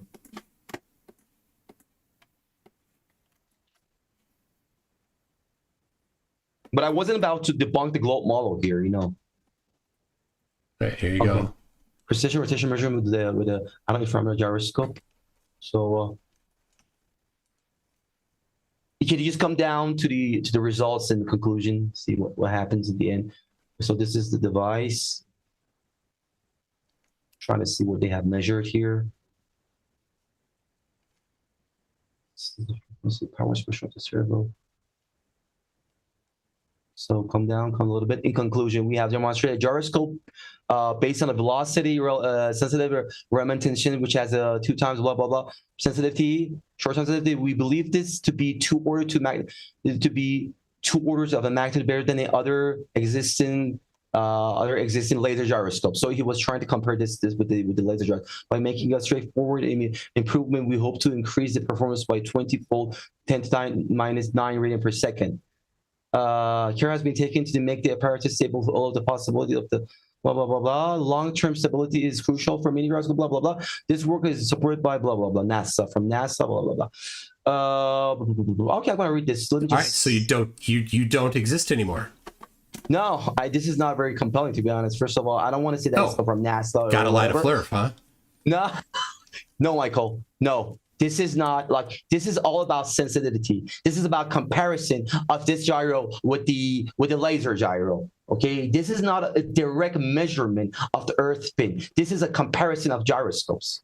You just read the whole thing. It's been saying this, and I don't want to argue about this right now with you because there's a lot of other things that we need to discuss about. But this is not a straight, By the way, could you please share this page with me? MCToon.net/spin. No, the PDF. I want the PDF. Well, you can get it off of the page. Okay. Experiment to internally measure the Earth's rotating speed and calculation comparison with relativistic treatment. Okay. From 2012. Can be internet. Okay, hold on. In this paper, it's shown that the Earth's rotating speed can be internally measured using the one-way interferometer. This is another one, right? Yep, it's a different one using an interferometer, a different type of. The reason that such a measurement can be made without knowledge is the influence of the centrifugal force of Earth rotation is the presence of Earth. But can you come down? Yeah, this is.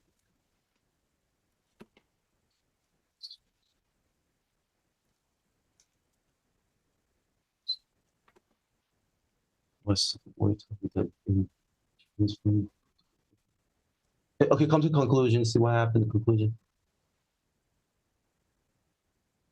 So here's the setup. This is the experimental setup. These are the equations. Here's the conclusion. Okay, in this paper, we clearly show that the possible to internally detect the duration of Earth using the one-way infrared with the one-way infrared is built in the optical density medium. The non-zero infrared as a fringe shift allows us to factor the force of global effect. And so most of the relative effect of this movement. What? The non-zero infrared fringe shifts.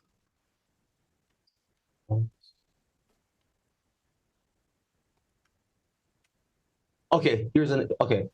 Why he's saying that the interference fringe shifts follows from the fact that the centripetal force of the Earth rotation cancels most of the relative effects of the has been conferred by the time of the GPS. Okay, not a problem. In the previous analysis, it would always neglect it. Okay.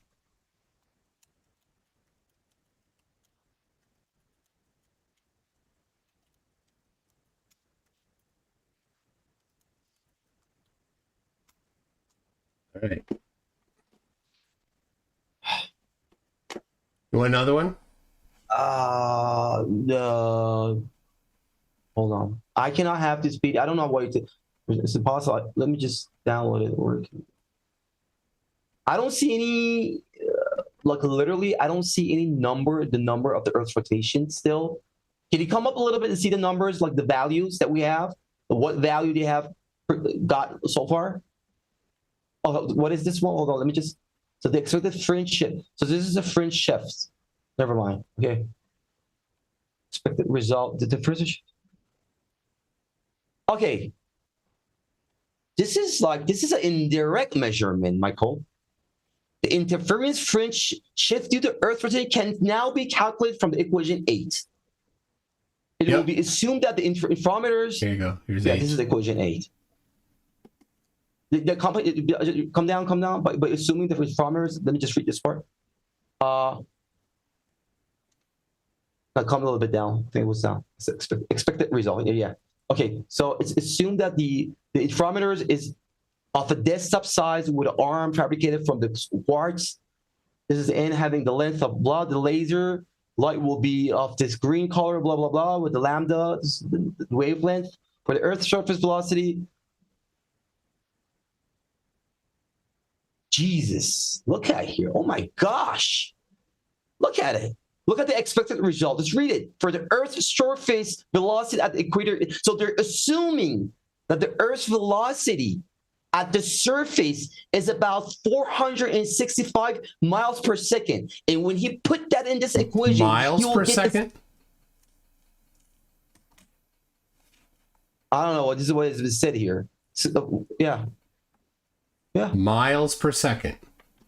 For the Earth's surface velocity at the equator, that's meters. This is a science paper. Science papers are written in SI units, not English units. First of all, you didn't know that? No, I knew that, but I thought this is an English page. You know, I thought this is because we use with kilometers and meters. Mile is more. American papers are published using SI units. Okay, come on. This is meters per second, whatever. Meters per second. Yeah, meters per second. Okay. They want me to convert so the expected mile, fringe shift is thus equal to 2.674. Yeah, so can you understand what happened here right now? So they're comparing the measured results to the predicted results. They're using this number. They're not using this number. This is the They expected. are using this This number. is the expected result. 465 meters per second is going to be the Earth's surface velocity at the equator. And by having this number and putting this equation 12, you can calculate your 2.645. Your Are you? shift. You must be unaware that in science you must make a prediction for your model, and then you compare that prediction to observation. So in order to make a prediction from your model, you need to make a prediction from your model. That's what this is right here. This is the prediction from the model. So you take the model, which includes this velocity, and then you make the prediction using that, and you compare that to the observation. Okay, did they compare with the observation? What observation they have compared?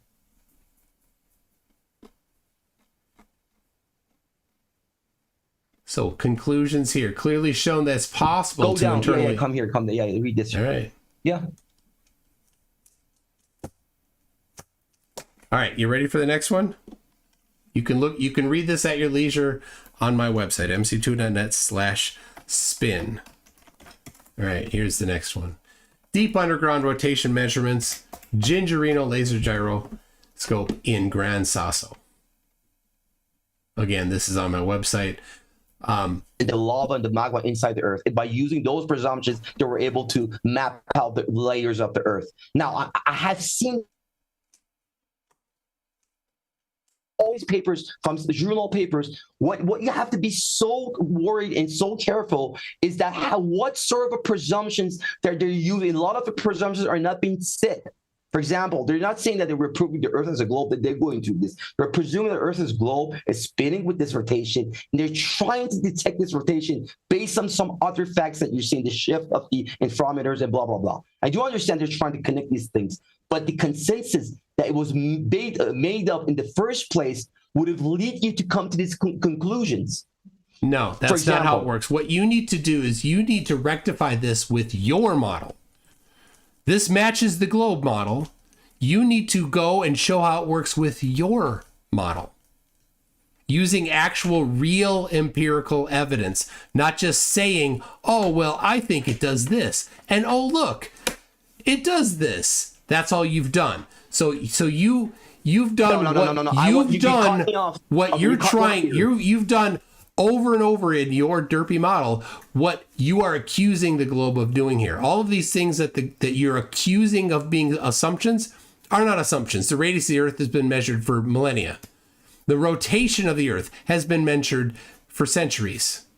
So this is an improvement on how to do it. And you can see here it's talking about the precision 10 to the negative 14 radians per second.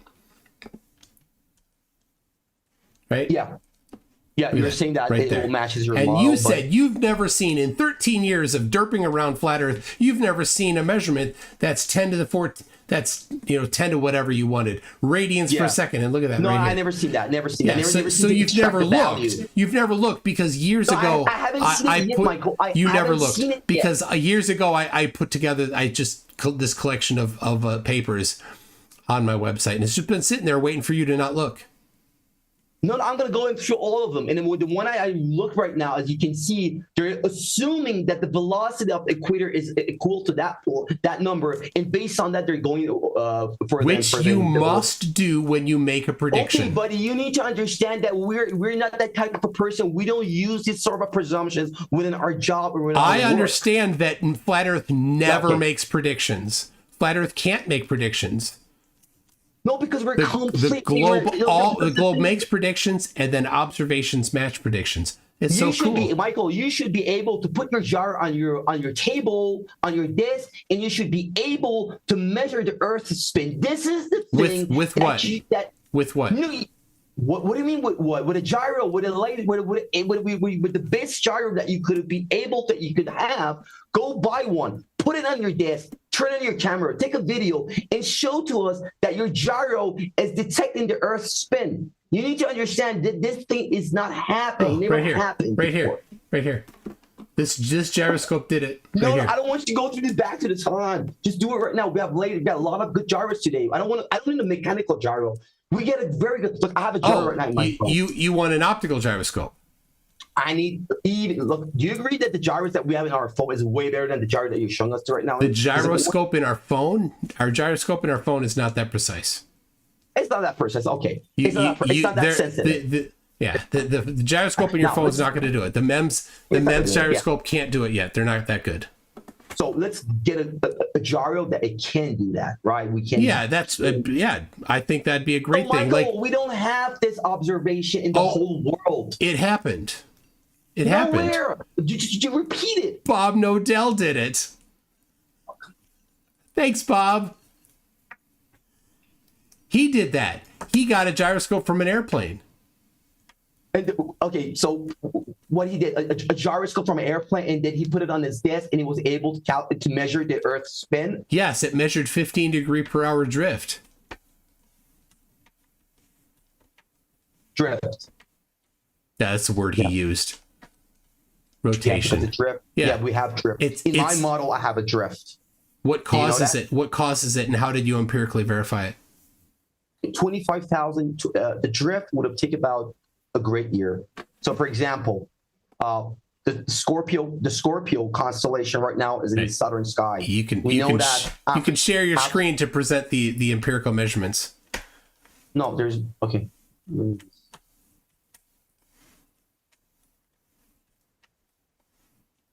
Okay. I want you to look at these star trails here. To understand reality. Now, the reason I connect these things with the focal pendulum is because, as I said, you just cut me off and didn't let me finish. If you look at these star trails, the more you go to the north, to the sides or to the poles, you're going to see the lines turn to be more curvy and making more perfect circles. And the ones that are in the middle, they tend to be less curved, right? So, and the ones that are exactly in the middle, they appear to be exactly straight, which they are not exactly straight, but they appear to be straight. So this is the thing. The star trails appear to be like, when you go to the poles, you're going to see more deflection around the pole. And they come into the middle, you see that they have less deflection or land. That if you hold a focal pendulum, now, if you start moving toward the poles, you're going to see the precision of the focal pendulum will start to change. Now, why I'm relating this to the focal pendulum is because the curve of these star trails is exactly equal to the precision of the focal pendulum. In other words, if you go like here in the middle, this is like the south, the North Pole. You have a full complete circle, Now, if you go exactly standing in the North Pole, your focal pendulum will start to go like a great circle because you have a full circle. But as you start moving to the equator, you're going to lose that precision and you're going to turn into a straight line. This thing is exactly being repeated in the sky. And that's why I'm telling you that the sky is affecting the ground. It's not the ground that's affecting the sky. It's the sky that's affecting the ground. This is my hypothesis, basically. I know it's wild. It's your hypothesis, which has no empirical confirmation. But, okay. Yeah. All right. Keep playing. You didn't get the precision angle of the focal pendulum. Yeah, keep playing your video. You didn't get that. I didn't get the precision of the focal pendulum. Yeah, the precision angle focal pendulum. It will change, right? It will increase as you go toward the precision. North. Yeah, precision. I don't. You keep using that word. I don't think it means what you think it means. What do you mean? The wobble movement. I'm talking about the wobble movement. All right, just keep going. Where is my oven mitt? I need my oven mitt. Okay. My wife moved it on me. I need my oven mitt. Michael. Okay. All right. Keep going. Keep playing your video. Let's go to the video. We're getting to the good stuff. Where's the video?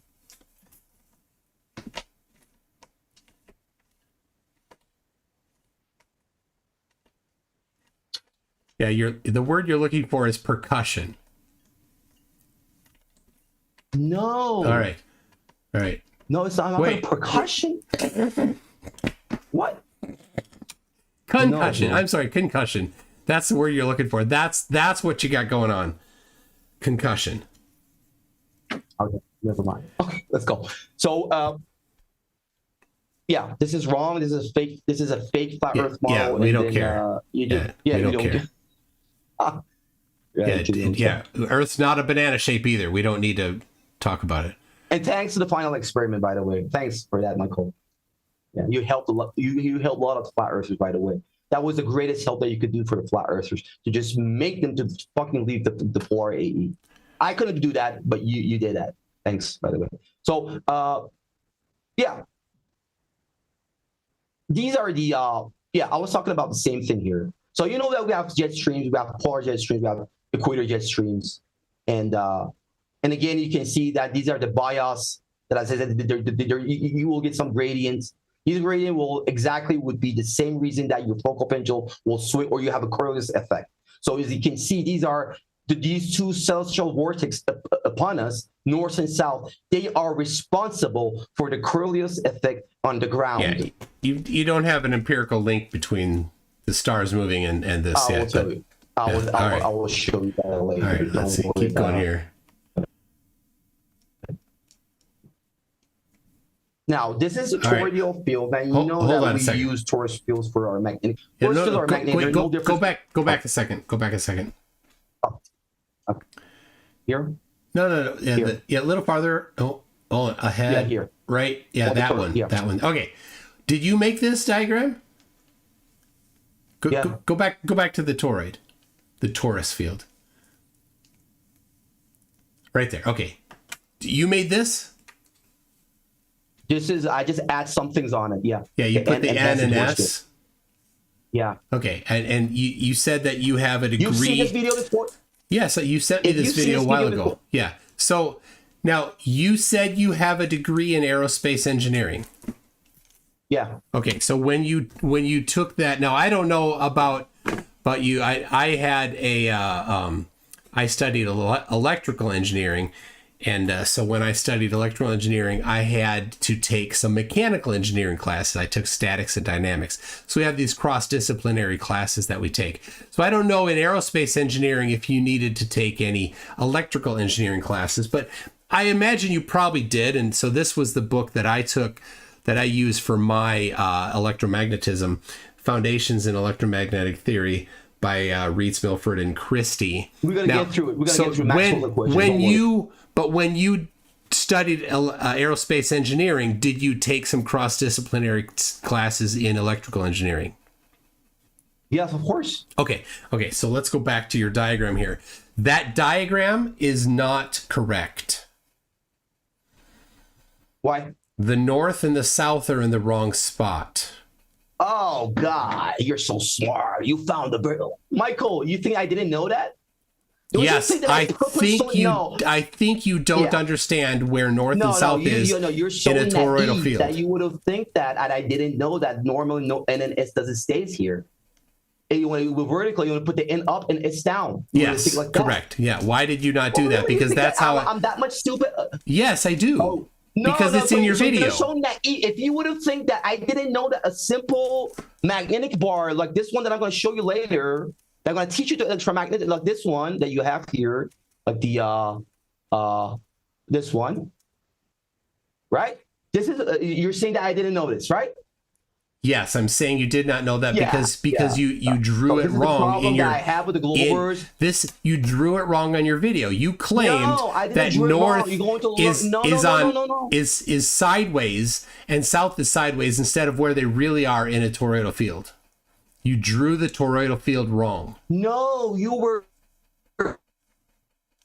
a victim of those super flat earthers all these years. That's why it's wrong. There is no NNS in toroidal field. Go open up any toroidal field on the internet and show me your NNS over it. Do it right now, Michael, and see who knows electromagnetism.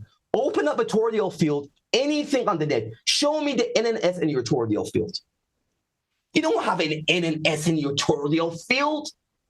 I'm the first one that I'm going to put here. Why did you do that then? This makes no sense. Oh, so this is a good question. Now you're walking with me.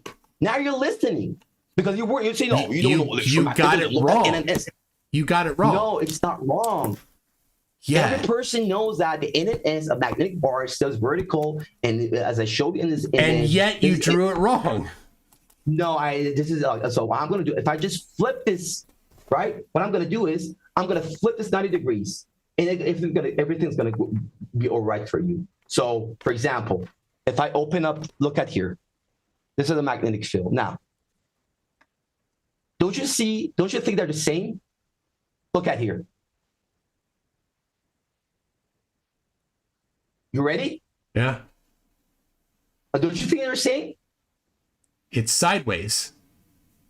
Yeah. Yeah. So your toroidal field doesn't match this. It matches. I'll tell you. You ready? Let's go.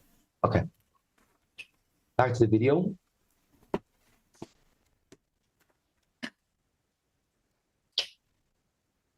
So I want you to look at here.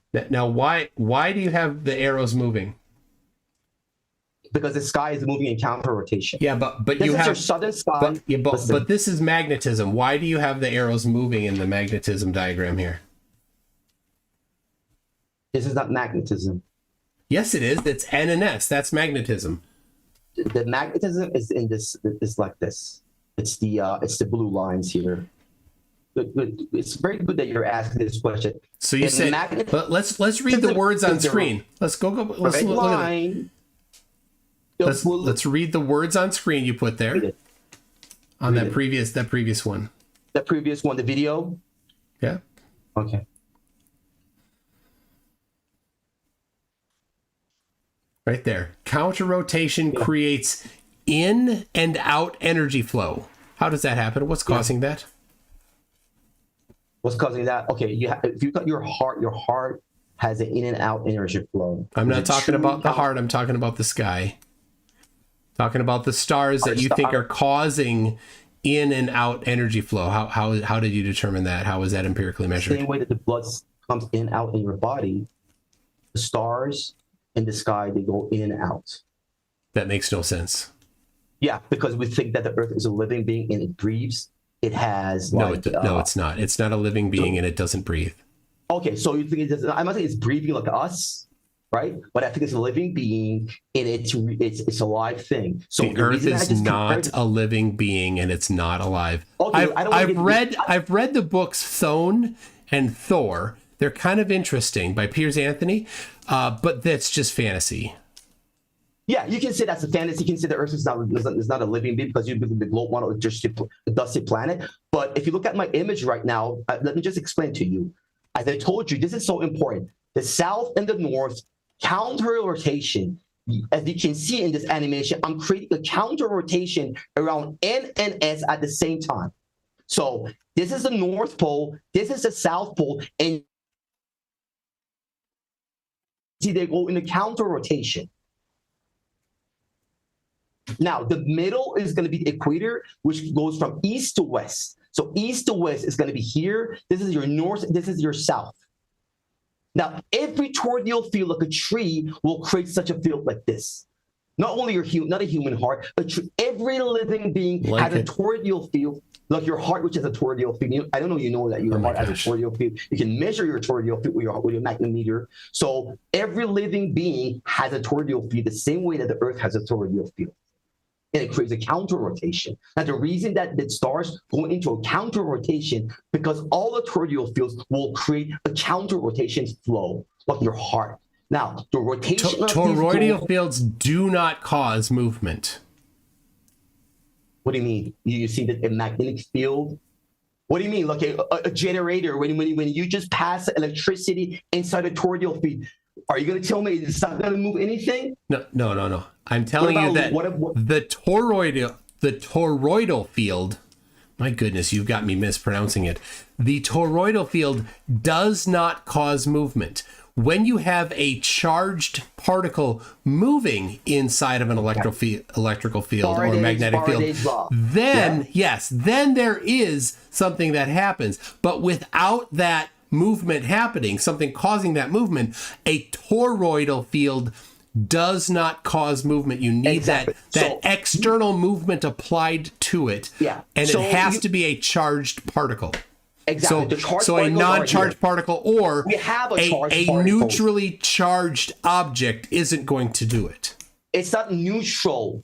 We got you're not letting me to finish the whole theory. So you already mentioned a good point. You're saying that, okay, in the Faraday's law, we know that when current passes through a wire, it creates a magnetic field, right? This is what we know. Yes. Now you're saying that we have a magnetic field where we don't have charges, but I'm telling you where is the charges here. Your atmosphere, the whole ionosphere, and actually the whole atmosphere is filled up with charges. So the Earth's magnetic field has charges. Where does this atmosphere have the charges come from? Oh, Michael, come on. Look, I don't know. I'm asking. Where the charges come from? Yeah. I don't know. Whoever designed here, he put the charges here. So you have the charges. It's not the only magnetic field. You have the charges as well. So the electrical field the Earth has in this model is from sky to ground. This is the way that the lightnings and thunderbolts will hit the ground. So that is your direction of your electrical field, which your charges are moving along with it. So you have a charge with the electrical field under your ground. You didn't answer. What's the cause?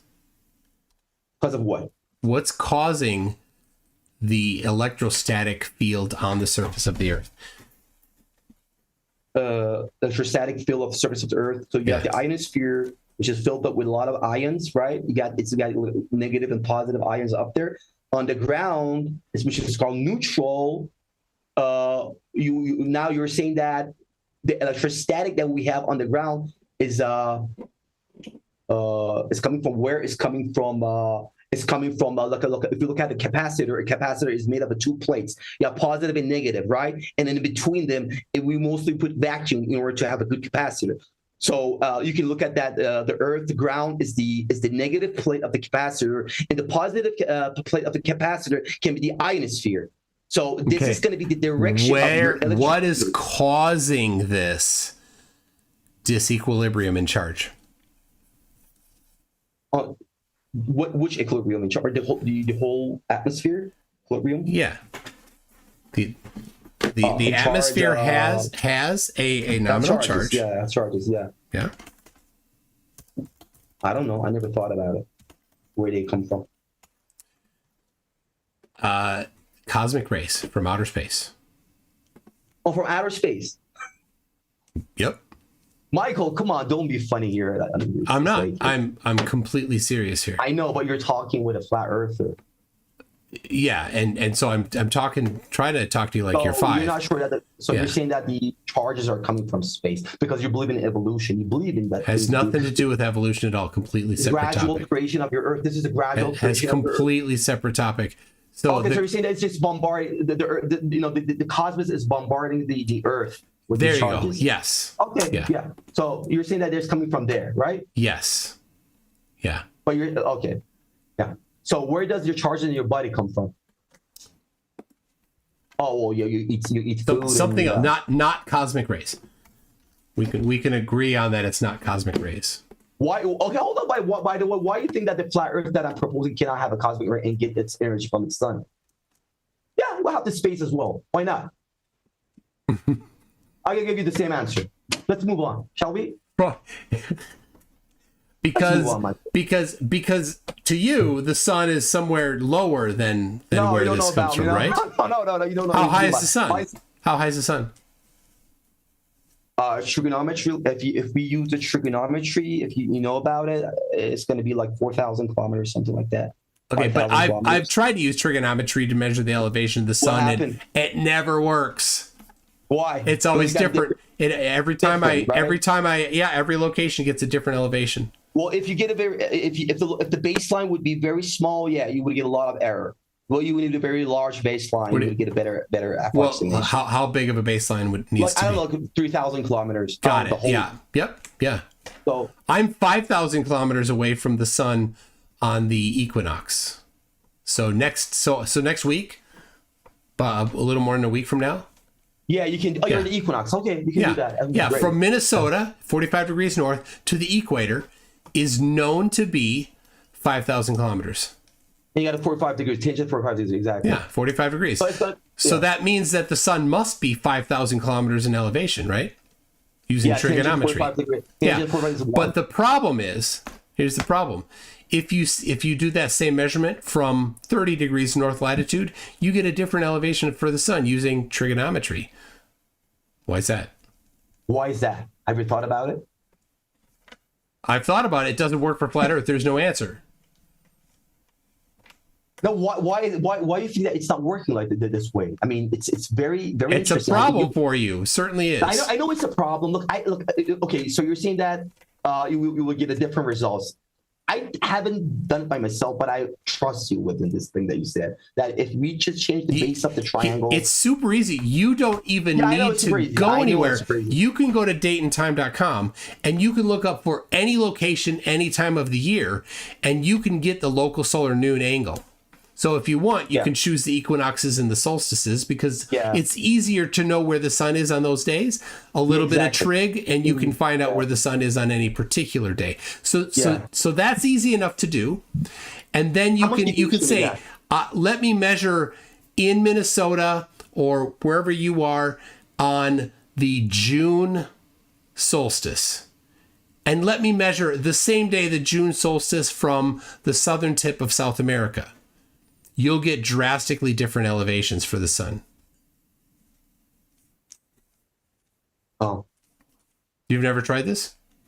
I heard this many times. That I tried this for once and I found the 4,000 kilometers. I thought that it won't be. I heard that a lot of Globers are telling me that it would. Yeah, but I would expect that it would have. Now the challenge is, of course, with your map. Yeah. How do you determine distances across the surface of your map? It's easy to determine distances across the surface of the globe because you use the Haversine formula. It's somewhat easy to use or it's also easy to get the distance across the surface of the Earth using the Gleason map because the Gleason map gives us a handy scale on it that says 60 nautical miles per degree latitude. Awesome. We can use that, and we can use the polar distance formula to get distances across the surface of flat Earth. Of course, nothing ever works, but at least we can get straight north-south distances because on an AE map projected from the center, all north-south distances are the correct distances according to the globe. It matches. Anyway, you can do it there. But your map, how do you get distances across the surface using your map? Well, it'd be a little more trig, wouldn't it? Yeah. Like the straight line distance using your map between Hawaii and Japan. That'd be a good one. No, not that one. Not that one. I think about it. So what you were telling me that how I'm going to sort what in my map? I think exactly the question. How do you determine straight line distances across the surface of the Earth using what you think is the actual layout of the Earth? Well, I have to work. I don't know. Look, I'm not a cartographer. I don't know how. You don't need to be a cartographer. You need to have a background in engineering. Oh, so there you go. That's the proper background to do that math because it's not going to be that complicated. You already went through it. You went through the first steps of it in this very conversation. Mm-hmm. Yeah. Right. Yeah. Yeah. So you should be able to output using your map a way to determine the straight line distances between any 2 points, and then you go compare it to observation. So you're saying that a straight line distances in your globe model, it will be projected. So you're saying that it will not be projected. I don't understand. Like you can project anything on your globe model on the Lambert projection. What's wrong with it? I didn't say anything about a projection. On the surface of a sphere, the distance between 2 points is computed using the Haversine formula. Okay. No projection. Okay. On the surface of a sphere, you do that, Haversine, right? On the surface of a polar map, polar coordinate system, which the Gleason map is, where you've got the North Pole in the middle, and then you've got angles and radius, right? So you got to convert the degrees latitude to a linear radius by multiplying by 60 nautical miles per degree, right? Yeah. And then you have the angle, which is just the longitude. And so then that's a polar map, a polar coordinate system. This is something covered in high school in the United States. Yeah. And then you use the polar distance formula. The polar distance formula is just a polar transform of the Pythagorean theorem. Pythagorean, yeah. Right. So and we could do that. We've done that. We've laughed at flat earthers for years at how incredibly wrong they are. Now, you should do the same thing. Okay, I got your question right now. Having the background you say you have, you should be able to do that. I will try that. Now I understand what you're saying. Now I understand. I fully understand what you're saying right now. Yeah. I never tried that on the map. See, you should. Then test to see if your map makes sense. Yeah. Because you don't need to be a cartographer. No, yeah, I got your point. What you say. So you transfer for the polar A, you guys transfer the longitude latitude into a polar with an R and with an angle, and then you just figure it out. The distance cannot be. It's not going to match the your globe. Yeah. That's the question then. Do airplane flights match the globe distances, or do they match some other distances? That's testable. Yeah, exactly. Yeah, I understand. But do you agree that these questions are all has the same roots? Like it has all have the same, like it's the same problem that all these flat Earth map has. Like even the one that I'm proposing right now, except the sky, which can explain a lot of things in the sky. But still, this is one of those. This is the same problem that all the flat Earth maps would have had, and I agree with that. And that is something that, as I told you, it's going to be. We would need very wild theories to cover that up. And I came with a wild theory that I told you that we're saying that the land masses get concaved and contracted and wrapped around the North Pole, and the more you come to the equator, you get a bigger fabric of space-time. So I don't think a little bit more. And now, do you know that Stephen Alonso, the fake doctor, did the exact same thing for the AE map, for the Gleason map? So what happened? He made the arbitrary wild claim with zero supporting evidence that he actually used space-time, or he used Lorentz contraction, which is a space-time thing, right? He tried to claim that the Antarctic region is actually smaller than the equator on the Gleason map because of Lorentz contraction. He just made up something, just invented something. It's the exact same as what you're saying. It's contracted. Yeah, but it's not the Gleason, but it's going to be the AE. So the same. It doesn't matter. It's the same arbitrary nonsense that you're using. Just inventing something for no reason to shoehorn your model into working, when of course the globe works perfectly fine.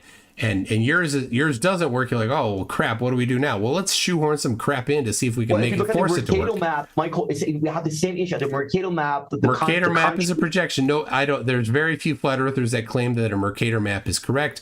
But yes, you do get one in the name Arwen. He thinks the Earth is actually a Mercator map. I don't know if there's more than him. No, I know, but I'm saying we're in the Mercator map. Mercator. Yeah, Mercator. Yeah. Mercator. Yeah. So you know that the land masses on the equator are way bigger than they are. Yes, it's a projection. Things are distorted. It's a projection, right? Yeah, no question.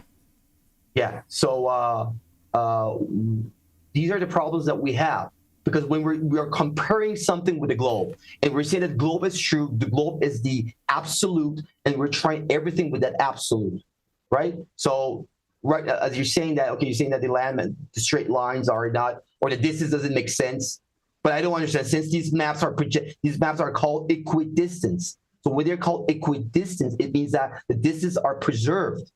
When in an equidistant map, the only distance that is preserved is the distance from the center point to all points out on the map. Now, of course, if you follow any of the radial lines from the center to the exterior, those, if you start at any point in that those distances are correct as well. But nothing else is really correct, right? The angles, azimuth angles, are not correct.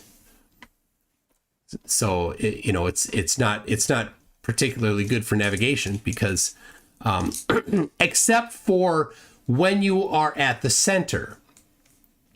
So if you want to do navigation, you do an AE map and plop yourself in the center, then it works. So if you're sitting there in Minneapolis, do a Mercator projection, an AE projection with Minneapolis in the center, and now all the distances are correct. And the angles from Minneapolis are correct, but nothing else is correct, just from Minneapolis, for example. But the beauteous thing about a globe is that you can pick any single location on the globe and any other single location on the globe, pull a string between them, and then you can take that string, bring it over to the scale, and you've got your distances are correct, and you've also just plotted a great circle route. Now, how do you know that the string and the globe? How you don't have the string on your globe? You don't have the first measure. What do you mean I don't have the string on the globe? But you're saying, okay, what you do is you go to the drawer in your house where you have string, and you grab the string, and you go to the map, the globe, right? And then you pull the string across the globe, and you go, oh, here it is, 3.4 centimeters, and I'll bring it over to the scale, 3.4 centimeters equals this. Have you ever put the string on the globe? Yes. Michael, come on. Yeah. No, I know. Like, look, not a small version. I'm talking about the real world, the Earth. The 1-to-1 scale globe that I keep with me wherever I go? No, I'm saying that, okay, you can just put a string on a ball. And I understand what you're saying. Yeah. But you haven't put a string on the Earth ball. I haven't put a string on the 1-to-1 scale globe that I bring with me everywhere. You're correct. I've never put a string. Yes, but surveyors have.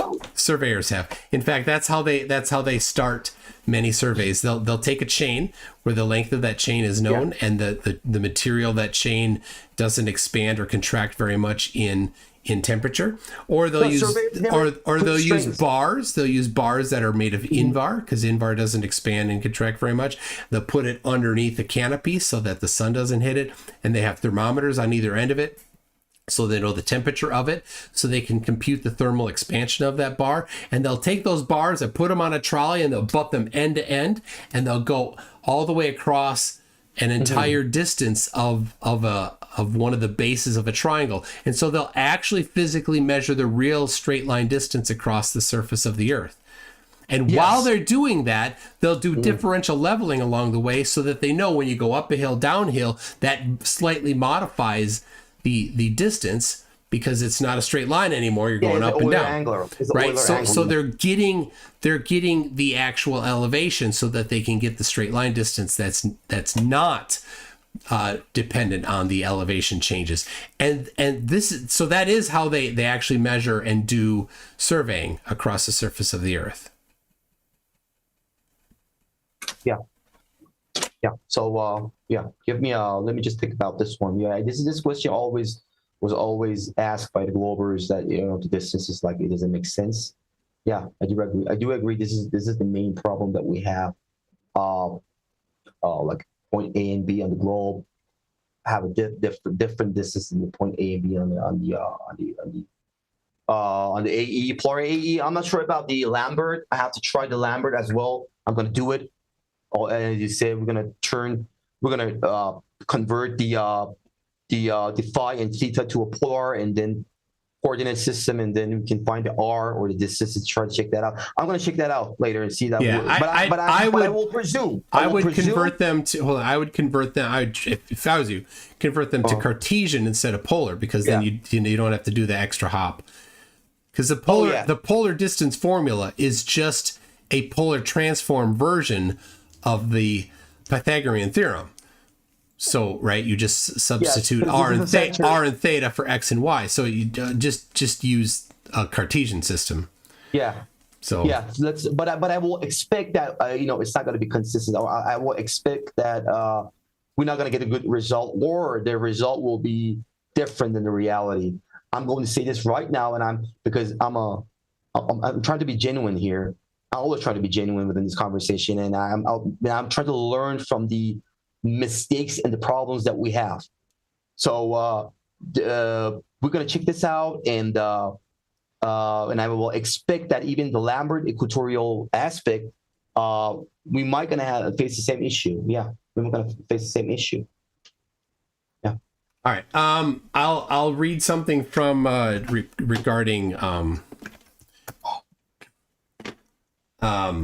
cosmic rays from Feynman Lectures, book section 2, chapter 9, talking about the electrostatic field, which doesn't, which is static. That's why it's called electrostatic. So it isn't inducing any movement inside the toroidal field. Ionization is being produced by something from outside the Earth. The investigation of this source led to the discovery of cosmic rays. We will not discuss the subject of cosmic rays now, except to say that they maintain the supply of ions. Although the ions are being swept away all the time, new ones are being created by the cosmic ray particles coming from the outside. And that creates the approximately 100 volts per meter electrostatic field. But it is very weak. It does not have a high current. And it tapers off at, I think, 50 kilometers. Let me make sure.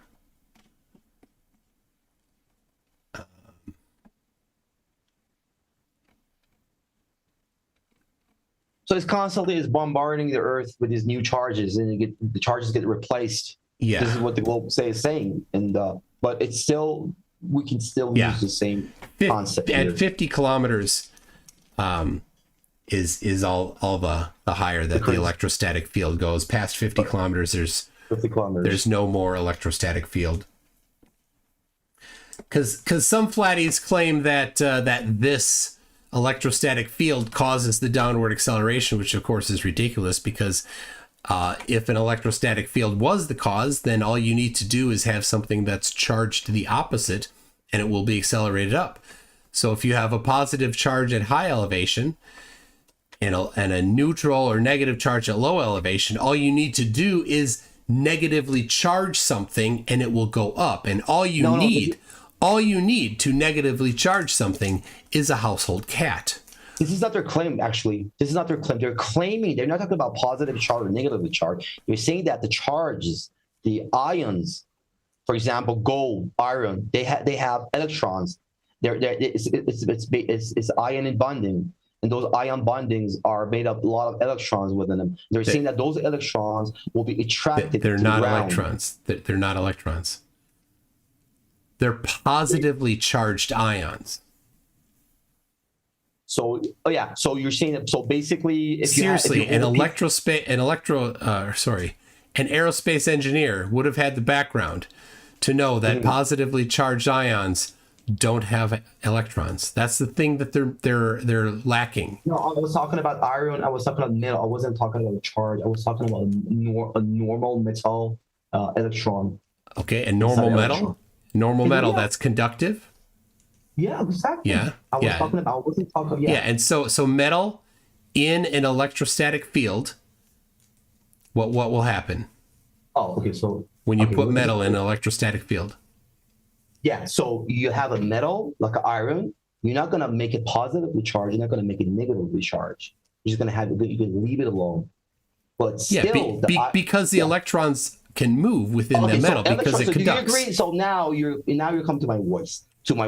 So we do have electrons in these metals, and we call them free electrons. And this is the reason that electricity will pass through the metals, because you have these ocean of these electrons hovering and jumping around each other, right? Now, these electrons, they're claiming, now this is not my claim, I'm trying to tell you it's not about positively or negatively, that's wrong. They're saying basically the electrons that is making this metal or this gold or this iron, whatever, that has been attracted by the ground.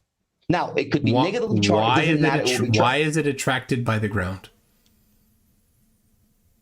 Because they presuming that the ground is minus, negative, or neutral. Let's say neutral, it's better. And that things when things have electrons like iron, which has billions of electrons with itself, these electrons want to stabilize or sort of they want to neutral themselves. So they want to come toward, this is the bias that will be made, because they want to neutral themselves. And this is not my claim, Michael.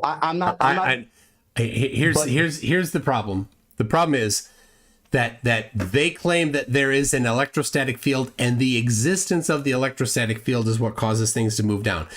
They don't know any more than that. They don't understand even the most basic parts of electrostatics. Of course, they don't. And this is very crazy. Electrostatics is different than gravity. Gravity has nothing to do. But the ones that are they claim that. They claim that. No, the ones that are good that I know about them, they don't say that positively or like they don't say that if you negatively charge something, it goes up. No, this is stupid. They don't say that. They say that they're saying that basically every object has electrons, right?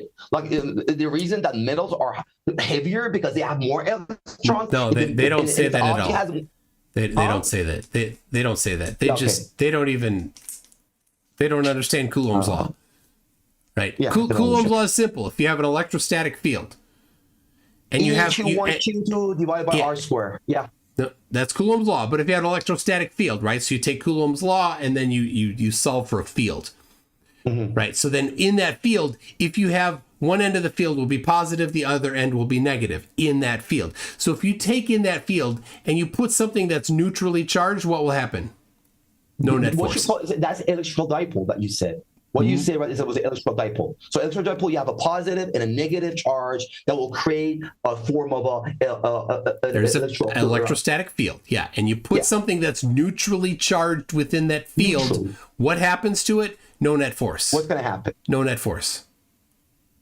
It's neutrally charged. But now if you have something that's positively charged, right? So you remove some electrons and you put it into that field. What will happen to it? It will be accelerated toward the negative end of the field. And if you have something that's negatively charged, so it has excess electrons, it will be accelerated toward the positive end of the field. And so the flat earthers that claim that the electrostatic field of the Earth is the cause of the downward acceleration are completely wrong, because all you would need to do is get yourself a cat. We can test it right now. You get yourself a cat and you take something. Here I have something that's an insulator, and you rub it on the cat. Okay, so now this cube now has a negative charge because I rubbed it on the cat. Right? Thank you, kitty. Yeah. Right. So now, according to Coulomb's law for a field, and flat earthers claims this now has to accelerate up. Obviously, it's not. Okay, now answer this question. How much charge did you give to the cube right now? Well, it started out generally neutral, and now it's negative. It doesn't matter how much negative it is, because inside an electrostatic field, they say that's the only cause of the downward acceleration. Inside an electrostatic field, a negatively charged object will be accelerated towards the positive side of the field. And flat earthers say that way is the positive side of the field. Yeah, like when you look at your hair stands out when the thunder wants to hit you. Why? Yeah. Yep. That's why. Yeah. This is exactly what they're saying. So the ground is negatively charged. Because the hair is very thin and very, very light. Yeah. So okay. So the point is that the flat earthers that talk about that are completely wrong. They don't understand. I agree with that. It's not a good. It's not a good Coulomb's law at all. Yeah. Yeah, I know that.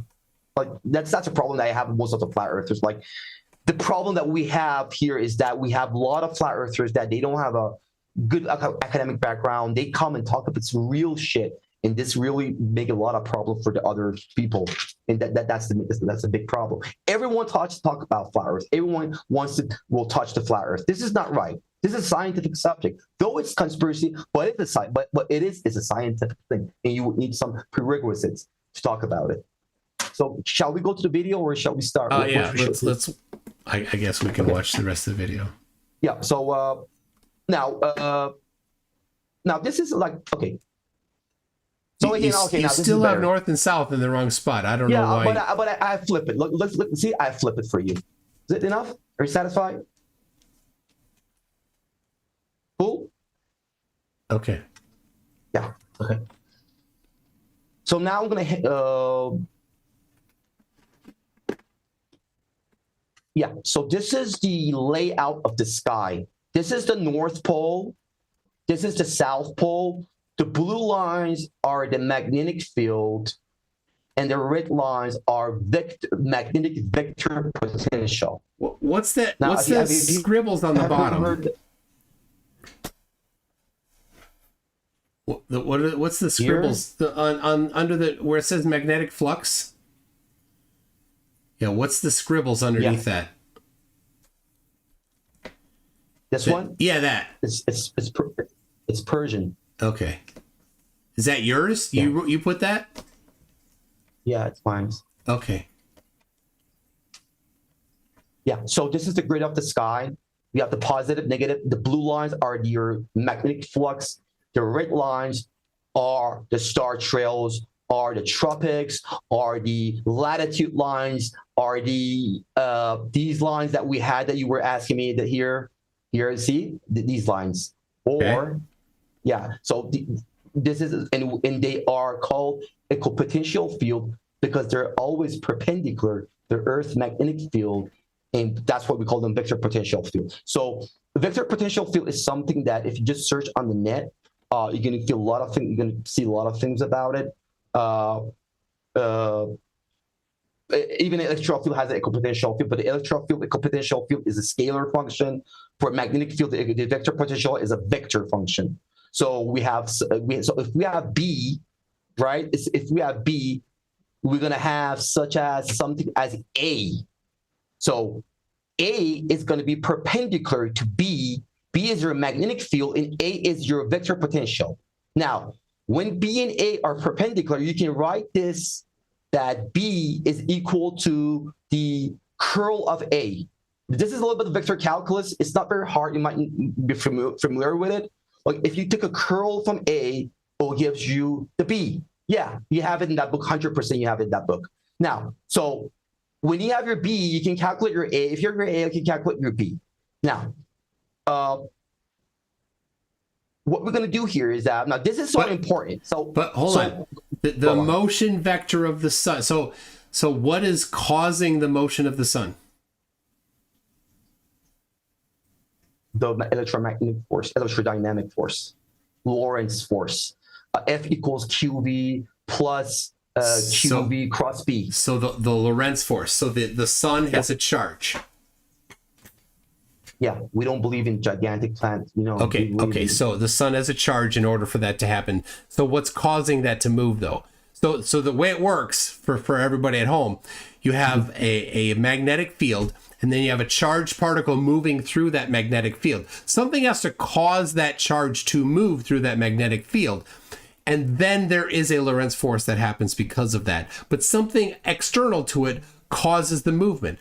It gets sent through it, propelled through it, pushed through it, something like that. So what's causing the sun to move? You're talking about the initial condition, not because you already said the Lorentz force would be able to move the sun, but you want to know that who put it in the first place, who gave it the first initial condition. This is your question. It keeps moving though. It's not following because it's moving in a conservative field. It is a conservative field. Okay. Yeah, so it won't stop. The same way that your orbits, your planets will never stop. Okay. In your cosmology, we believe that the planets will never stop because they're going through this very, very low friction environment. It's almost conservative. So it's the same. We're going to use the same theory here. Okay. So what is the charge of the sun, and how did you determine that? I said that. What is the charge of the sun? Is it positive or negative? This is a question. What is the charge of the sun? Because in order for this force that you're talking about to exist, the sun needs to have a charge. Yes. So and do you agree what is the charge, and how did you measure it? You mean how much coulomb is the charge? When you're talking about what is the charge? This isn't challenging. It'd be something measured in coulombs. Yes, you want the coulombs? Yeah. What is the charge of the sun, and how was it measured? I haven't worked on it yet. I'm going to write it down. I'm going to work on that. Okay, Yeah, that's a good question. And what caused? See when you have the Lorentz force, the objects that are subject to Lorentz force don't move in circles; they move in spirals in a circle. Exactly. That's why I told you. But that's not what the sun does. So spirals in a circle. It does this in a circle. Yes, sun doesn't make a perfect circle. Sun goes through these complex curves. Not matching a Lorentz force. No, Lorentz force is not always like I've seen. Okay, this is what she's trying to say. The Wikipedia page of the Lorentz force will show you exactly this. Hold on. I know what you're talking about. Lorentz force law diagram.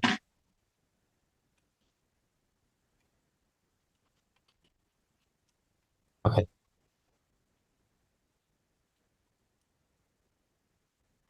This is Wikipedia. How old is your computer? It's not old. The internet is a little bit. Where is the Wikipedia? I have to show you. Oh, here is it.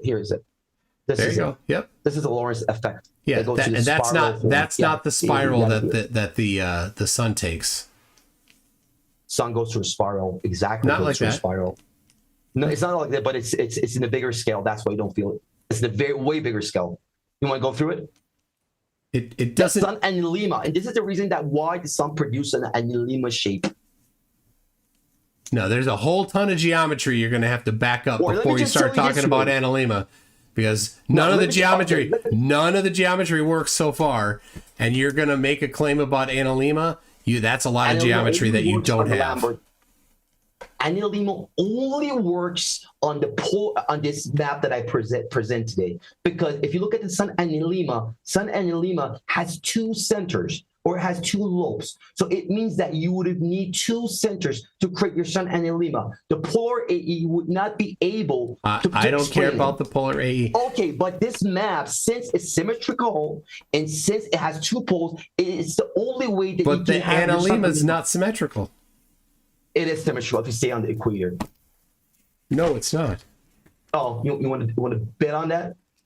This is only for north. This is where you're standing above the equator. This is how I teach. Okay, let me just explain this to you, Michael. This is a great mistake a lot of people would have done. People would have think that the sun annulema always looked like this. No, sun annulema, you break it down. Okay, it's wrong. It's wrong. No, you're wrong. You're wrong. You're definitely wrong. Sun annulema is a subjective shape. It means that it is dependent to the observer position. For example, if somebody goes and stands on the North Pole, what shape he will get? Answer this question. If somebody stays on North Pole, what would be the shape of the sun annulema? Same. The North Pole. Oh, North Pole. They don't see it half the year. Oh my God. On the North Pole, I don't know if it's north or south. On the north, they'd see one like this. On the south, they'd see like that. Okay, so or the other way around. I'm not sure. Search on this later, because you're making a great mistake right now with the sun annulema. And most of and I know that this is the fault of the flat earthers. I have to blame the flat earthers, because they always say that the sun annulema looks the same. Because this is the only way that they can prove their AE model. Because the AE model, polar AE, the southern world is fatter, it's bigger than the northern world. That's why the sun annulema would always have a bigger lobe below than the lobe above. But this is wrong. If you go on the equator, if you live 365 days on the equator, and if you start taking pictures from the sun every day, 12 o'clock, and if you create your sun annulema, you're going to see that the both lobes are going to be in the same size. If you start, I need some whiskey. Does anybody have any whiskey that they can give me? This is too much. If you go close to south, the lower loop starts to become bigger, and the bigger loop starts to become smaller. No, it's not. This is how. It's not. Trust me. I don't trust you at all. Sun annulema, it's not always the one shape. Look, if you're a glober, how could you didn't know this? It's so interesting for me. So interesting. Even if you would know how to use Solarium, just use the Solarium, put the observer. I can do it right now for you. Let me just do it right now. Hold on. I hate all the flat earthers because of these consensus of the flat earthers being keep saying that the sun and limit is the same shape. No, it's not. Okay, so we're right now in the what I'm going to do is I'm going to go to the equator here. I'm going to put it down to Africa, Sudan, we're close to Kenya. Where's this is a zero line. So we're in the zero line right now. Yeah. So let me just equatorial. This is the equatorial grid on. This is the landmass. So we're standing. This is our north. Right is east, and this is west. Okay. So what I'm claiming here is that if I start changing the time, now what I'm going to do is I'm going to put the sun here. Yeah. So what I'm going to do is that if I change the month, I'm going to create a symmetrical analemma here. Now, you can use this software and put yourself on the equator and start rolling the time and see how the sun analemma looks like. And if you do that, Michael, you're going to see that the sun analemma is going to have a symmetrical shape, the same way that these tropics look symmetrical, the same way that the sky looks symmetrical, the same way the sun analemma would have looked symmetrical. Oh, I'm getting so tired. Can I get a glass of water just 1 minute? Yeah, I need some whiskey. Lots of whiskey.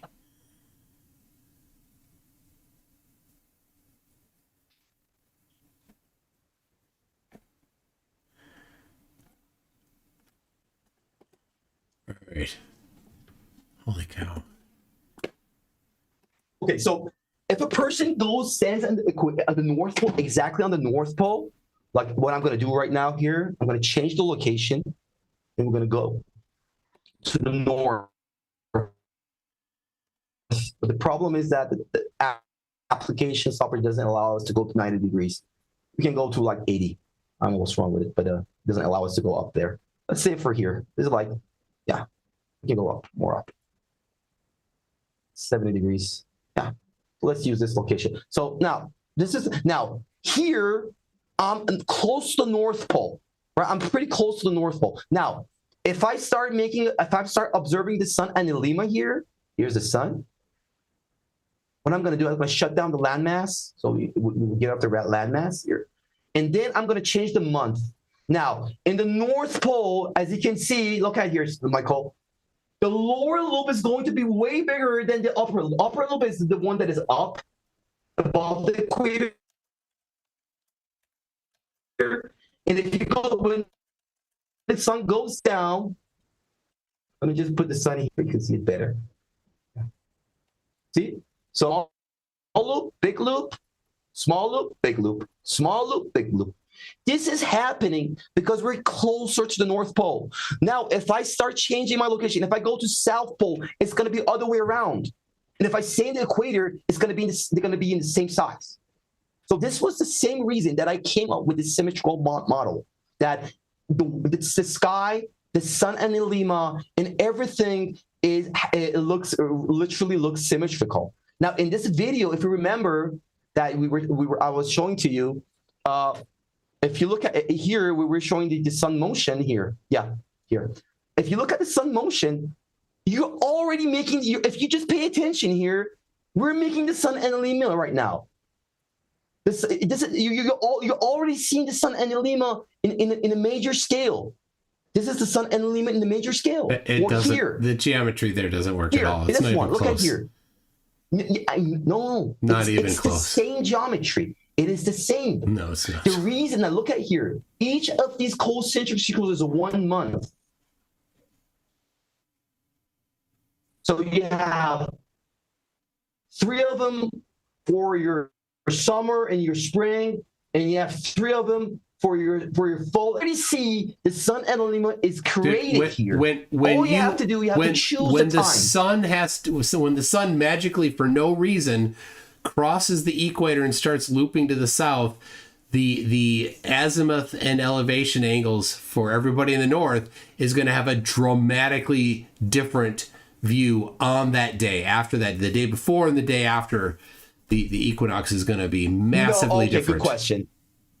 Exactly. So that's a very common mistake. But when I explain this model to a lot of people, I'm surprised that you asked this question very lately because we were talking about some other stuff. But the first thing that people would have started asking is the same thing: that how magically sun would have shifted from north to south. Well, you need to understand that this shift would have happened very, very gradually. It happens very, very gradually. It happens in one day. Daily. According to you, on September 20th, it's orbiting for no reason, staying up, and for no reason moving around in circles around the North Pole. And then on the 21st or 22nd, magically it takes a turn, and now it's looping around the South Pole. So the difference between that day when it's looping the north and the day when it's looping the south, all the azimuths of sunrise and sunset for everybody is going to dramatically shift instantly. No, it doesn't going to shift. Okay, so if you're, I forgot what I was going to tell you, but it's going to jump. Going to be a big jump. It's not going to. Okay, you think it's going to jump? Okay, what I'm going to do is I'm going to use the Stellarium game for you. I'm going to show you how gradually this thing's going to work. This is a beautiful. You can't use Stellarium to show how your model works. Oh, I can use. Stellarium is a globe. I'm not using the ground with it. I'm just using the sky. It's okay. Come on. You're using the globe. Whenever you use the globe, this is the first law of Flurf. This is a geocentric software. This is a geocentric software, Michael. It's a globe software. It's a geocentric software. It has nothing. We're not talking about geocentric or not geocentric. We're talking about globe or flat. And so you're using globe geometry right here. This is first law of Flurf. No, I'm not. I'm just using the sky. No. Please don't do this. Don't straw man. Everything in the sky is computed using a concentric sphere. But the sky. A concentric sphere around the globe is what this is. What we're looking at. The sky is irrelevant. It's independent. We do have a globe model, which is a geocentric. You know about it. Galileo, Aristotle, a lot of can still have a globe model. Doesn't. Yeah, geocentric globe doesn't work either. But do you agree that the geocentric globe can use this software? This software is independent of which is moving. No, it doesn't matter. A geocentric glober, is he allowed to use this software for the sky? A geocentric globe or a heliocentric globe works just fine with this software. Yes, because it's not about the movement of the Earth around the sun. Yeah, exactly. Cool. So I'm just a geocentric. This is geocentric globe. You're not a geocentric glober. You're a geocentric flat earther. Between the geocentric globe and the flat geocentric globe? A massive difference. There's a massive difference. Because on flat Earth, in terms of sky, Michael, yes, on flat Earth, you don't get to use a sphere. No. I know that. That's the surface. But we're talking about the sky here. You can't use a sphere for the sky. Why is that? You can't use a sphere for the sky. Let me show you why. Do you agree this is the reality? Do you agree? Well, yeah, of course. Using a concentric sphere. I'm going to show you the reality right now of how things shift. Sure, destroy flat Earth if you want. I agree. No. Right? You're using the globe. All right. I don't know why I don't. What's wrong with you using this software? You have to be logical. All right. Here's flat Earth. There's flat Earth, right? Now I'm going to draw a couple options for what you could have for where the stars are. You could have the stars in a plane above the plane Earth, right? It's not a plane. A couple flatties say that. Some flatties say that there's a dome, and so you could say, oh, well, there's a dome over the flat Earth, right here. Right? Those are two possible things that you could potentially say. But here's what you can't say. You can't say that the stars are in a sphere over flat Earth. What I can do is I'll show you why. I'll show you why. Because this is a sphere around flat Earth right here. Right there. And so on a sphere around flat Earth, half of the stars at all times are on the downside of the flat Earth. But in reality, 100% of the stars are above the surface of the Earth at all times. There's always a GP for every single star on the surface of the Earth. For flat Earth. In reality. Yeah. So half of the stars can't be under the Earth. Yes, and I'm not using the half of the stars. So you can't use a sphere. I'm not using the so half you're of the using stars. you're using the sphere right here. I just shut down. Okay, I just shut down the landmass for a year, so we don't have any Earth here. You see, I just shut it down. I just shut down the landmass It doesn't here. change reality. You don't get to have half of you don't get to have half of the stars underneath flat Earth. I know, but listen here. Okay, look at my image right now. Okay, so you're seeing that below the horizon, we cannot see it, but right now we can see it. According to the law of perspective, the stars could never be everything below the horizon. Exactly. So if you would have needed exactly, so a Solarium type of a flat Earth software should be in such a way that all these stars from the bottom should come up. And for example, when the users zoom in, he will be able, for example, if I'm zooming right now, I'm zooming. I should be able to bring more stars in my view as I zoomed in. So the flat Earth Stellarium version software should be something like that. I agree with that. I agree with what you're saying. Half of the stars below the horizon should come up. Or it should be like when we zoom, we should be able, all these stars below come up. But this is not happening because this is based on the globe model. I understand that. But the things that we're studying in the sky is irrelevant. It's independent of the surface of the Earth. That was my whole point. The sky that is wrapping around those shells has nothing to do with the shape of the Earth. The trajectory of the sun, the trajectory of the moon has nothing to do with the sun.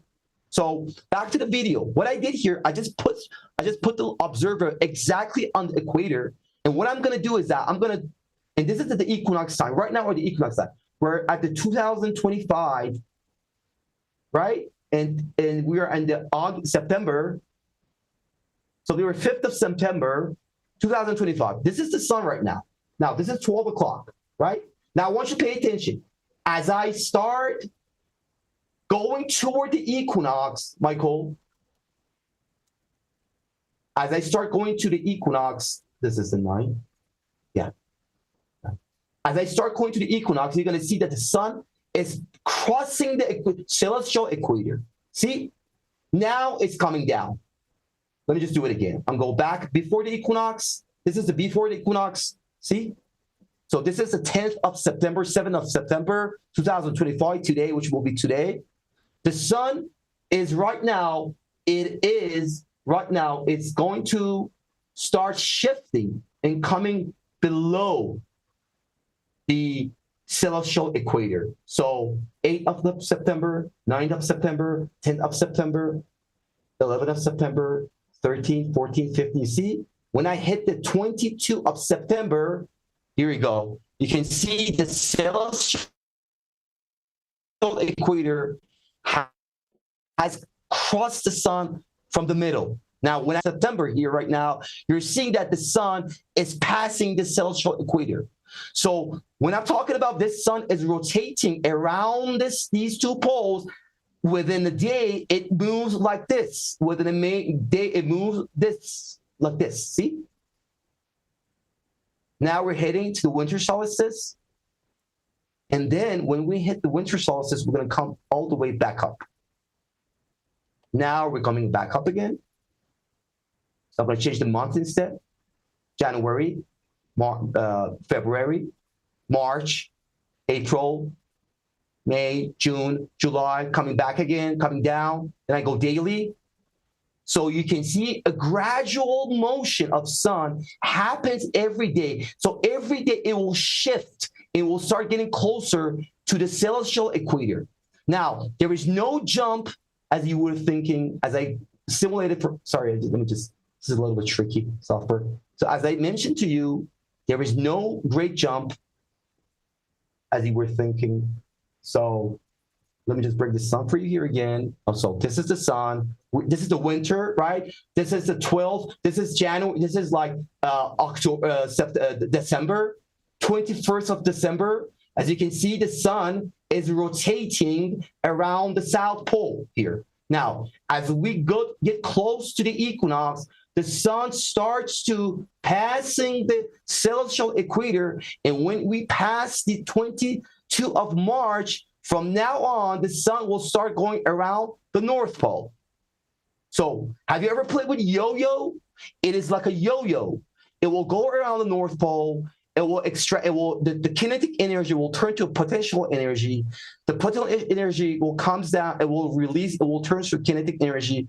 When the kinetic energy releases, it will turn to a potential energy. It will go around the South Pole. So it's like you have two yo-yos, or you have a yo-yo which has two people, or you can look at like a pendulum of a clock, that the sun is fluctuating around these two poles. It goes around the North Pole for 6 months, then it will fluctuate. It comes around the South Pole. So basically, we're seeing that the sun is vibrating with a period of about 665 days. All right. That's here. Let me show you how it doesn't work at all.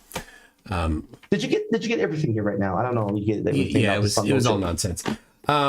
Here we go. So hold on. I'll get this here. So you didn't understand how the sun passes the celestial equator within the equinox. I do.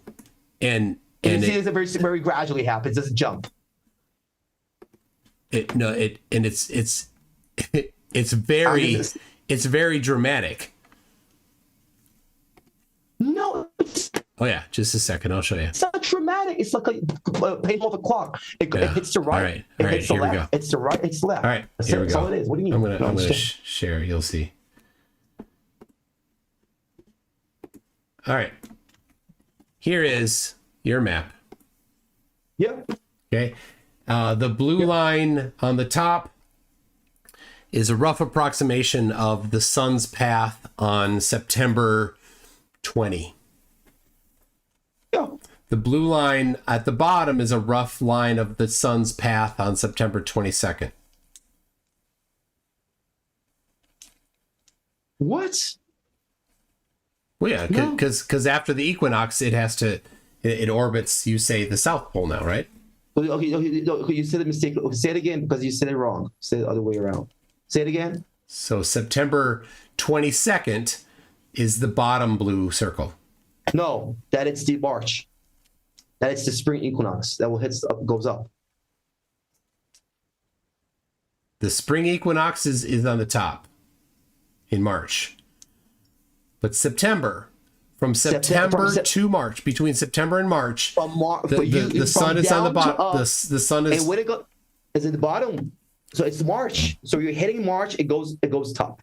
You're just saying other way around. So I'm saying on September 22nd, this blue line on the bottom is the approximate path of the sun. Okay, you can say that. Okay. Okay. So this is 1 day apart, right? Both. Okay, they're one day apart, 22nd. Yeah, okay, so 21st. if the equinox is on the 21st or 22nd, because it sometimes is different, right? So 1 day apart, you've got the before the equinox in September and after the equinox in September, right? Exactly. Okay, exactly. Now the sun here is approximately in the position where the sun would set in as just as far as time goes. For me in Minnesota here. That's its location. The sun is pretty far away from you right now. Okay, so where's your mouse? Okay, so that is your nighttime, basically. Yeah, that's sunset approximately. Yeah, the green dots. That is your sun, location of your sun. Yeah. So this would be this is your nighttime right now. Yeah, this is the sun approximately at sunset. Yes. Right, approximately. And so the azimuth, when you look from Minnesota, for the sun at sunset, according to your map, is northwest. Michael, don't go through this direction. Okay, it's northwest. Okay. Yeah, it's north. Okay, and then a day later, 1 day later, the azimuth for the sunset. Northeast, basically, that is northeast. Oh, sorry, northeast. Right? You're right, northeast. Yeah, okay. And and the sun in Minnesota, I don't know if you're aware of this, but the sun never sets northeast. Anyway, then 1 day later, 1 day later, the sun will set southeast right here. You see how that's a massive jump? Okay, so now this is a problem. So this is not a big jump. That's not a big jump? No, That's it's not. So an incredibly massive jump. Look at the distance of the both green lights to Minnesota. Look to your city. Just look at it. It's the same. It's the same distance. The distance? The distance is not even close to the same. This distance here from Minnesota to the sun what time is that? This is sunset time. So it's going to be, 7 p.m. or something. 7:30. Yeah, 7 p.m. whatever. Yeah, okay. Yeah. So this distance right here is short. It doesn't cross the equator. It starts halfway up, approximately in the northern side here. This distance here, bro, that is okay. You're just first crosses the equator and then it goes all the way across Antarctica over to where this draw is. it accurately. You haven't drawn it accurately. That's why I said approximately. So if you should look at the real map, it's not like that. Let me just show you the real one. Hold on. Your real map only has approximate positions too. I know it's approximate position, but let me just go to it. Share my screen. Let me just bring it. I will explain here on this one. See? Let me just share it. Hold on. Yeah. Okay. Alyssum says Sydney to Santiago on this is worse than AE. Yeah, so, wrong direction. This projection also screws the northern hemisphere drastically. It's worse than AE, worse than the Gleason AE. Yes, it is. Yeah, this for every he's trying to solve one problem and introducing 10 more. I haven't seen any problem yet, except those distances that we have to work on them. So now look at my map here. Now the distance of those things that you're seeing has to be equal. This is a symmetrical, unsymmetrical in any case. So if you're saying that, no, the sun's on that image that you brought, I don't know why you're saying that the sunset would have looked different. It won't look different at all because in both cases, the green dot was far away from you. And so you have to both sunset. The angle is dramatically different. I told you, the azimuth angle, dramatically different from one day to the next. Not the distance, the angle.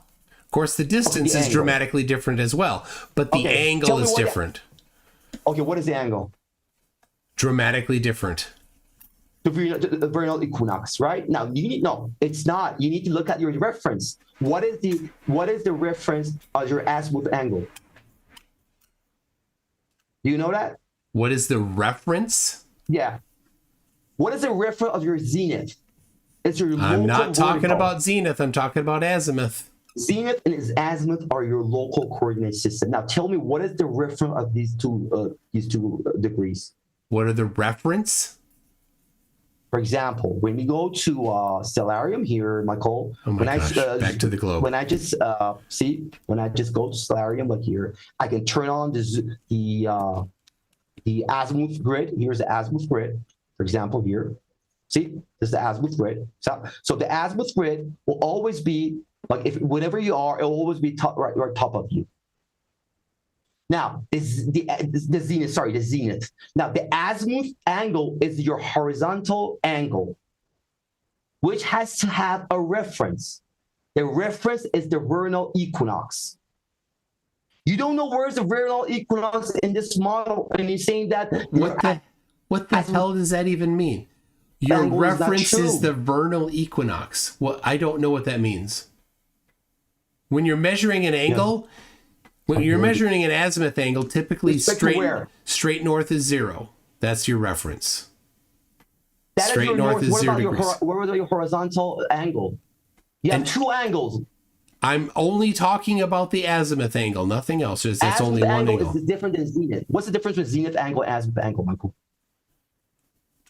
What's the difference? I'm not talking about zenith. Why are you talking about zenith?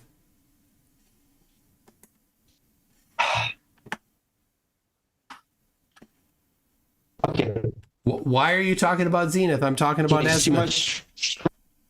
I mean, right now. Yeah. I'm trying to show you azimuth. Yeah, I know what an azimuth angle is. Yeah. And that's why I brought it up, because your map doesn't work at all. It has a reference. The reference is due north is 0 degrees. Yeah. So this will go, the zenith go normal vector, and this will go to the north. You said zenith again. Right. Why can't you stop saying zenith? I'm talking about azimuth. I don't want to go to just azimuth. Okay, just azimuth. So you're saying that the azimuth are so different, right? Let me just bring the map here. So you're saying that the azimuth here and here, which are 1 day apart. Yeah, they're exactly 1 day apart. One would be here. One would be here. Now you need to understand you're going to take those very big circles. As you draw on, they were so big. And anyway, if you got the star trails are more concentrated in the middle. So in the middle, right, you're going to have the sun and the stars and these tracks to be more concentrated and closer to each other. So if your azimuth angle from your city, in 1 day it's here. If this is like, I don't know, 30 degrees, this one has to be like 31 degrees after 1 day. After 1 day, it has only just 1 minute. And it would be like that. Why? Because you need to understand that you have two centers here. One time you have to, your reference point will be respect to the North Pole, but in the winter time, your reference point will change and your reference point will be toward your south. Did you get the point? It's not always the north. It's when you're above the equator. No. Let me just make this clear. Azimuth angles are not relative to the equinox. Azimuth angles are relative to cardinal directions. Typically, azimuth angles, 0 is due north. Yeah. That's it. So on your map here, from the day before the September equinox to the day after the September equinox, the azimuth angle to sunset is dramatically different. It's a huge jump. You don't know that. You don't know. Yes, it's 100%. 100% the case. You don't know how to. You don't know the local coordinates just on this model. I can see it right there. I don't need you to tell me the local coordinate. There's no magic. There's no magic to the local coordinate system. And being far away doesn't change the azimuth. No. I'm saying that. Yeah, you're right. I'm not using any magic, but I'm saying that. Look, distance does not change azimuth. Yeah. So, like, how do you know it's so different? How dramatically it's different? I put up the diagram. You can see it from on my map. What do you see on my map? I'll put up the diagram for everybody at home to see again. Here you go. Okay. There you go.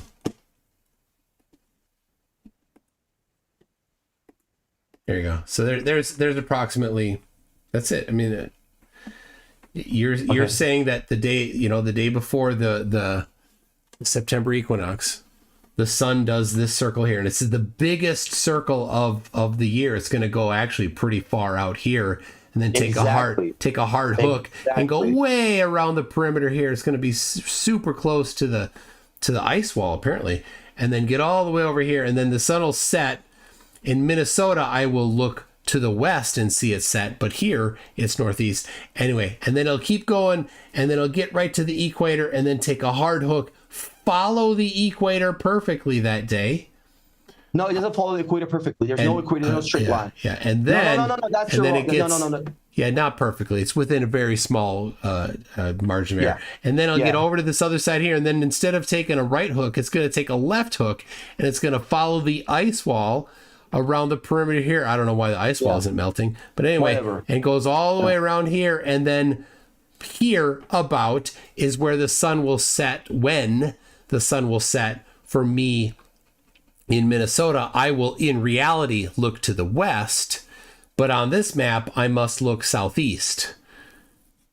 Again, this is an absolute devastating falsification of your map. So your model. You're saying that you're not looking west, and then it keeps going, and it gets just about to the equator, and then it hooks a hard left again. Okay, so go back and say that you're not looking southwest there. That's your mistake. Repeat the same. Yeah, that's southwest. That's definitely southwest. No, it's not southwest. It's not. Oh, well, let's try it here. I'll tell you. Well, what is west and what is east, Michael? Well, it's something that is perpendicular to your north. Yes. And that location is still perpendicular to the north. No, so the azimuth will be the same number. I can adjust this map here. So just a second. I'll get this here. Let's see. I gotta change this. I'm in Photoshop. You know what? I could probably just share my Photoshop screen. Let's do that.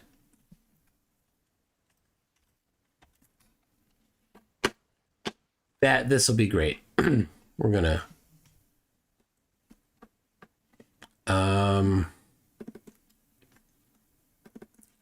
look at Photoshop. And by the way, sun never sets at the northeast or south. It's always west. It's always west. The sun could never actually set on flat Earth. That's the other problem, of course. But whatever. What it doesn't set on the north or southwest. It would never set. It would just never could. But it will set always on the west. That will tell you that why it sets in the west. All right, here I am in Photoshop. So here we go. Make my pen a little smaller. And what I'm going to do, I'm going to draw the rest of this. I'm going to complete this line across the United States here. Right? That's about 45 degrees, isn't it? So right here in Minnesota, right about here, here's our cardinal directions. Right? We've got north going here, we got south going there, east and west. So we now don't see anything. We don't see anything. Oh, okay. I'm sorry. I need to share it to you.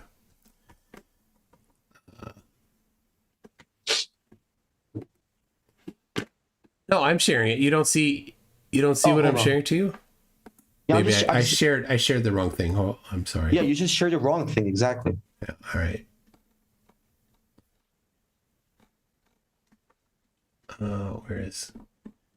Where is Photoshop? There it is. All right. So there you go. So there's Minnesota there with the where? Oh, okay. Right there. Okay, so now good. So now I can draw a line from Minnesota there to the sunset angle up here. So that's actually almost due north. See that? There it is. So almost exactly due north. So this black line underneath is due north, and this. So now this is approximate. All right, now, just 1 day later. I don't see any angles. Look, with respect to what? You just had a one line there. There you go. With respect to due north. So 0 degrees. This line here, this black line is 0 degrees. Right here, this little black line, which is underneath the red line. See that? That's 0 degrees? Yep. This right here, this black line is 0 degrees azimuth. And so this red line is very close to 0 degrees. The first one going up toward the sun on the day before the equinox. Okay, so 0. And then 1 day later, we've got pretty much a 90-degree difference in the angle. And see, there it is. And this is the problem. The sun is seen until this moment in time, right? Until sunset. And it is as far away as possible from Minnesota, like right up in here, when it sets. And then, it's going to get farther away as it moves out here, right? So there it is. It's going to get farther away. So here we have this. The point of this, though, is from the day before the equinox to the day after the equinox, the azimuth angle is massively different, incredibly different. No, okay. So look, what's the first azimuth angle? The first one looks close to 0 degrees azimuth. Yeah, because your reference is north, right? Yeah, because you measure azimuth angles from a reference, typically Michael, 0 degrees. I told you.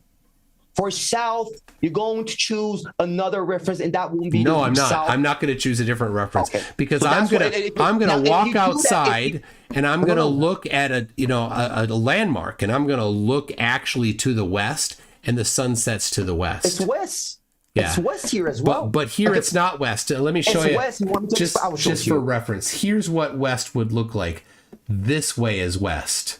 This is west from Minnesota. This way. No. Yeah. Draw the curve, and that is your west. No, when I why would I draw a curve? West because isn't that is a your curve. Latitude line. You have to be along your latitude line. The light doesn't follow the latitude lines. Light goes straight. No. The sun. Listen. No, at the instant of sunset. Not the path that the sun took to get to the instant of sunset, but at the instant of sunset, according to your map, the sun is approximately due north. No, that is not north. Yes, it is. It is north. That is north. It's toward the west. No, this is west. West is this angle here is to the west. West, it's not a straight line. But when I look at the sun, the light from the sun doesn't follow the curved line. That makes no sense at all. The light travels straight. The light travels straight, but the sun will go through these parallel complex curves that you see on this map. But the sun isn't here at the moment of sunset, according to your map. The sun is here. So the path that it took to get there doesn't matter. It's the path that the light has to take from the sun to my eye, according to your map, is going to come from north. The path that the light takes is straight. I know that the path is straight. I do understand that. But this is a straight. This is still straight. This is straight to your west. So if you're looking at that one, so you think that your west is that perpendicular arrow that you drew over there. Yes, that's to the west. That's to the west. That is your local west. Yes. That is your local. Yes, exactly. Yeah, so as you move, hold on. Now, as you start moving toward the west, this arrow will start to. But when I'm in Minneapolis, I'm not moving to the west. I'm just standing in Minneapolis. Okay, cool. I know you're standing over there, but your sun is going along this along this complex curve, and it will be always. Now listen to this part. It would be always perpendicular to the North Pole. All these complex curves that you see, Michael, right now, they're always perpendicular to North Pole. So it means that I do understand you're saying that the north, it looks like it's on the north, but that is not your north. That is, first of all, you're not able to see the sun over there. That is so far away. Your night will start much more earlier. Your night probably will start in the middle of this curve, not somewhere like there. So yes, the sun might be north, but you might be able to see it over there. What mental challenge did you get to this point that you can't figure out these kinds of things? This isn't hard. And here you are claiming, I can't believe that you actually have a degree in aerospace engineering. It doesn't make any sense that you can't understand. The whole point. You don't understand these elementary school topics that are over your head. I don't get it. How did you get to this position that you can't understand these things? Okay, if this is your north, what's wrong to have the sun at your north when you're at the nights? Because that's not where the sun actually sets in reality. We have to. In reality, it sets on the west. Do you agree that it sits on the west? Yes. So, and it will start to go around this flat Earth thing, so it will hit the north as well. No. What? Oh my gosh. See, you know what is your mistake? You think that north and west are something that you can see from outer scale. North and west are local terminologies. Yeah, that's what I applied it locally. Yep. No, you haven't applied it locally. Yep, you're that's just what I did. Hold on, you're just choosing a point. I'll show you. And say that is north. No, it's not. Here's how I applied it locally. You see this little cross here? This is the cardinal direction on your map for only this position. Okay, draw the next one. Draw the next one. What the next what? Draw the next line that it goes to the north. That doesn't make any sense. Oh, the next line that it goes to the north. Well, that's your mistake.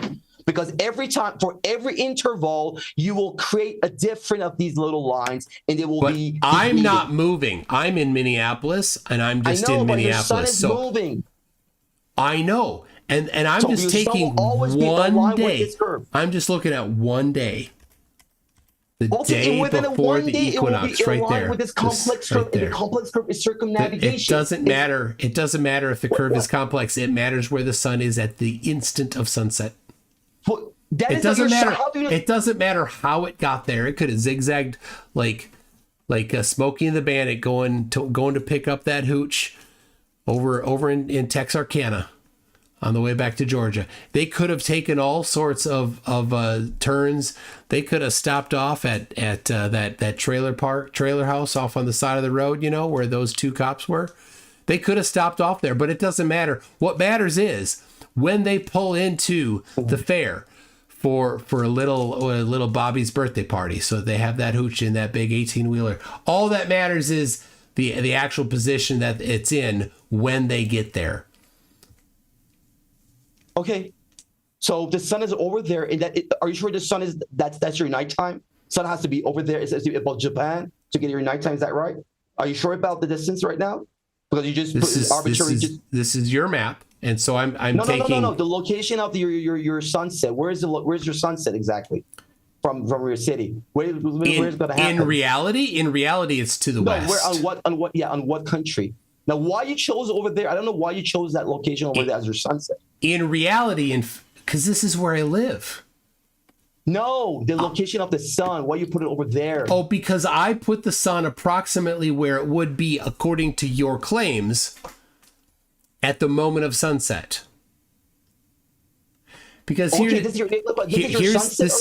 is the important thing. In reality, on this day, the sun rises due east and sets due east in Minneapolis. So when I put this here, this right here, this is where the sun must be for Minneapolis. It must be somewhere along this line to the west. It is right now. If you just zoom it in, you can see it right now. It is. Just zoomed in, you can see it's aligned with that part. No, but if you just go further a little bit, you have to tilt this arrow. It's not. In fact, it's not. Why would I tilt the arrow? The light doesn't take a curved path. Then how your refraction? Why you guys are saying refraction works? Anyway, I don't want to get into that if light doesn't curve, but light curves. It really curves, and we know that it curves. It does curve vertically by half a degree to maybe 1 degree, but this is curving 90 degrees. That doesn't happen, and it's horizontally. You don't get horizontal curving. Wrong about that. No. That wasn't because I told you. Your reference is going to change as you go below. When I go outside, I'm not going to, for no damn reason, choose to measure the angle to the sun to a different point. I'm going to I'm going to pull out my compass. I'm going to say which way is due north according to my compass, and I'm going to take into account magnetic declination, which in Minneapolis is just about 0. So I don't need to do much here. Anyway, and I'm going to say, look at that. The sun is setting due west, so at an azimuth angle of 270 degrees. That's what's going to... Michael, the compass does not show you the north. The compass only shows you the direction of the magnetic field. Can you understand this difference? Can you understand this? Of course I do. What the hell are you talking about? So therefore, when you're saying that only your compass showing you your north, it's not only north, it is south as well. Yes. You can use the same... Okay, so you can use the same compass, and you can have yourself in the same direction, and you can almost, you're gonna have the same angles over there when you use the south part. I told you, the whole point of this map is that when you go below the equator, you're going to deal with the South Pole. All the coordinate system has to be the referred to the South Pole, and if you do that, all the answers will be correct. Like the one that you got right now. Nothing is correct. Literally nothing is correct. Except the one that you said. That west sunset thing that we have to talk about later. But the other issue that you brought up, like this very long, these azimuth long 90 degrees thing that sort of drew, this is because the reference point for south is not the same reference point in north. Now, these two reference points are the same. They're in the same direction. It means that if I hold the compass, it doesn't mean that if I'm holding the compass and I'm sort of looking at the north, I'm almost looking at the south as well. It's the same thing. It's the same direction. So that 90 degrees that you think, it comes from this fact that it's about the center point. That what is your center point?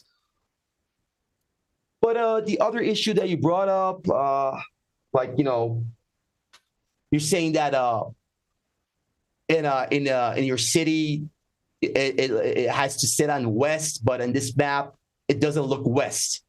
Well, this was one issue, but the other one, I answered the other one. Every single person will have the wrong azimuth unless they're actually on the prime meridian.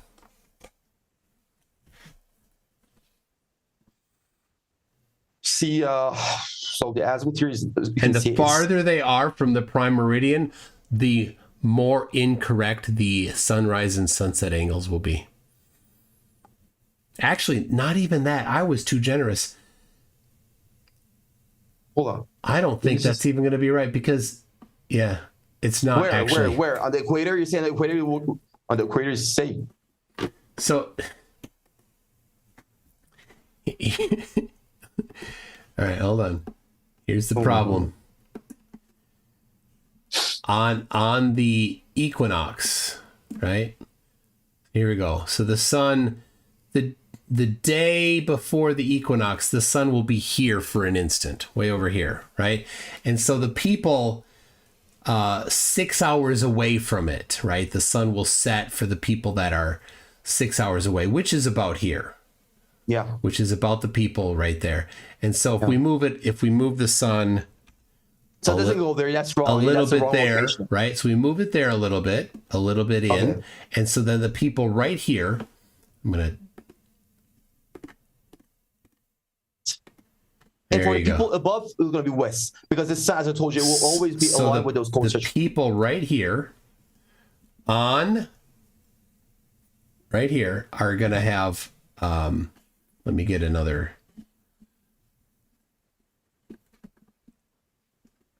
You haven't thought about any of this stuff. The hell? Not this one, to be honest. You haven't thought about anything. So the people. But people right here. Okay. The people right here on the west coast of Africa there.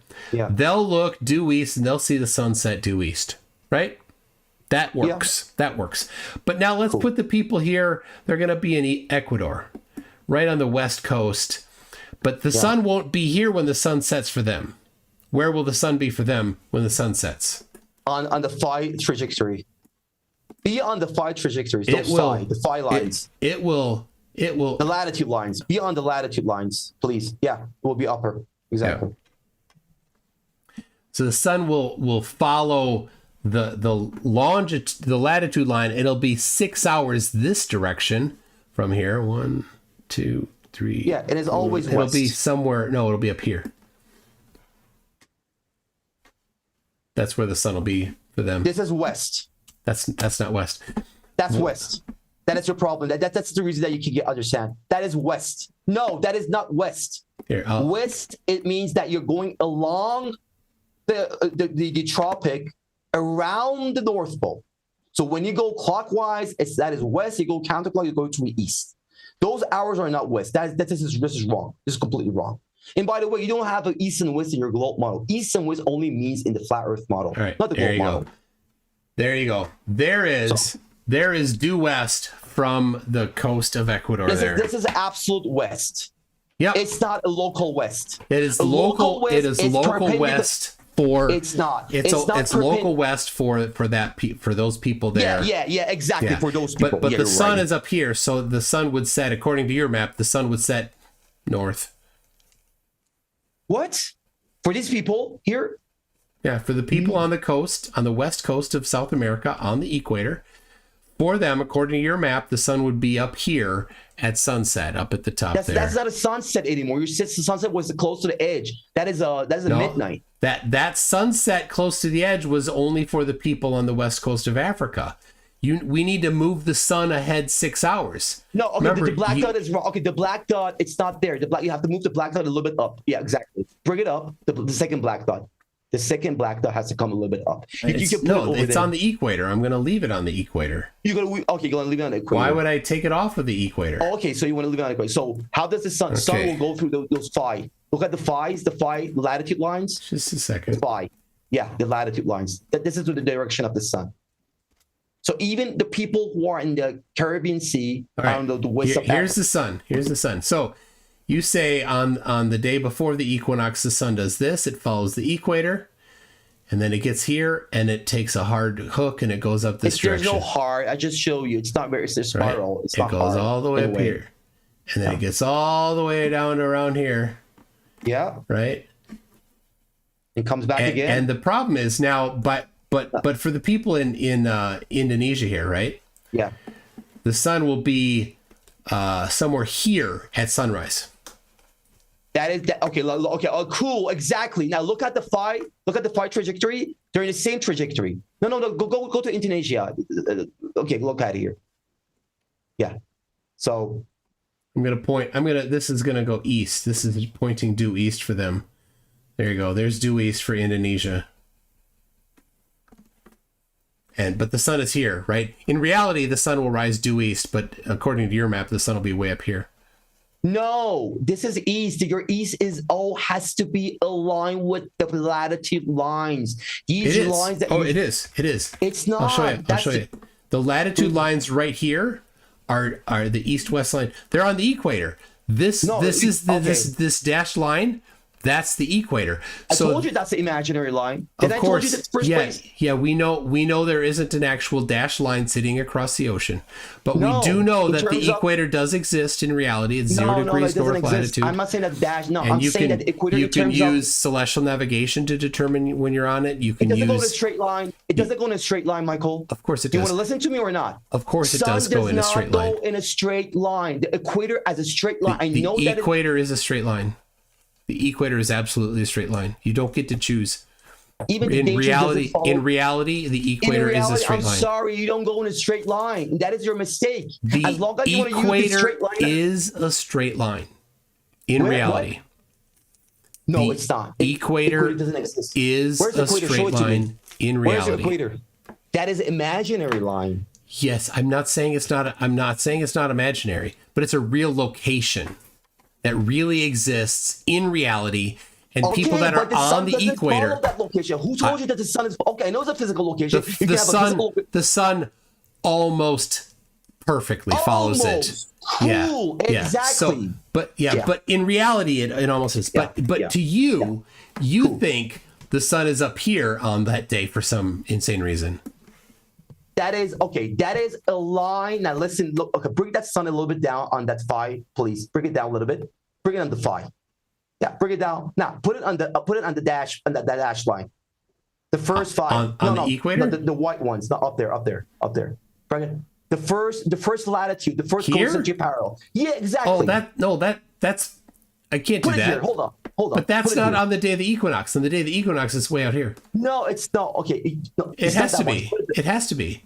Because this latitude line, right? This is 45, right? 15. What are we at? There's 1, 2, 3, 4, Doesn't 5. matter. Just pull it down a little bit. Don't put it on the edge. Don't put it on. Just bring it. You should have. Hold on. Let me just have this one. Have you seen this image I showed you that you have hundreds of these lines together at the same time? Yeah. So yeah. Okay, look at that one. Hold on, let me just bring it for you. I can't see it. Let me just share it. Hold on. So no. I'm showing this. I don't need. Okay. On the day of the equinox, it doesn't matter. Hundreds of these phis. Draw 1,000 of these phi lines. There's not 1,000. The sun doesn't take 1,000 days. It only takes. 182. Yeah, there's only 182. Right? Exactly. So right here. So it's going to take the very most far extreme one on the day just before the equinox. Stop here. Yes. It's going to take the farthest one, but as you just move right now, it's going to be always perpendicular to the north. It means that it will always come from the east. But not when it's here. It was here for half the day. Okay, for half of the right. Is that nighttime for the Indonesia? Hold on. No, here it takes for 12 hours. It tracks right along almost the equator. Yeah, it turns and then for 12 hours it takes this path way up here. And so for people, for half of the world that had sunset while the sun was up here, they're not looking due east according to your, or due west for sunset according to your map. They're looking in all sorts of goofy directions. Imagine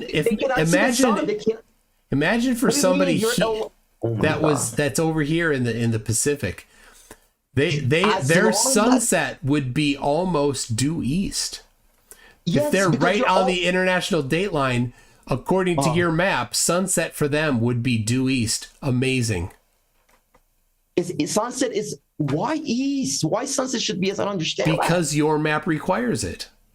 Tell me to show it to me again. Why it says that's east? Well, because right here, just before it gets to the equator, right? It was just a little bit above it. If there's an island here, I'll take this off for a second. If there's an island right over on that's Hawaii or somewhere. Yeah, I don't know. Well, no, Hawaii is but yeah, let's say we had somebody right here. Let's get a different color for them.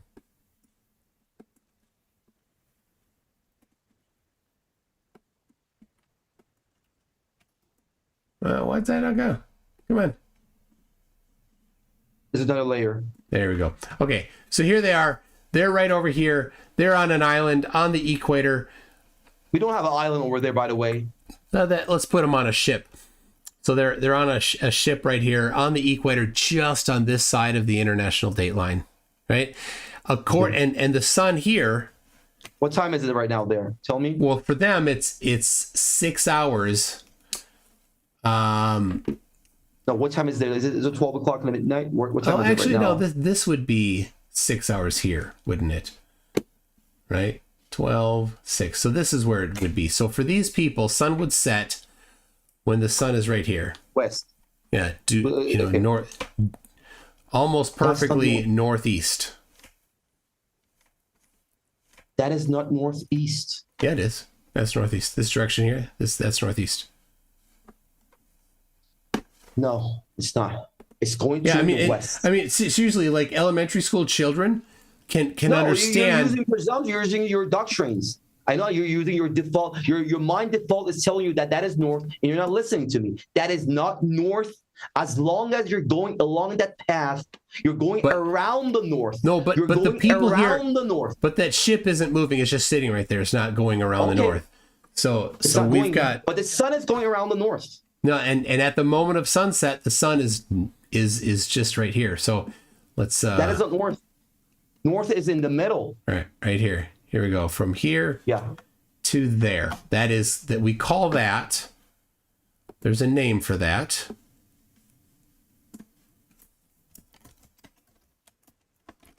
Northeast.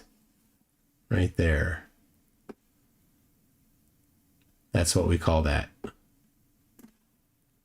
There we go. So the sun sets northeast according to your map there. So this is not northeast because it's not perpendicular to north. You're wrong. You're not listening. Well, then we need to fix that. The intersection of the graphical. We got to put the sun. I told you in the we first place. Put the sun. Hold on. But we got to put the sun over here somewhere now. No, you're not understanding. Oh, no, that these are hold on. I'll do it. I'll do it quick. You're not making any perpendicular intersections. You're just drawing lines, straight lines with angles. This is wrong. I told you in the first place. This map has complex curve, and the coordinate systems are a bunch of these latitude and longitude complex curves. There's no straight line as you're just doing it. Sun does not go in a straight line. I wasn't claiming that the sun was taking any straight line. I know you were trying to show us a direction. Even that wasn't a direction. The direction, it is always perpendicular to a magnetic field, and this is not perpendicular to that. This is arbitrary. What you draw is arbitrary. Here's where the sun needs to be. so that the ship that's here right on this side of the international date line sees the sun. That's a linear map that you're thinking, like a Mercado. You're exactly thinking like a Mercado. No. I'm using your map, and yes, it is Euclidean and linear, because that's what a flat map is Euclidean linear space. Yeah, in reality is but if you're limiting yourself to the surface of a sphere, then you use spherical geometry. It's a little different, but yeah. So yeah. Amazing. But, according to your map, the sun is up here, and the sun would set northeast to those people. And that is not north. I know, that's the problem. Well, it's not east. That's the problem. It's northeast. It's not west, you're saying. Yeah, it's not west, it's northeast, and that's the problem with your map. Yeah, so west and east is going to be defined in this model as something that goes away from you toward the daylight, to the night, or sunset. That is your west, and something that comes toward you that will be considered as east. No, so here's the problem. I don't. What is your east and west in your globe model, by the way? I don't know. I never get that. Sorry, you don't understand that. It's taught in elementary school.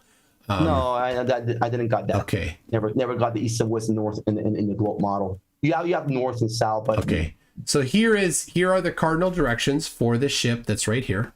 We've got north. This is due north. That you continue this up. Here, I can do that. This is north? You're sure? That's north? That's north, yes. Why is that heading to North Pole? I'm certain that it's north. And well, that's the problem with your map, isn't it? No, it's problem with you. You're not drawing it correctly. You're just messing up with this map. That's not your north. You're wrong. That is not north. All right. And north is toward the North Pole. Toward the North Pole is north. Okay, so all right. Well, we can do that. We can fix that. Hold on. We can fix that. They're all arbitrary. It's all arbitrary. We can fix that. All right. Not enough. I'm gonna have to go maybe.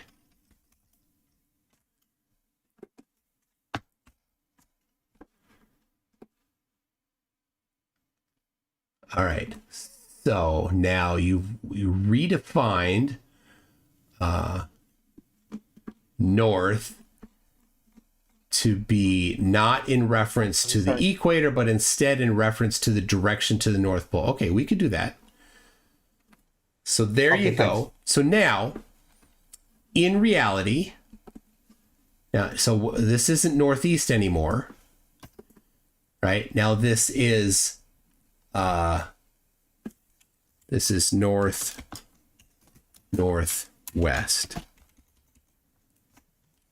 So there you go. That's the new direction when I redefine north to be toward the North Pole. And so now, but still the problem is that the sun is in the wrong place, because the sun in reality will be there. Why? Because that's reality, right? Yeah. The sun is actually seen setting from this location here. So what you have to do, due west. You did a great job. You just tilt that black cross. So you have to draw hundreds of these black crosses, Michael, all next to each other, and each time they go to each time they're going to tilt a little bit. So they always be but for this observer, this one single location, their local north, you said, is toward the North Pole, meaning that their local west is 270 degrees azimuth. That is not a local west. Yeah, it is. The local west is toward the sun trajectory, which would be those parallel complex curves, those latitude lines. And you're not paying attention to that. You're just drawing lines for yourself. So west, so the direction to west constantly changes throughout the day? Yes. No, it doesn't constantly changes. The west is always perpendicular to the north. Okay, that's what I drew.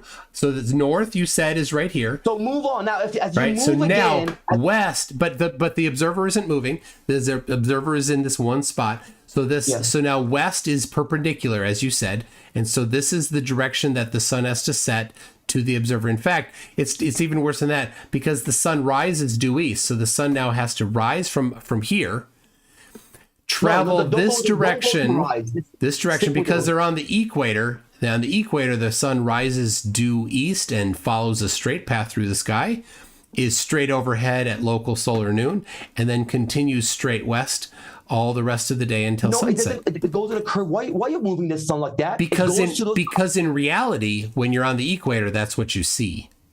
No, why don't you move it along? You don't get to change. You don't get to change reality. No, I don't want to. No, I want you to move the sun along those parallel latitude lines, like the last one. Could you do it for me right now? Because because you don't get to change reality. Reality is that the sun rises. The sun rises due east, follows a straight path through the sky. It's directly overhead at local solar noon, continues a straight path through the sky until sunset. But in reality, this is what happens. You don't get to change reality. You don't get to wish reality into changing. No, Michael, we don't have any straight trajectory of sun. Come on, you know that. But in reality, in reality, we do. In fact, near Quito, Ecuador, there is a giant gnomon right on the equator that they've built, and they have twice a year.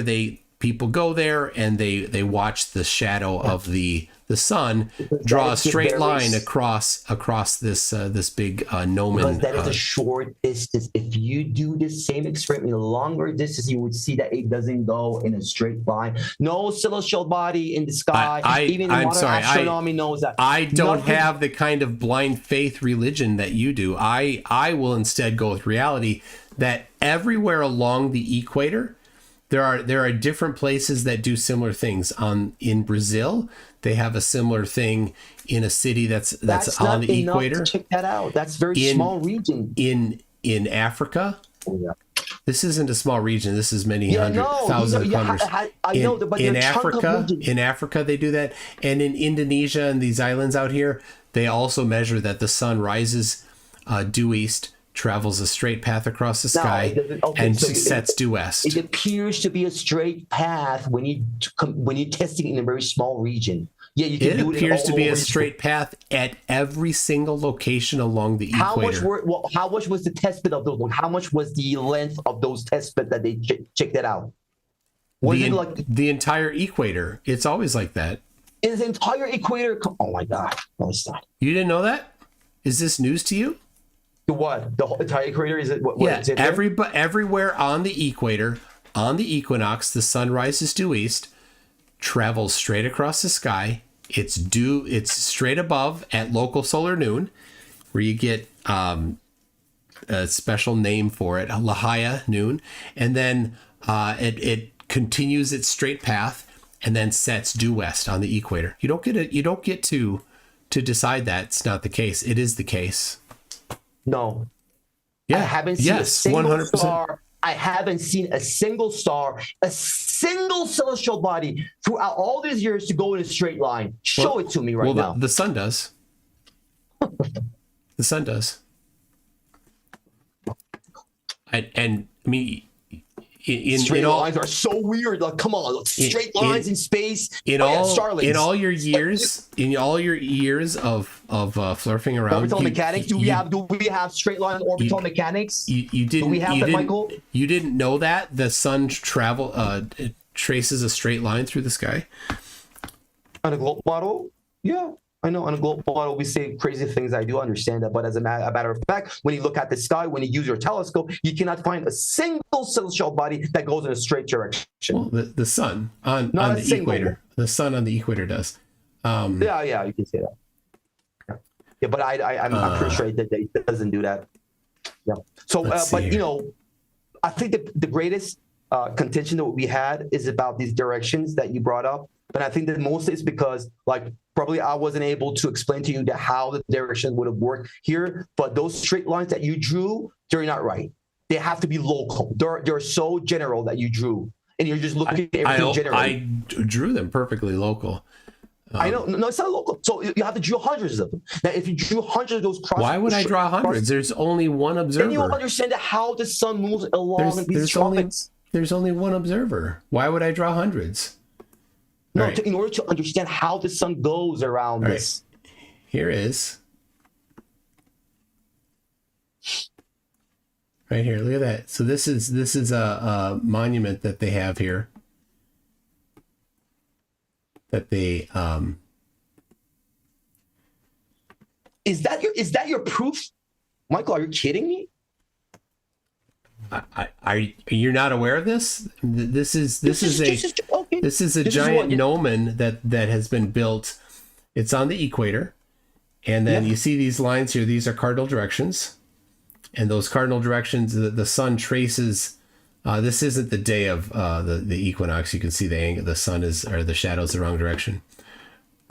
Yeah. Yeah. But you know what happens after the sun leaves this place? It will start to going around North Pole, and that is not a long place to see the whole trajectory. That is just a couple of meters. Yes, within a couple of meters, probably within a 50 meters, 100 meters, you're not going to see a straight line from the sun. But when you look at the sun entirely, it doesn't go in a straight line. Even in your globe model, it does. It does. Yeah, you don't get to change reality because you don't like it. I get that you don't like it. Something like this in the sky. Like I've been looking at the sky. I couldn't see anything except the Starlinks from Elon Musk. I haven't seen anything go in a straight line. And I know it doesn't work because I know I passed orbital mechanics back in school. I'm aware of the Kepler's law, and I know it's all elliptical orbits or hyperbolic or parabolic or circular orbits. You don't have straight. I understand. And that's why it doesn't make sense for me. Yeah, well, too bad. I mean, reality isn't something we get to choose. Reality is reality. I think this might be the place. This is another one in Brazil here. I'm not very good with the Portuguese. That's not it. But there is this place somewhere in the city here. I think it's...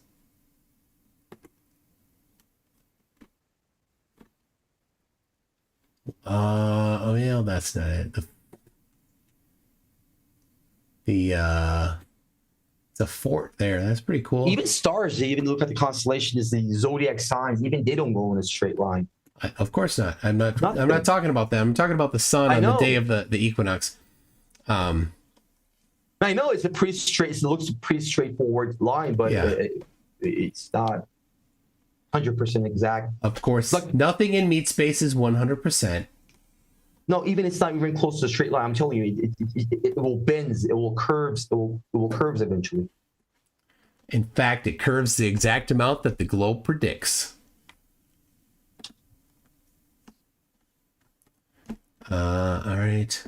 Oh, I'm too far north here. I'm getting closer.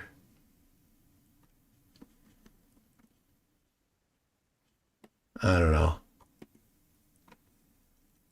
I know it's somewhere in here, but I'm not going to probably find it. So it's going to be another one of these, shadow things that it will. Yeah, it's another shadow thing. Yeah. Where it draws, where the shadow does a straight line across the. Well, how long is the shadow? Like how length is the shadow? 12 hours. 12 what? Yeah, it's for 12 hours, for half of the day. Oh, for 12 hours, from sunrise to sunset, the sun traces a straight path. It's a straight line. Yeah, across the sky. Yeah. Yeah. And at the edges, it will, even in the model that I proposed to you, if you look at in the middle, they appear to be straight. Even the star trails appear to be straight in the middle. But when you get close to the edge, that's where things start to change a little bit.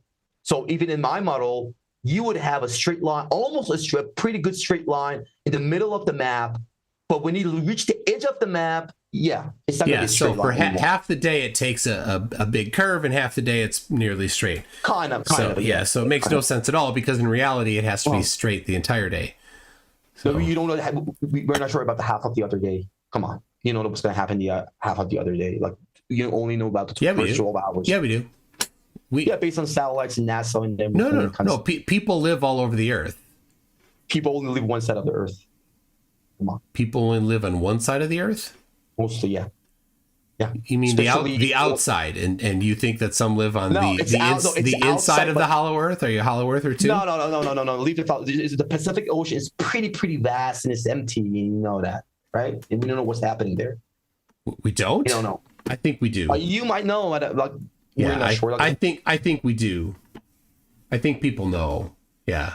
Well, yeah, some people might know. I mean, people live in But we're talking about Kiribati. the majority. People live in Kiribati, and they know, right? How That they far? went to the Pacific Ocean to just travel the whole world around. Yeah, you don't have to. You don't have to travel the whole world round. I'm glad to hear that because a lot of people are saying that you have. I mean, it's easy to do that, and a lot of people did that.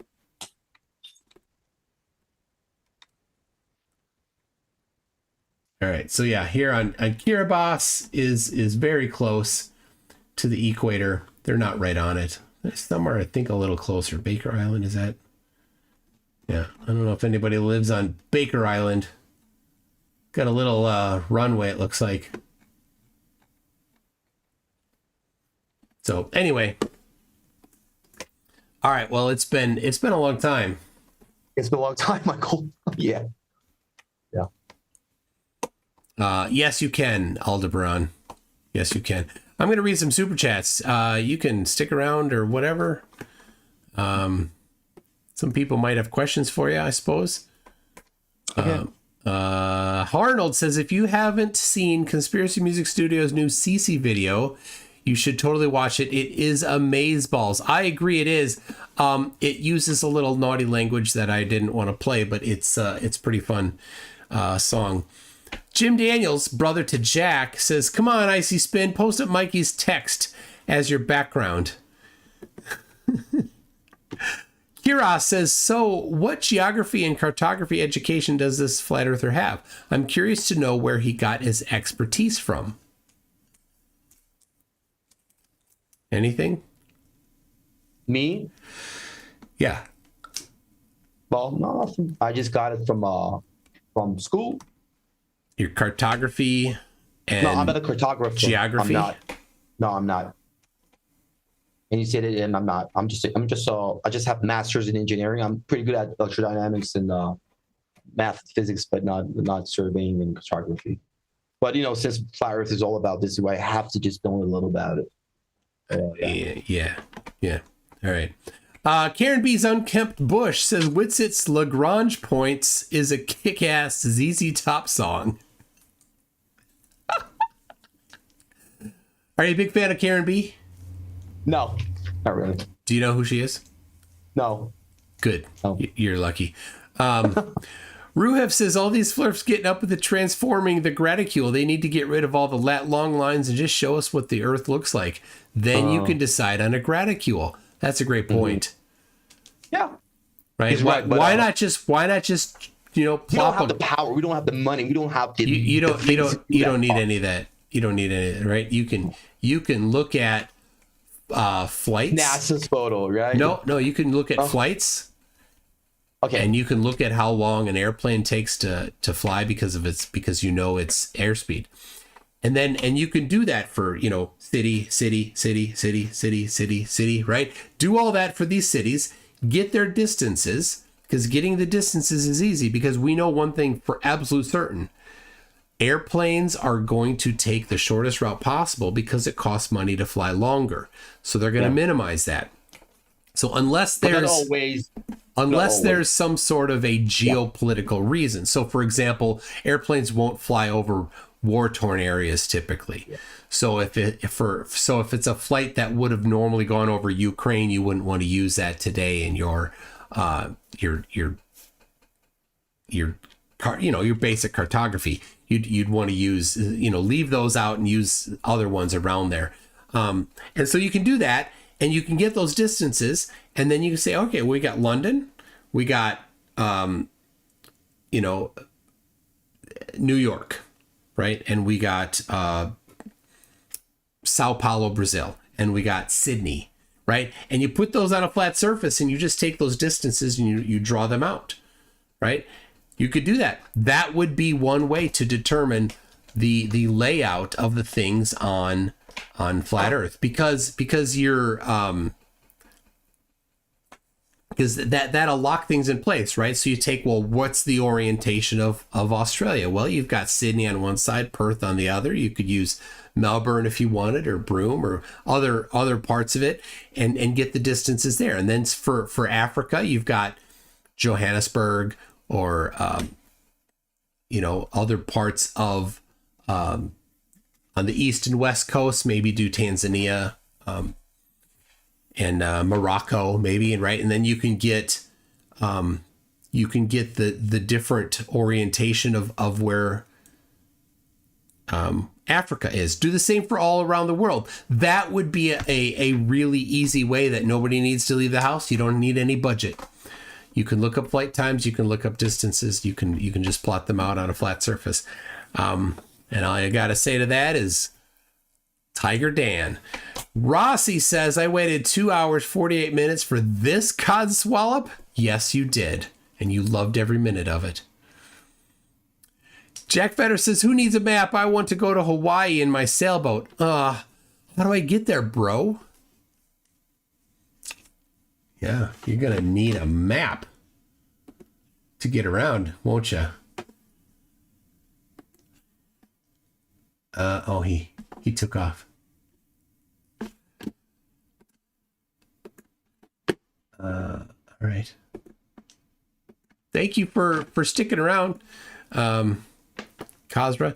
Jack Vetter says, so captains at sea in 1400 projected their maps onto a dome to see how to navigate. Well, in the 1400s, sea captains weren't doing great. It was pretty tough in the 1400s. It wasn't until the 1700s until they got accurate timekeeping so that they could solve the longitude problem. So, Wicked Piss has been a member for 26 months. Says, did your mother have any kids that lived? Oh, Jay Donachie says, he's a contradiction. This is my map. It's a prediction. It's a projection, but it's not a distortion. Unless you use geometry, then it's distorted, but it's not really distorted. That's it. Correct. Astro Kate says, this guy's giving us crackpot aerospace engineers a bad name. True. And you need to keep that good name for you crackpot aerospace engineers. Right-wing vegan Ralph, who was at the meetup there, says, as a member for 25 minutes, this question, what's containing the water on his map? We found out. Another ice wall.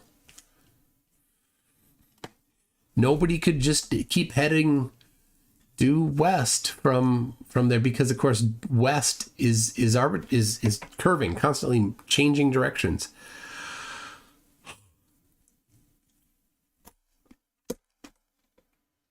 So crazy. Rick Tubit says, this guy is here to drain our IQs. Yeah, that's what you gotta keep the tab around to protect it. Jim Daniels, so now the flat earth rotates. No, that's the sun that rotates in weird, undescribed, unknowable paths because of the Lorentz force, even though the Lorentz force doesn't actually cause things to move in that pattern anyway. For reference, so you have a magnetic field and you have a charged particle moving through that magnetic field, that causes a force. Okay, when you have a magnetic field and there's nothing there, it doesn't move. Flat earthers think that it moves because typically you draw lines for magnetic field lines with arrows, but the arrows aren't for movement. They're so you know the direction between north and south. They don't move. Anyway, so you take a charged particle, you move it through this magnetic field, and the charged particle will get a force imparted on it due to the magnetic field. But the charged particle also creates its own electromagnetic field because it's moving in a magnetic field, also giving it another, imparting on it another force. So it moves in a spiral. And he had that up on screen for a little bit. The sun doesn't move in a spiral. It moves in these weird, like it takes a straight line throughout the day, not a spiral around this loop. But it takes a very specific path that isn't anything related to, or that you could conceivably say is caused by a magnetic field. None of that makes sense. Why does it move in and out?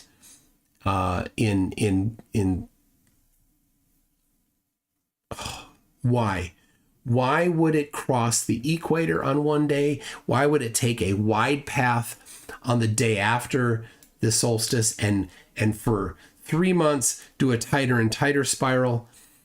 It's not a spiral though. It's not a Lorentz force type spiral. So loops, orbits, but it's not a circle. It's a weird flattened, like the part near the equator is flatter than the part that's curving around the top. Anyway, for 3 months it gets smaller, for 3 months it gets bigger, then it crosses the equator. Why? No reason. Does it again. So insane. So insane. Why would it do any of that? It would not. Jack Vetter says, can this guy ping us when they work out their map? 13 years. 13 years. He understands orbital mechanics.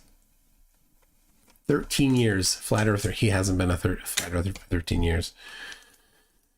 Jay Donachie says, Toon, you cracked me up. It takes a month for Earth to orbit. You know? It's so nuts. Alex Strand says, this guy is an aeronautical engineer like Whitspit has 160 IQ. Gotta lie to Flurf. Yeah. Yeah. Kiwi Burb says, Flurf brains are flat and level and very smooth. Leslie Rohr says, ask him to determine rate of precession of gyroscope. Oh, no. Conspiracy Music Studio member for 8 months says, all the flatties always think they are so smart. They are so smart. I do like that. Andy 5 says, where did he get his degree? He didn't say, but it was he showed a picture of a graduation ceremony.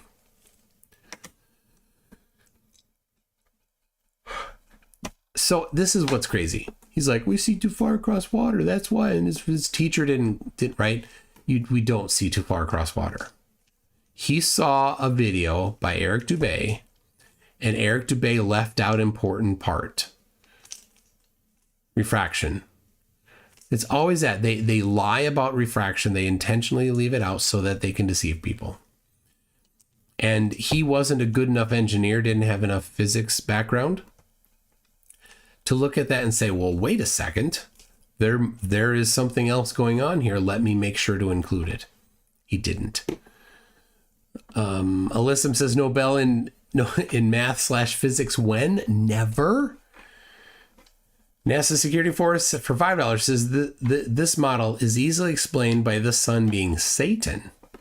Duh. Yeah. Dean Odell, he's got it nailed.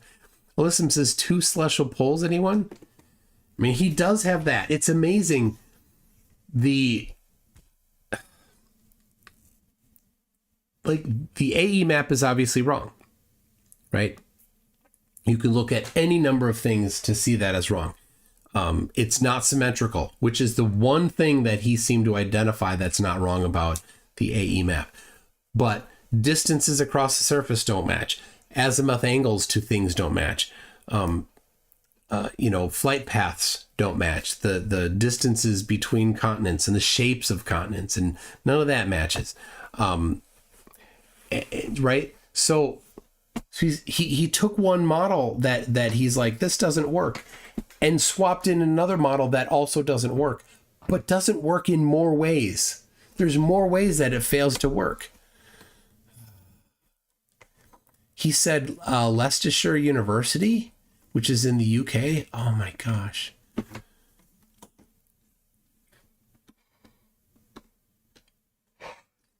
Present99 says, I wanted to do an intelligent super chat and do something funny to point out how stupid this guy is, but I see now that it's a waste of effort. So have this, MCToon, for the whiskey. Thank you. I didn't even go get any whiskey. Jack Fatter says, one day the sunset is through the dining room window, the very next day the kitchen window. Problem. Yes. His mental somersaults for the cardinal directions are insane. He thinks the cardinal directions change every day. Like, you can stand outside your house and you can use a landmark, right? The path that the sun takes doesn't change the position of the landmark. Alyssum says, since he knows that all the distances on his map are wrong, why is he using it? Why not use the one that works? Like the globe. It's a good question. Rossi says, so when we get to the important questions, could a swallow carry a coconut? Why do witches burn? If Brian's not the Messiah, then what is he? He's a very naughty boy. Did I... No, I did not. I should have, oh, I don't even have the right one in here.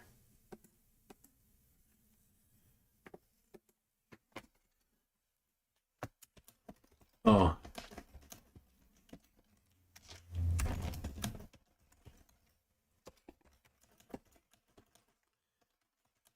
Hold on.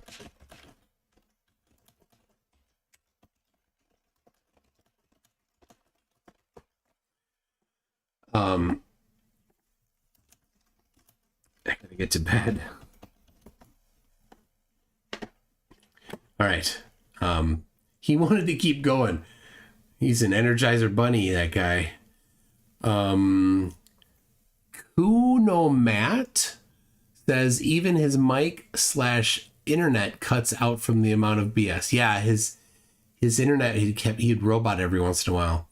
DP Debunk says perpendicular. Yeah. So I'm guessing that by the Persian, I'm guessing his native language is not English. So this is pretty good for not English as a native language. NASA Security Force says, what did the windows on his bus taste like?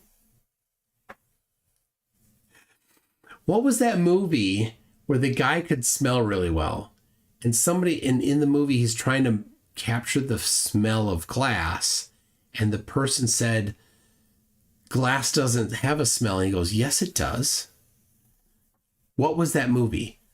I can't remember. Jack Vetter says, Toon, put the sun wherever he wants it in the northern loop. Fine. There's still a problem the next day when it never is to the west. Have him explain. Yeah, there's so many.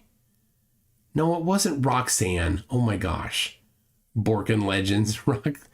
Roxanne with the one with Steve Martin with the big that wasn't it. It was dark. It was kind of dark. I don't think that was it. Eclipse Chris says it works because it has to for his belief to be true. That's it. That's how it is.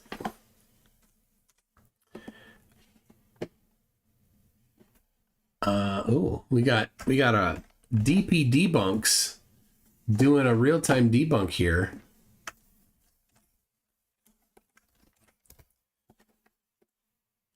Let's get it up here.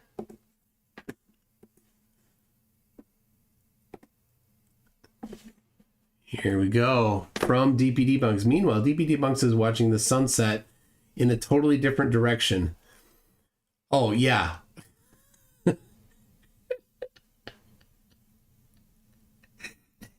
Like, nothing works. That's right. That's the direction of sunset in Australia. Like when you warp everything around like that, he's like, but the sun takes a complex curve path. So where is it at that moment? The path doesn't matter. Oh, jeez. Crime stinks. The smell of penetration starring Dolph Lundgren? No. The story of a murderer? Perfume. Oh, it could have been Perfume. Let me look it up.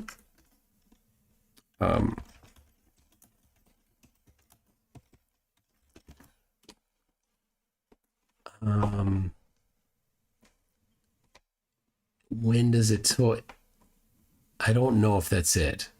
So it took place a long time ago. That's where the plot.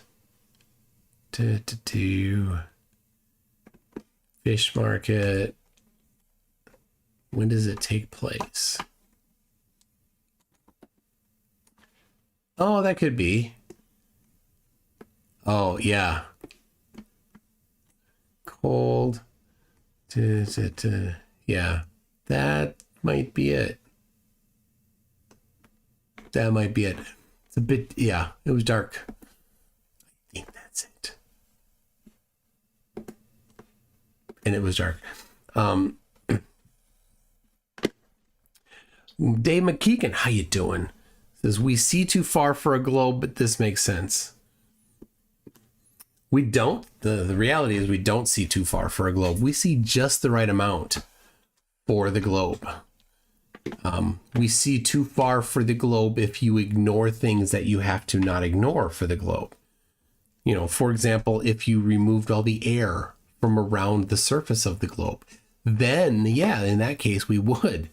But we don't have an opportunity to easily just extract all the air. So NASA security for it, and people wouldn't like it. Like it would really ruin property values. And so I think there'd be a lot of people upset if you tried. NASA security force says, if I pay someone $20, will they kick me in the nuts repeatedly until I pass out? It would be less painful than listening to this guy. Kango 44 says, I'm totally lost. Is this guy bipolar? If he is, he was only manic tonight. That's all we got. We got 100% manic. All the time. All right, I think that's all of them. There it is. That is all of them. So let me say this. Okay. That Etheria galore. She's pretty much 100% insane. Like she does not have I don't think she has a brain. She's pretty evil. Like super evil. So anyway, so she in a Facebook group said, and I don't know if it's a she, I kind of wonder if it's a, comic shop guy sitting in his mom's basement eating Hot Pockets. But I'll say she because whatever. Demanded that I debate and said she thought that I would be scared. And the reason why is because she thought that I would be scared of somebody that really knew stuff, really knew how to debate and had a solid background and understanding, which of course she doesn't. And I'm like, right away, I'm like, okay, let's do it this week. And I gave a couple options. She said, no, it has to be right here. This is it. So I posted, and this is what I posted after I said, let's do it this week, and gave a couple times. I said, hello, silence means you're scared, because she was accusing me of being scared, right? This is her response right here. Right? It says, what are you talking about? I mean, go ahead. Like, read it to yourself. Look at you, get excited. You name a time and place for a face-to-face. No hiding behind a screen, you little keyboard warrior. Well, I have no problem with a face-to-face debate. So I right away say, awesome, let's do it. I get to name the time and place. So September 22nd, 7 p.m., Richfield, Minnesota, VFW. So the VFW 5555 in Richfield, Minnesota, Monday night would work. And she comes back with, no, it has to be in the UK. Why does it have to be in the UK? You said I get a pick. Anyway, so I'm thinking maybe still go there. But you know what? It's really close to Joy's Pattaya, which is Thai food. It's like some of the best Thai food around. And maybe that will be. So if anybody's in the vicinity, wants to Monday night, the 22nd, go to Thai food, contact me.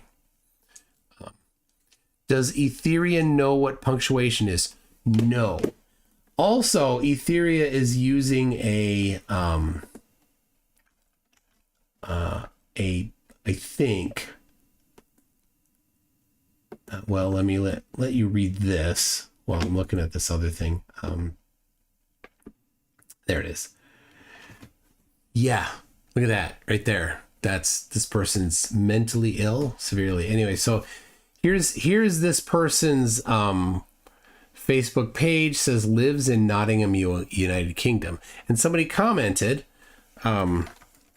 saying standard uneducated Midlands, she won't take it because you'll show how little she knows about anything, let alone complicated areas. Unemployed, uneducated, basics of anything from Nottingham. Remember, her profile says she lives in Nottingham. She responds, I've never been to Nottingham in my life, followed by an insult. But the profile says she lives in Nottingham. And anyway, which of these is Ethereum? Probably neither. Probably Ethereum is, like I said, comic shop guy in his basement eating Hot Pockets. So anyway, Conspiracy Music Studio says just checking if bribing is enough to get past the bad word filter and see CC's song as outro.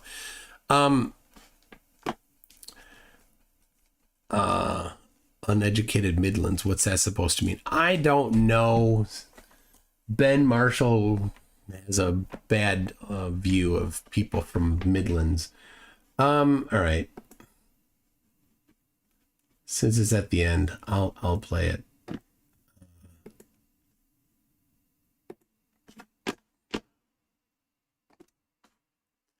Okay.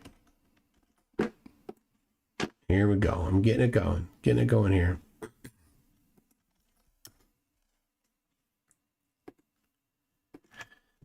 So, all right, this is the new CC. You gotta subscribe to this.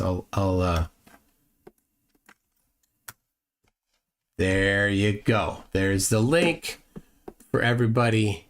And anyway, thank you so much, everybody, for joining. I appreciate it. Let me fix this. There you go. I don't know. Thanks a lot for coming. I think Thursday I will be doing finishing the review of the debate where Max is coming up, I'm on, and then they get scared. So we'll see you all next time as this starts to play. Good morning, good evening, good afternoon, wherever you may be. It's a CC here, Chris from New York, Westchester County. They told us lies in school, they sold us space on TV. NASA CGI, they're hiding history. Mountains miles away, no curve for you to see. Water seeks its level, that's reality. It's bullshit, that spinning wet ball in the sky. It's bullshit, that gravity they try to justify. Flat and stationary, the system's built on lies. Break away.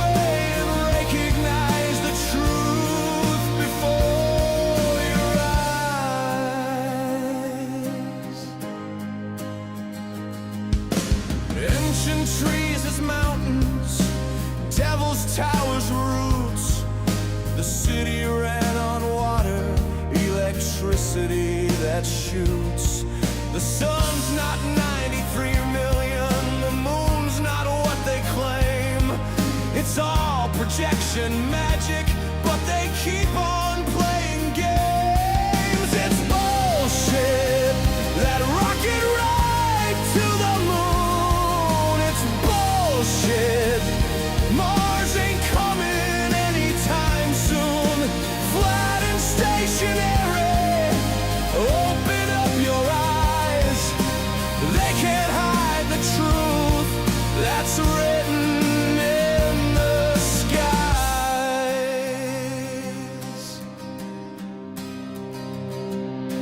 History erased, pyramids so clean, laser cut stonework, not what it seems. Politicians lying, media's a show, crisis actors crying, but we already know it's bullshit. That spinning wet ball in the sky, it's bullshit. That gravity they try to justify, flat and stationary, no spin, no curve, no globe. It's bullshit, plain and simple. That's the truth we know.